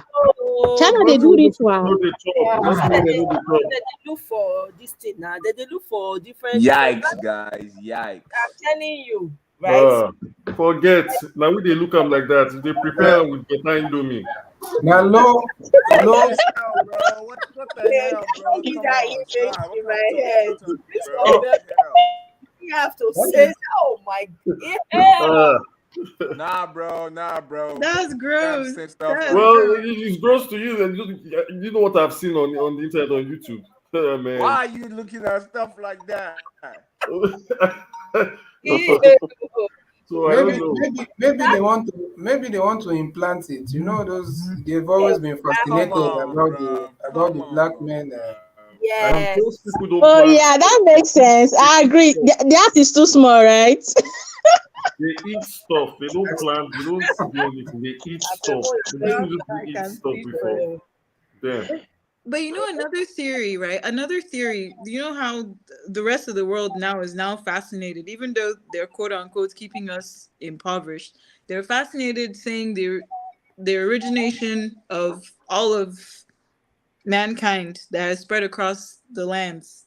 We all started in the continent of Africa, saying the oldest civilization. And they're all Lucy, Ethiopia, researching. right? Yeah, yeah. No, I think it was actually they were saying the Zulus. I think the from the clan that does the clicks. I think they're part of South Africa. I don't really know. Sosa Uh, clan. Awesome. yeah, Kosa. I try to know it's the clan that has when they talk they have the clicks. Click sound, yeah. Yeah. So they're saying that's where oldest civilization originates from DNA traces. So who knows? Unfortunately, they're coming in The taking croissants. samples. The croissants. Yeah. So anyway, not to say Alaji Boko Haram, they look una with side eye. They wait when they want shift Baba Blue take over. That's Oh it. yeah, I agree Exactly. with that. I That's been agree. the agenda from the It's planned jump, now. bro. That's It's the planned. playbook, bro. I'm And sorry, even if this Tifnubu is a Muslim, they see him as a fake one. How about that? And now the Yeah, that's person why they put. That's why they said he they must gave choose. him He Boko must Haram. choose. He must choose one of them to be his Yeah, wife. because That's it's his uh, not wife. Do you That's guys and that one is a remember? their jihadist. insurance policy. He's Do a you guys Boko Haram. remember when he took a trip? I think I don't know if he went to Mecca or where he went to. I try to know. I just saw the thing of like robes, and they went to introduce him, I guess, to the heads of whatever the cabal circle is. And someone was shaking his hand, and he was trembling. And this is outside of, normally he has his Yeah, normal I shakes, saw that. but this was not normal shakes. Homie was trembling. And I'm like, guys, it's like when you sell your soul and then you don't have 2 feet to stand on. You do crazy stuff in the background and then you come out in front and then you're like, oh yeah, look at me. But at night you don't even sleep. Then that thing they say there's no rest for the wicked. It's so true. Like this sleep that we all enjoy, there truly is no rest for the wicked. They're not sleeping all through the Sure. night. All of them. Because for me, it's APC versus all of Nigerians. APC, they Yes. didn't sleep. They literally did not sleep. If they did, maybe it's 30 minutes to an hour.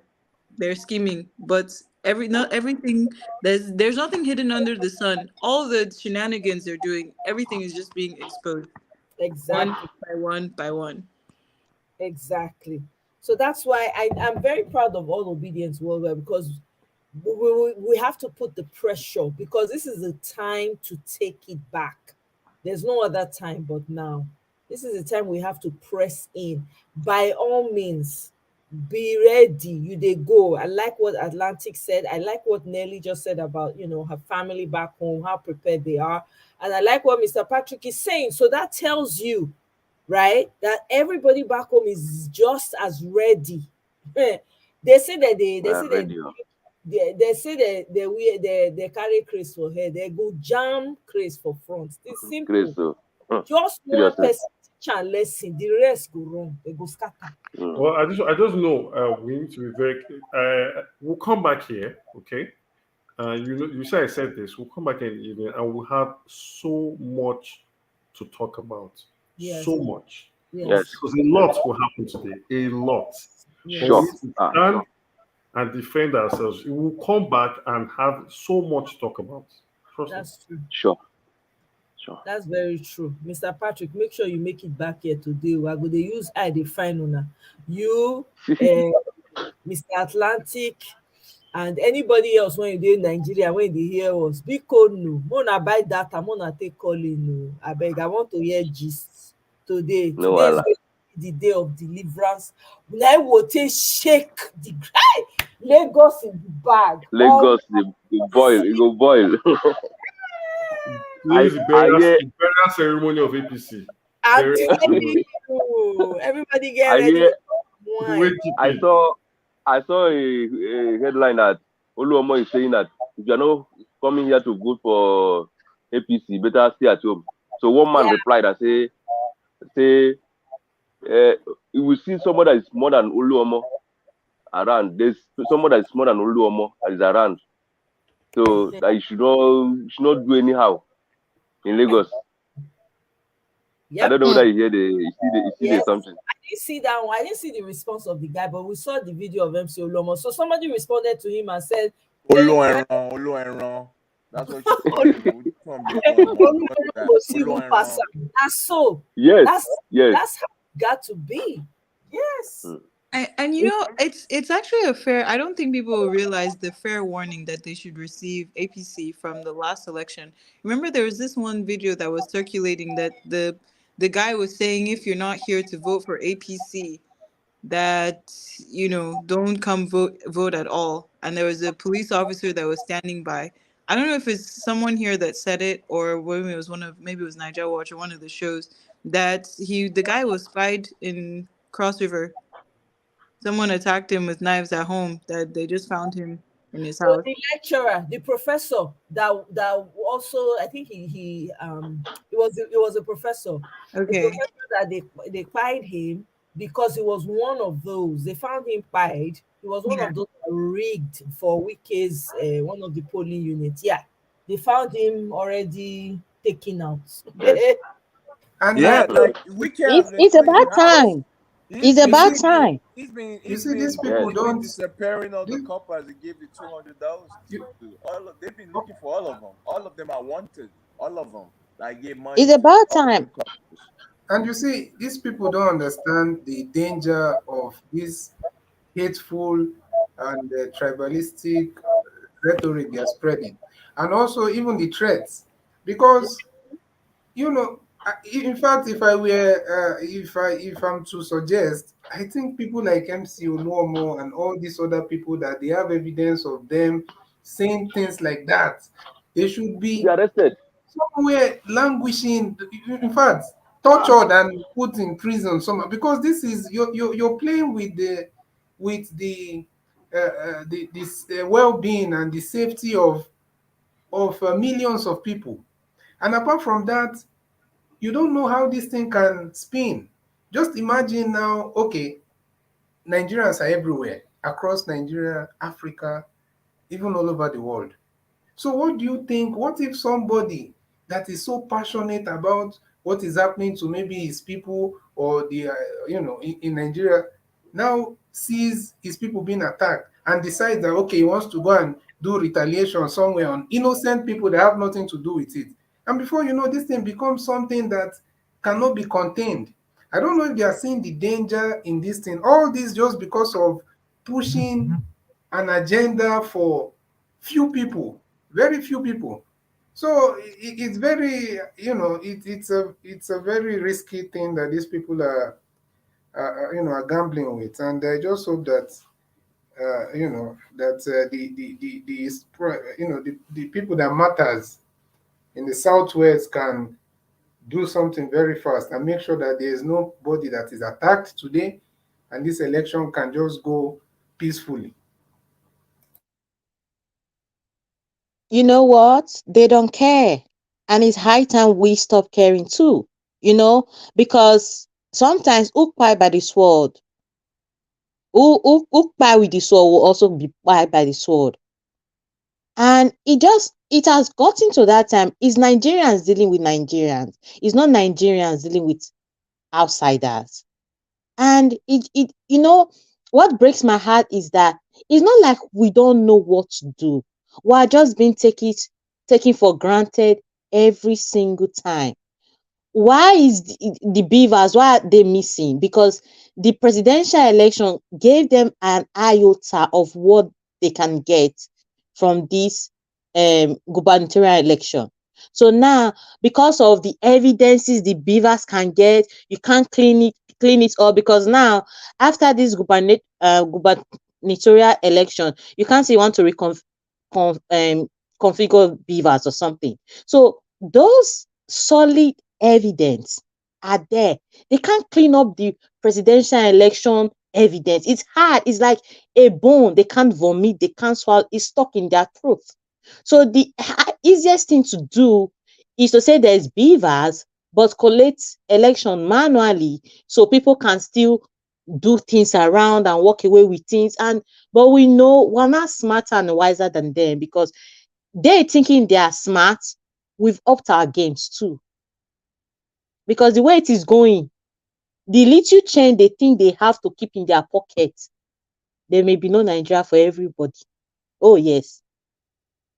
As God will not have it, we pray it should not be like that way. But the rich also cry.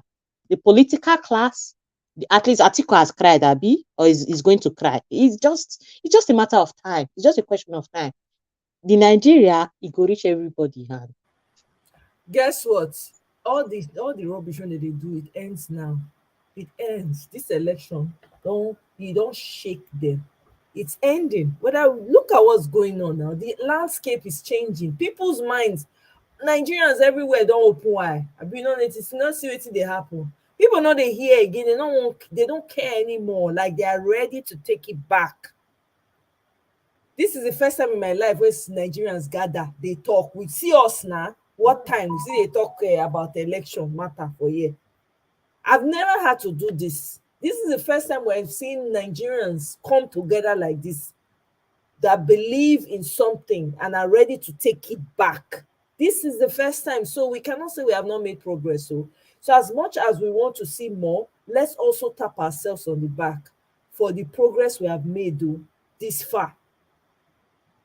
We don't try. If anybody tell me say people go come out like that, see the landslide when Peter Obi give all these people for election. Check am now, check the landslide. Even with all the rubbish when they do, all the mess when they do, see am, everybody vote for Obi. All the people from the north to the south to the west to the east.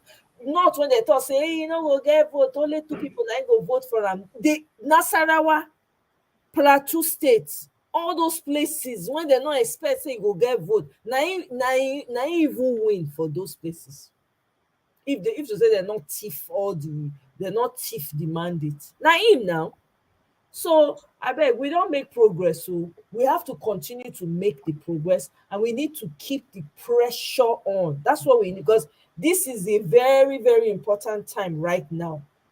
This is the time to take it back, no other time. Forget all those people when they say, oh wait, no, there's na lie. It is now. It is now. Now. No waiting. We are taking it from top to bottom, everything with the collector. We won't make Mikano and Agbado party extinct.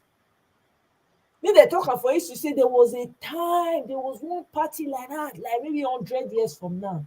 There were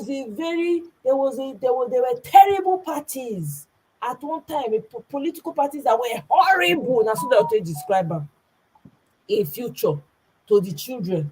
Horrible people made up that party.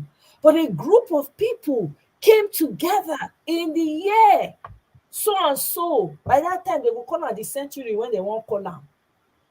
They go say, so because of that, that's why we don't take our civic responsibilities for granted anymore, because we learned a hard lesson. That's what they open the talk that time. We don't make progress, my people. Let's You know the one that's we surprising fast. They say, Sorry, Auntie Moye, check your phone. I just sent it to you again. And the one where this Lebanese man, they Lebanese people, they distribute packets of food to us. Yeah. To Nigerians. You don't see that one? Yeah, I don't see them before. Okay, Yeah, now that's I see. okay. Go ahead. And the one where the woman they print something. I just sent that to you. Thank you, Mr. T. you know it is surprising fast. They say only if Agbado no say when you wrong go exile, Abacha they buy people for year. I only wonder say if this guy day Abacha don't buy this guy. Shame for day year they do all this thing when they do today. No, let's just reason, because as human being we need to just throw flashback. I'm not wishing him death. I'm not wishing him to be quiet, but I'm just saying, because ordinarily human being we need to reason. Because Uncle, you're not wrong if you wish him. Oh, you're not wrong at all. It's already close to the whatever after all. let's not even wish him, But I'm just saying that because Obasanjo, the only painful thing for me with Obasanjo is that If Obasanjo knew that what he did with Yar'Adua will backfire on him, he wouldn't have done it. And I'm so happy, like Dele Faro TV said, that this is happening and playing out in the case of Obasanjo. The same Yoruba man. So look at our trajectory, Yoruba. The same Yoruba man, Umaru. Can you hear me, Umaru? Okay? Umaru, are you okay? Now, this other guy now that used Nadeco to benefit himself, that used media to benefit himself. That media now has now turned to your enemy. You are trying to shut down social media. You are trying to shut down Nadeco. When they gave this guy the stolen mandate, you saw the wife's disposition. The wife she cannot rejoice. She cannot smile because she knew they stole it. They stole it. So imagine if during Abacha, this guy has been pie. Will he be alive today to do all of this wickedness? This guy has a private jet. He has all from politics, all from Lagos money. He stole those money from Lagos State. Tinubu has no viable business when he was in exile. Everything that he got today was from politics. He stole the money. He's the one that taught people how to steal in politics. Sure. He's the one that taught people how to steal in politics. Because when he goes to Osho, he's telling Kabi, he took Lagos money to Osho. He took Lagos money to Oyo. He took Lagos money to Ogun. He took Lagos money to even to the north. Even to Ondo. Even to Rivers. Edo, sorry. Wickedness. Seriously. A politician having a private jet. He won't go. The governor is former APC now. They were working together before now. Campaign, campaign that they can do because I do not see any difference. I'm from Edo State, nothing, no movement for that state. That place don't even work. It be like because they have to pay back. He's taking it there to get return. They have to pay them back. To get return. It's a business. It's a business. And it's not that he's going to use it to develop anywhere he take it to. He's taking there to make a return. It's business. It's business. This wicked. I was just talking to somebody now about what they've done in Lagos State. Tinubu spoiled Lagos State. He destroyed Lagos State. I grew up in Lagos State. If you know Apa very well, Apa in those days, the white guys are the one that lives in Apa, and the few and our fellow Nigerians. You can literally envy dogs in Apa because they were well fed. You can trek from Apa to Marine Beach without anybody holding you at 2 a.m. in the morning. Nobody will ask you anything. But you can't try that today because they destroyed your place. Lagos was destroyed by Tinubu. Leventis is gone. The bridge, everything is gone. And you said you built Lagos State. What did you build? He destroyed Lagos State. We don't even have any landmarks anymore. Hasn't National Theatre been sold? Is it National Theatre alone? National Stadium. Everything. We don't have any major landmarks anymore. Igbobi has gone. Luth, all of those places, they're gone. Ojolegba no more.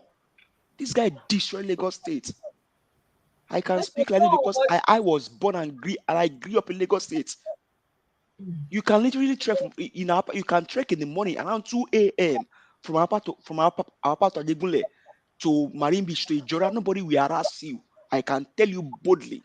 In the morning, nobody will ask you any question. But this guy destroyed. Go to Apa now and see how Apa is now glorified. This guy destroyed everything. Let me watch video.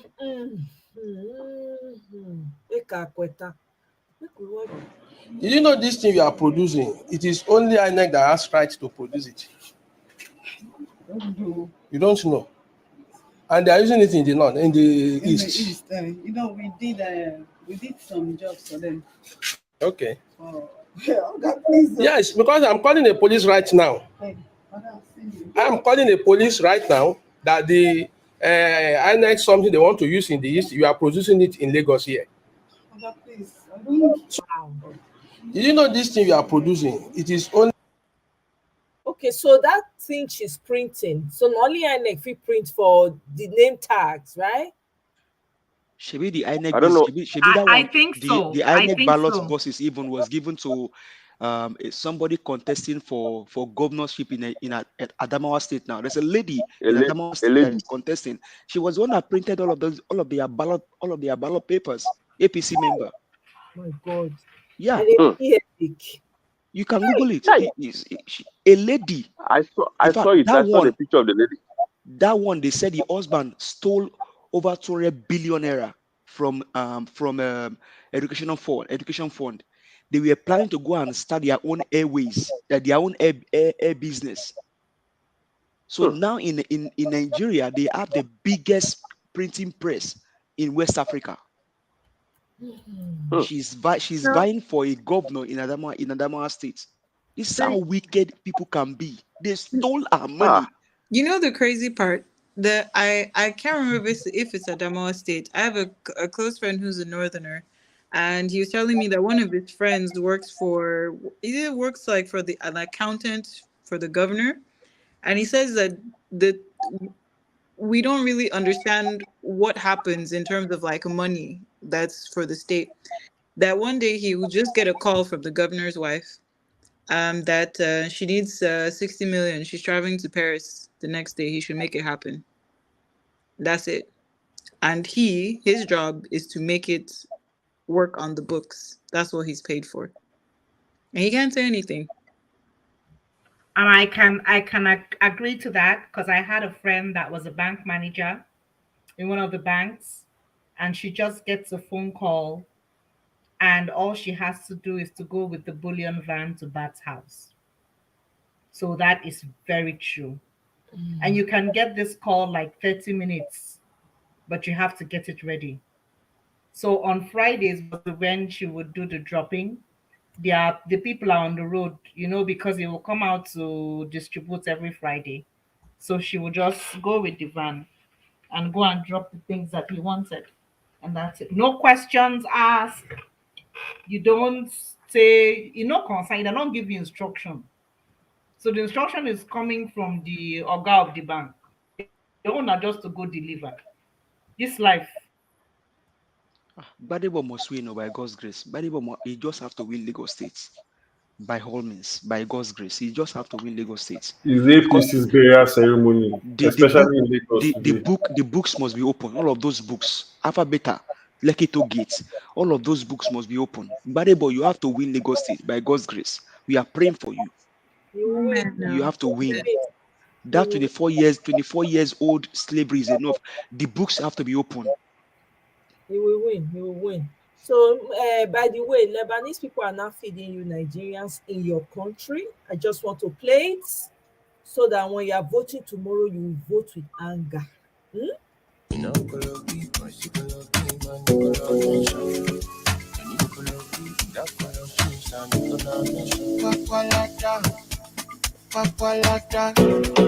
I enter from Abuja, Kwakwalata. Money more takasu face, I want. I know fit for some if it don't pass my. So, Lebanese that's in Apa in now those days. foreigners they enjoy on our land. I We say they in Apa in those days, Lebanese in Apa that we can if they talk, they don't dare talk, honestly. They can never say meh. But Is And that some of is you, that APC people are Indomie? hungry.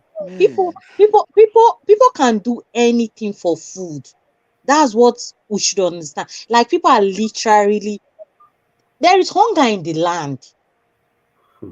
I just pray say make no come reach say people can they eat their fellow people because say food not dey. And you know the crazy part, everyone seems to have forgotten what happened during the lockdown. That there were provisions and governors were hiding it in warehouses and Yeah, then coming out to distribute it to the people as a birthday gift. exactly. Like God. Sure. Yeah, so we must win this election. You guys, I think we need to encourage ourselves. I don't want us to down to drive ourselves to a place where we start to, feel terrible. No, that's not where we are right now. We're actually winning. We need the positive energy, if not for anything, to help boost GRV. He needs it.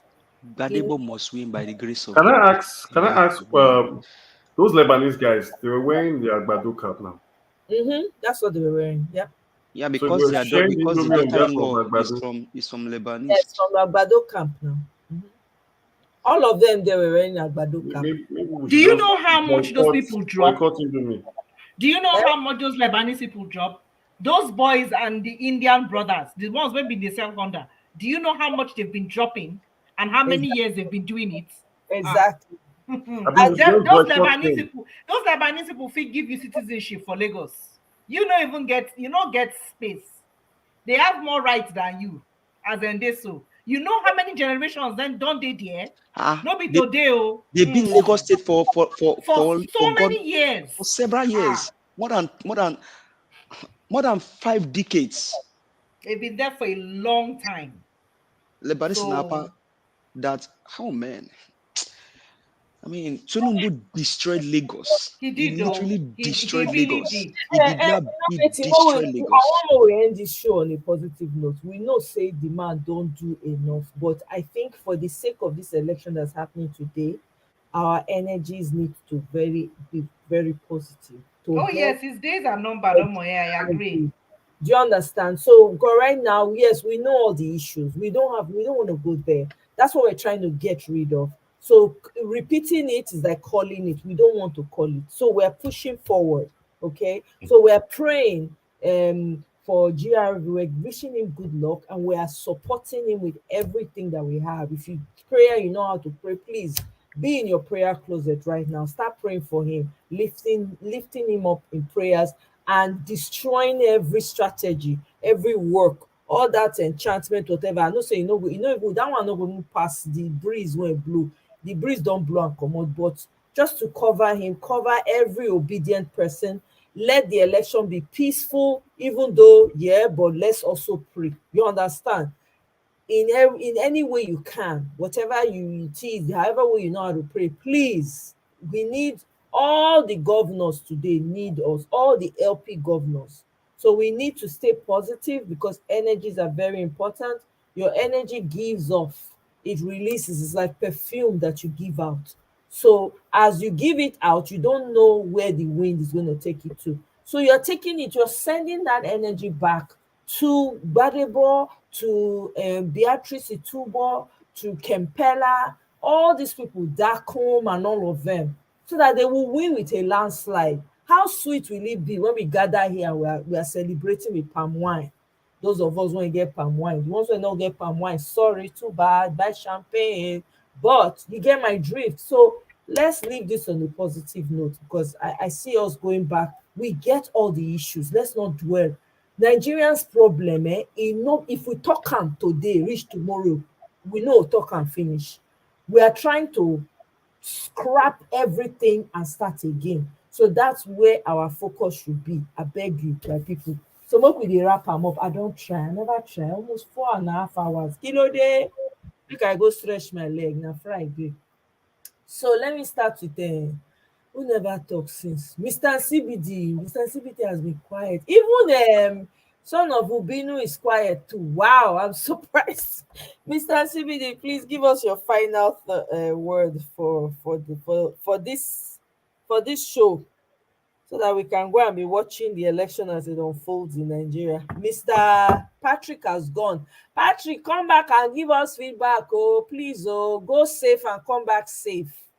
Thank you. Okay, Mr. CBD, you're on mute. We can't hear you, Mr. CBD.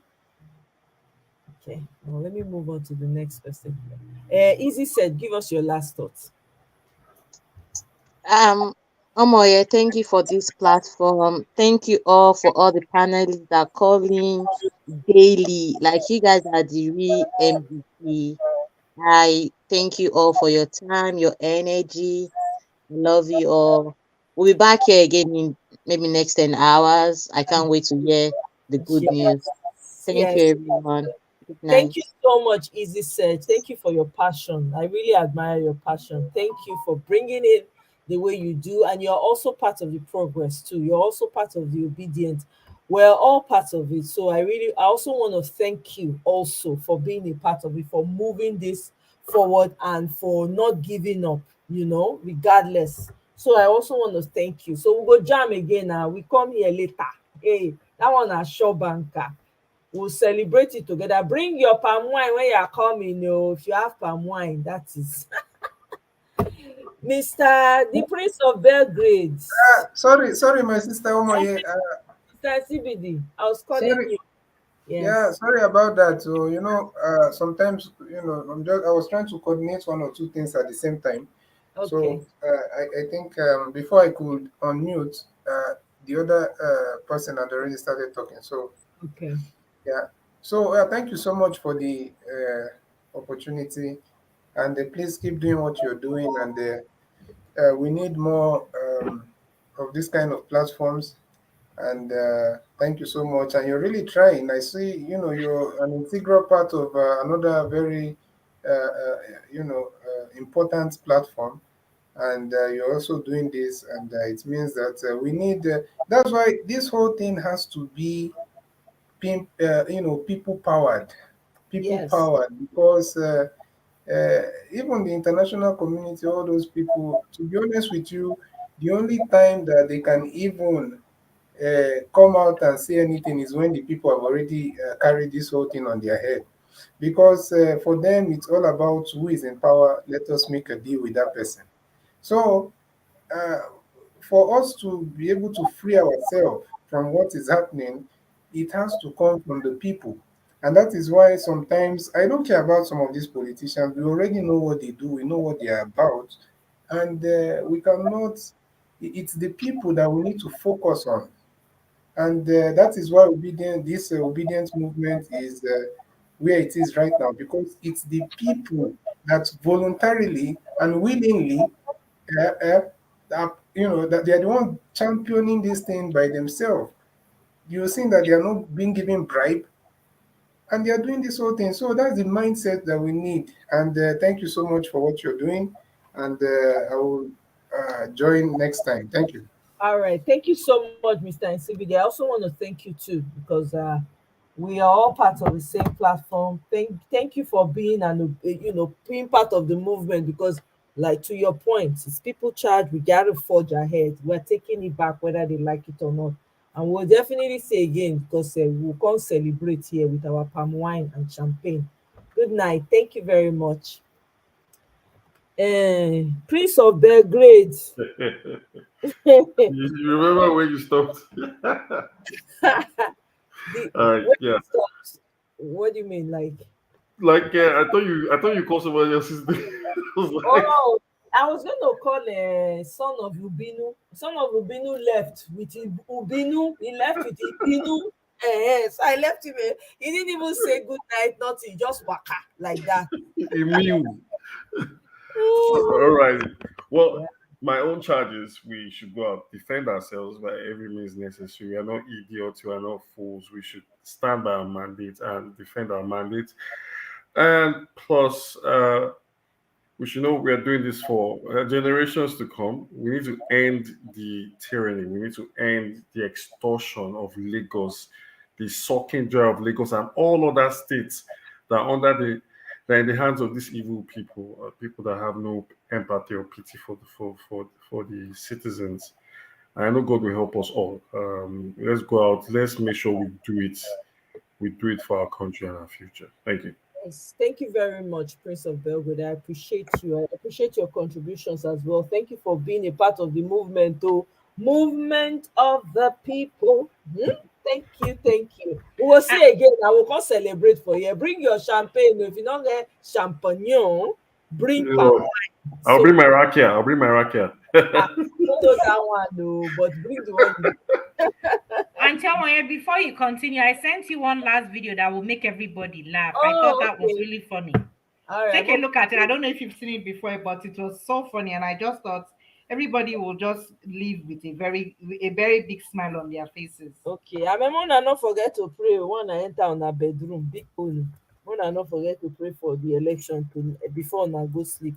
Make I play the funny video before Prince of Belgrade leave. May not be like say I cheat am out of am. So let's go there. All right. Talele, is this not okay? Oh, so,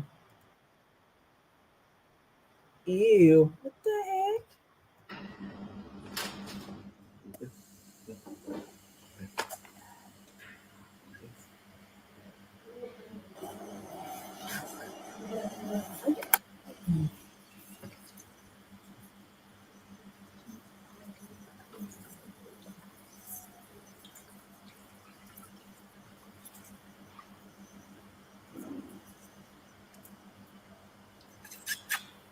What? Go now.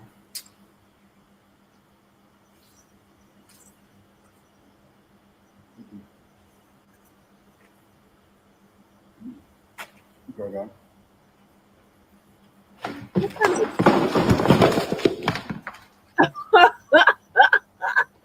What happened?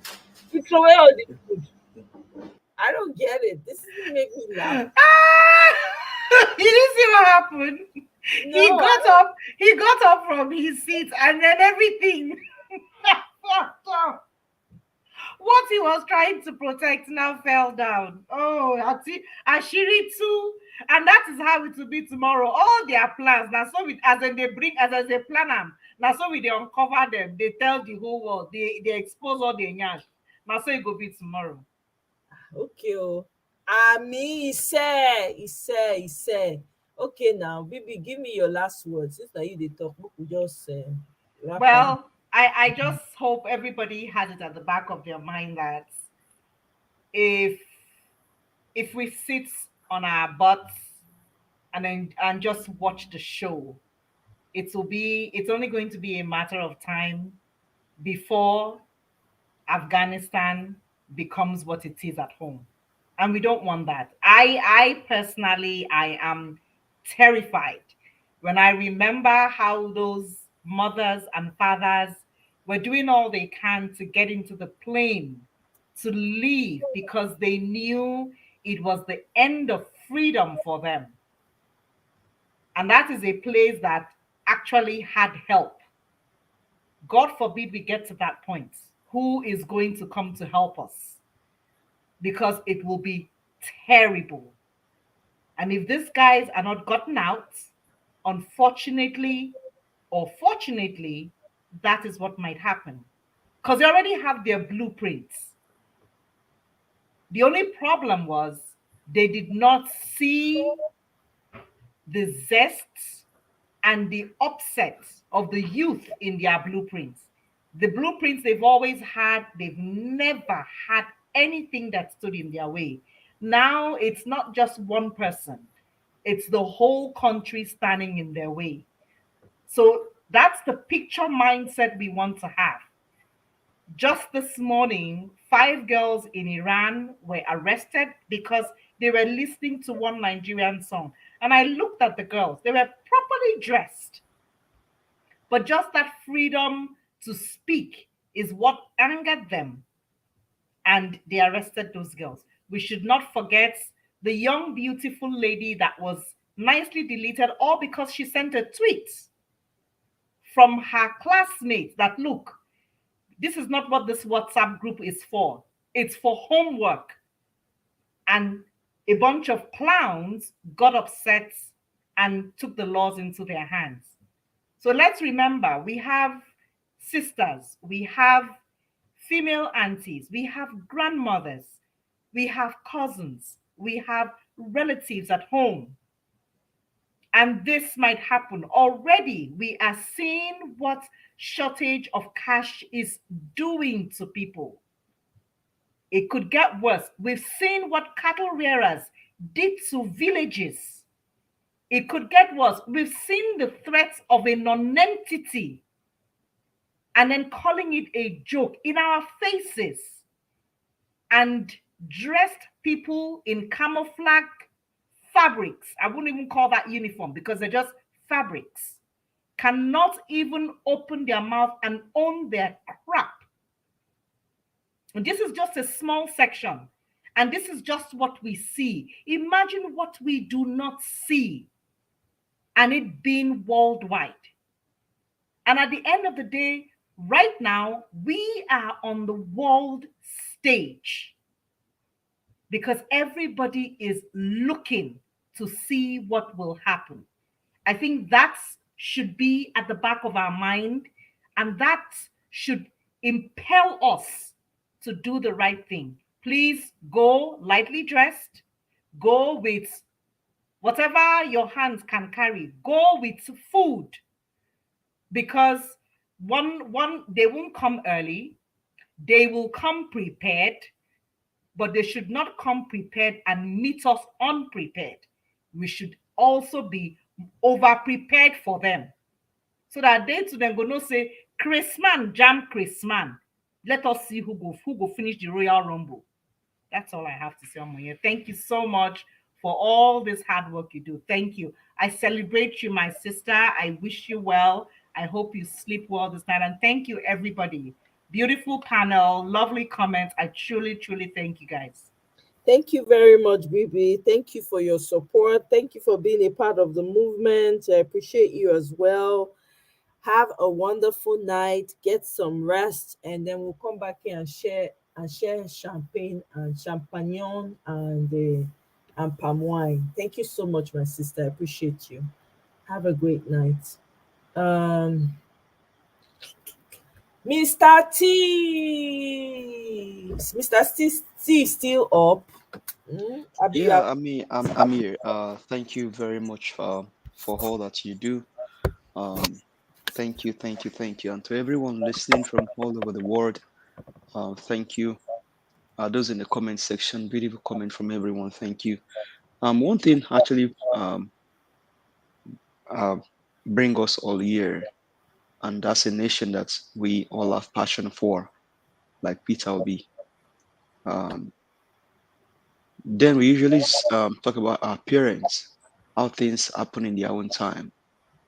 Now, this reality of realism is happening in our own life. But what will history say about you? What will history say about you? You may not be on ground in Nigeria, you may not be there casting your vote. But when time comes for history and your children are asking you, oh, daddy, when these things were happening, what did you do? When this whole thing was happening, what did you do? And will you tell them, oh, even though I wasn't in Nigeria, I was able to lend my voice, and people all over the world heard me speak on Omoyes Corner's platform. People heard me speak on Naija Watch's platform. Oh, the comment I made actually turned things around by the grace of God. So I challenge you people all over the world. If you have families back home, particularly in Lagos State, go ahead and reach out to them. They should not be scared. These people only will just try to gaslight people, and if you look at it, they're not bold, because if they were actually bold, someone like MC Olumo would have stood by the video that he made in the first place and not come make another video to say, oh, Mama Chukudi is here. He's not bold. He's a clown. He's afraid. So people, let's encourage our families back home. Let's boost their morals to go out tomorrow and vote. I am sure nothing will happen to anybody. Nothing will happen to anybody. We just have to take our country back. We have to take our country back. People are suffering. People are crossing the Libya River to go to Europe. They are dying in their numbers. The Turkish government just sent black people out of their country, and Nigerians are part of those people. If our country was actually okay, nobody will be going there. So this is the time for us to make a change. Please, people, go cast your votes. Take up your PVC. Go out and cast your vote. And we pray by God's grace. We send our prayer to Badebo and to everyone contesting, Patrick, Aka, um, um, Beatrice, Jack. and the likes of them that are contesting in Plateau. I am sure Plateau is already, Plateau zone is a done deal, because who are we contesting against in Plateau? Nobody. If we get almost 100% during the presidential election, it's not that the two parts of our vote, who are we campaigning against? No, Plateau is settled. I'm sure of that. We just need to press more, pray more, and we're praying tonight that the Lord will be with Vival. God will secure everyone that is going out there to vote, all of the polling unit agents. We cover you with the blood of Jesus. We soak you in the power of God. No evil will happen to you. Whatever those people have done as rituals, we negate them by the blood of the Lamb, because there's power in the blood of Jesus. We destroy every agenda of the enemies against the land, Nigeria, and we decree that this day light shines all over Nigeria, peace all over Nigeria, in the name of Jesus. We'll come back here to celebrate. Although I will not bring champion, I will not bring wine. I'll just come lend my voice, and I'm not. I'll just come here to come give my own thoughts. But Badebo, we send our word to you. Be bold, be courageous. The whole world is watching. MIT alumni were waiting. They are waiting to want to hear what you will tell them. And so we from other institutions, from great universities here in the United States, we also we're boosting your morale, and we're sure that this victory will be ours. The books will be open. All of the wicked things that have been done in the past will be revealed. Omoye, thank you so much. We appreciate you. God bless you, and bless Nigeria. Go keep our troop. God secure us all. Nigerians rejoice because there's light at the end of the tunnel. The light is shining over Nigeria. Peter Obi is going to get his mandate. Peter Obi will also pray for you that you will not relent. The hand of God will see you through this whole journey. We'll get our mandate back. Thank you. Thank you so much, Mr. T. Thoroughly appreciate your prayers. And I also want to thank you as a part of the movement, because it's not easy to lend your voice. It's not easy to come out, put things aside, and come here and go to other platforms and lend your voice. It's not easy. But because of the passion we have and with the desire we have for our land, that's why we're here. So I also want to acknowledge you, and I also want to thank you very much for all that you have done as well. We will see here to celebrate. And I say amen to all your Amen, prayers. amen, Thank you amen, very, amen. very much. Have a great night. Thank you. Thank you, Thank bye. you, brother. All right, then. Bye. Miss Top Notch, you're going to take us home tonight. Oh Yeah? wow. Wow. Amen. I mean, everybody has already said so many wonderful, encouraging things. It's so amazing. I say amen to all the prayers. I was actually thinking in myself, just praying over everyone that's going out. Miss BBMJ, everybody, all the panelists, just absolutely phenomenal job, and inspiring. Just my own word is remember what we're fighting for. Remember remember the journey that we're on. That it didn't take a day to build the Great Wall of China.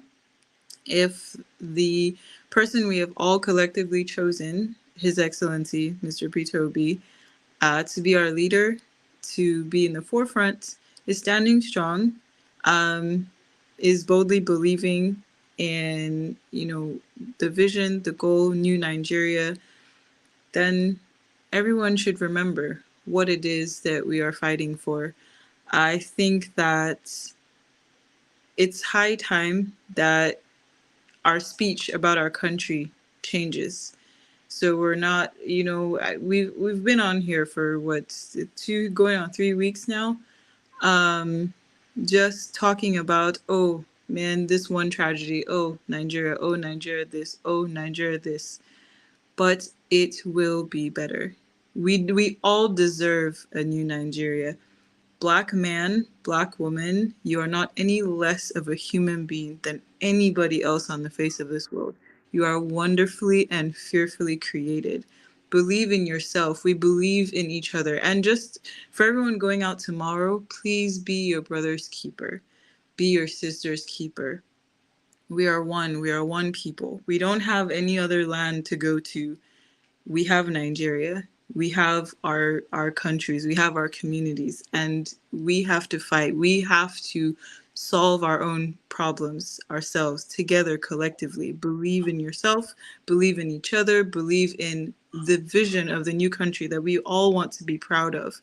I mean, we've come so far. We have come so far in our lifetime. And just remember, the goal is to end oppression, the goal is to end tyranny, the goal is to bring these thugs out of office and raise up a new generation of people who will stand for the truth and truly care about the people.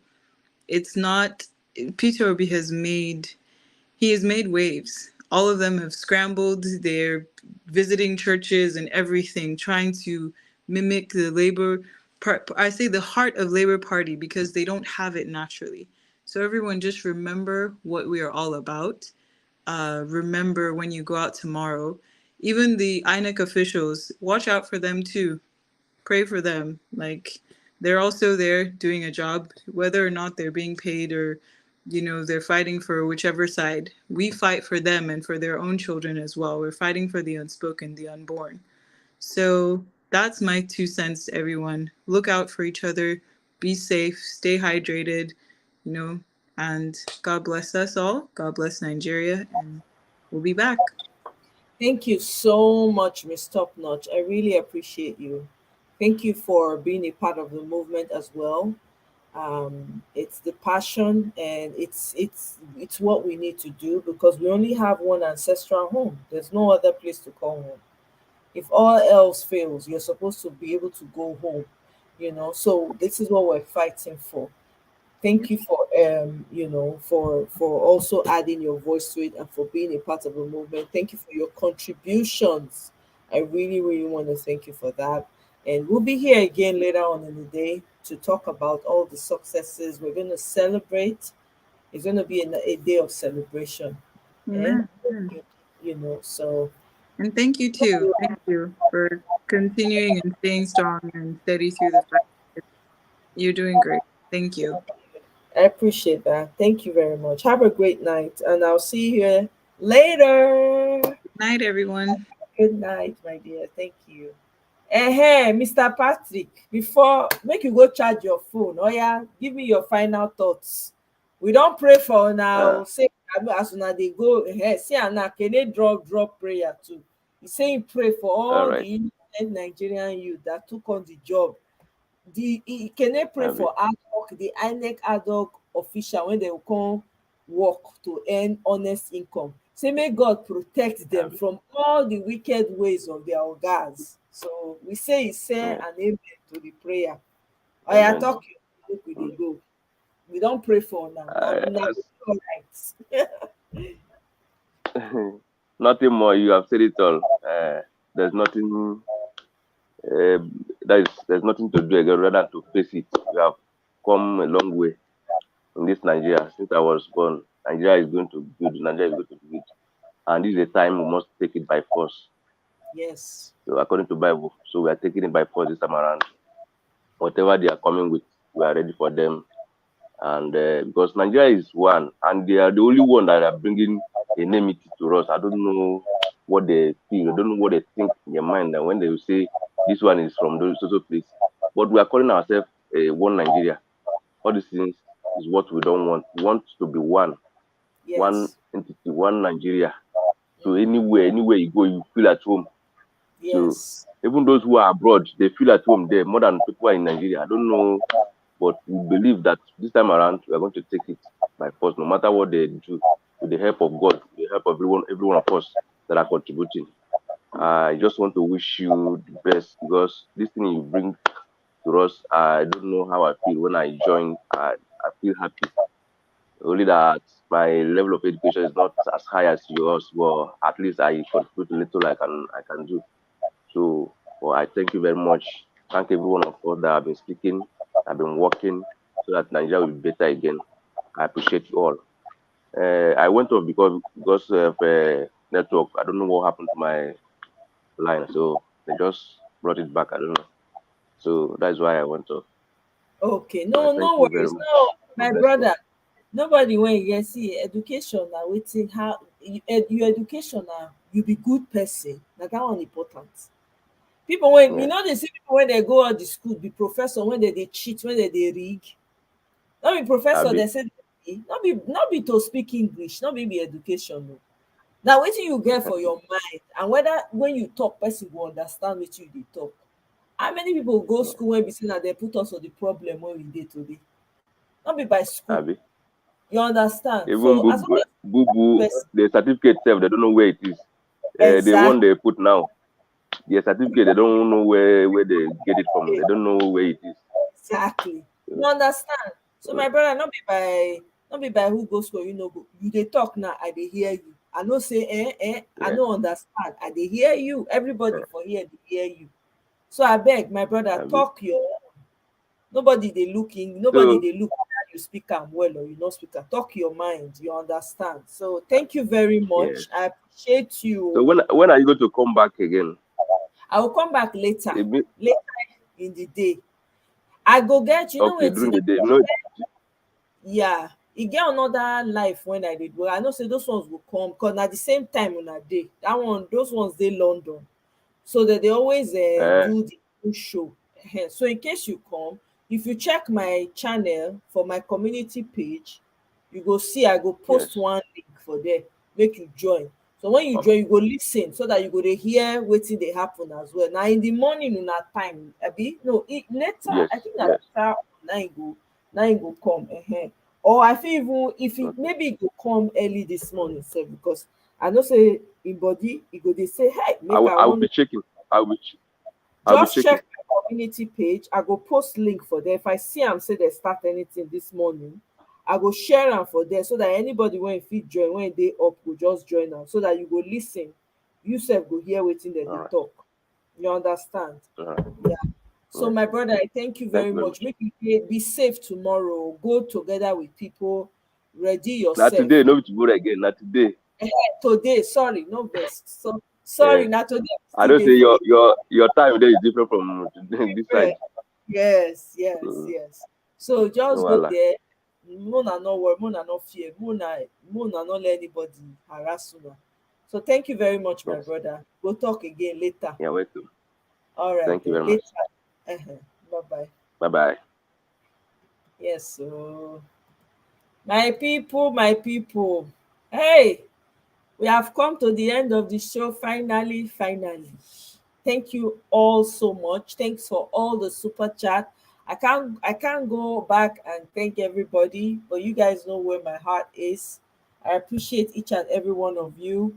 I don't take your support for granted. We're fighting for a better country so that it will be good for you and I. So I am blessed to be in this generation. I'm blessed to be a part of this. I don't take it for granted, and I'm sure you guys feel the same way. But I'll definitely be here later on today. Keep your notifications bell on so that way you can get notified as soon as I post my post, as soon as I schedule a live. In any case, I'm getting tired, so my words. Anyway, so I appreciate you all. Good night, everyone. See you on my next one. Bye. I want to hear that Soroko has lost just his godfather did weeks ago. Lagosians, you have the power to disrupt things for them. They know that. That's why, yep, gravitas. Absolutely. Amaka, thank you so much. Good night. Bye. Oh boy.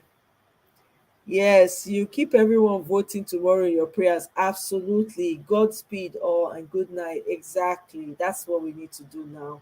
Thank you very much.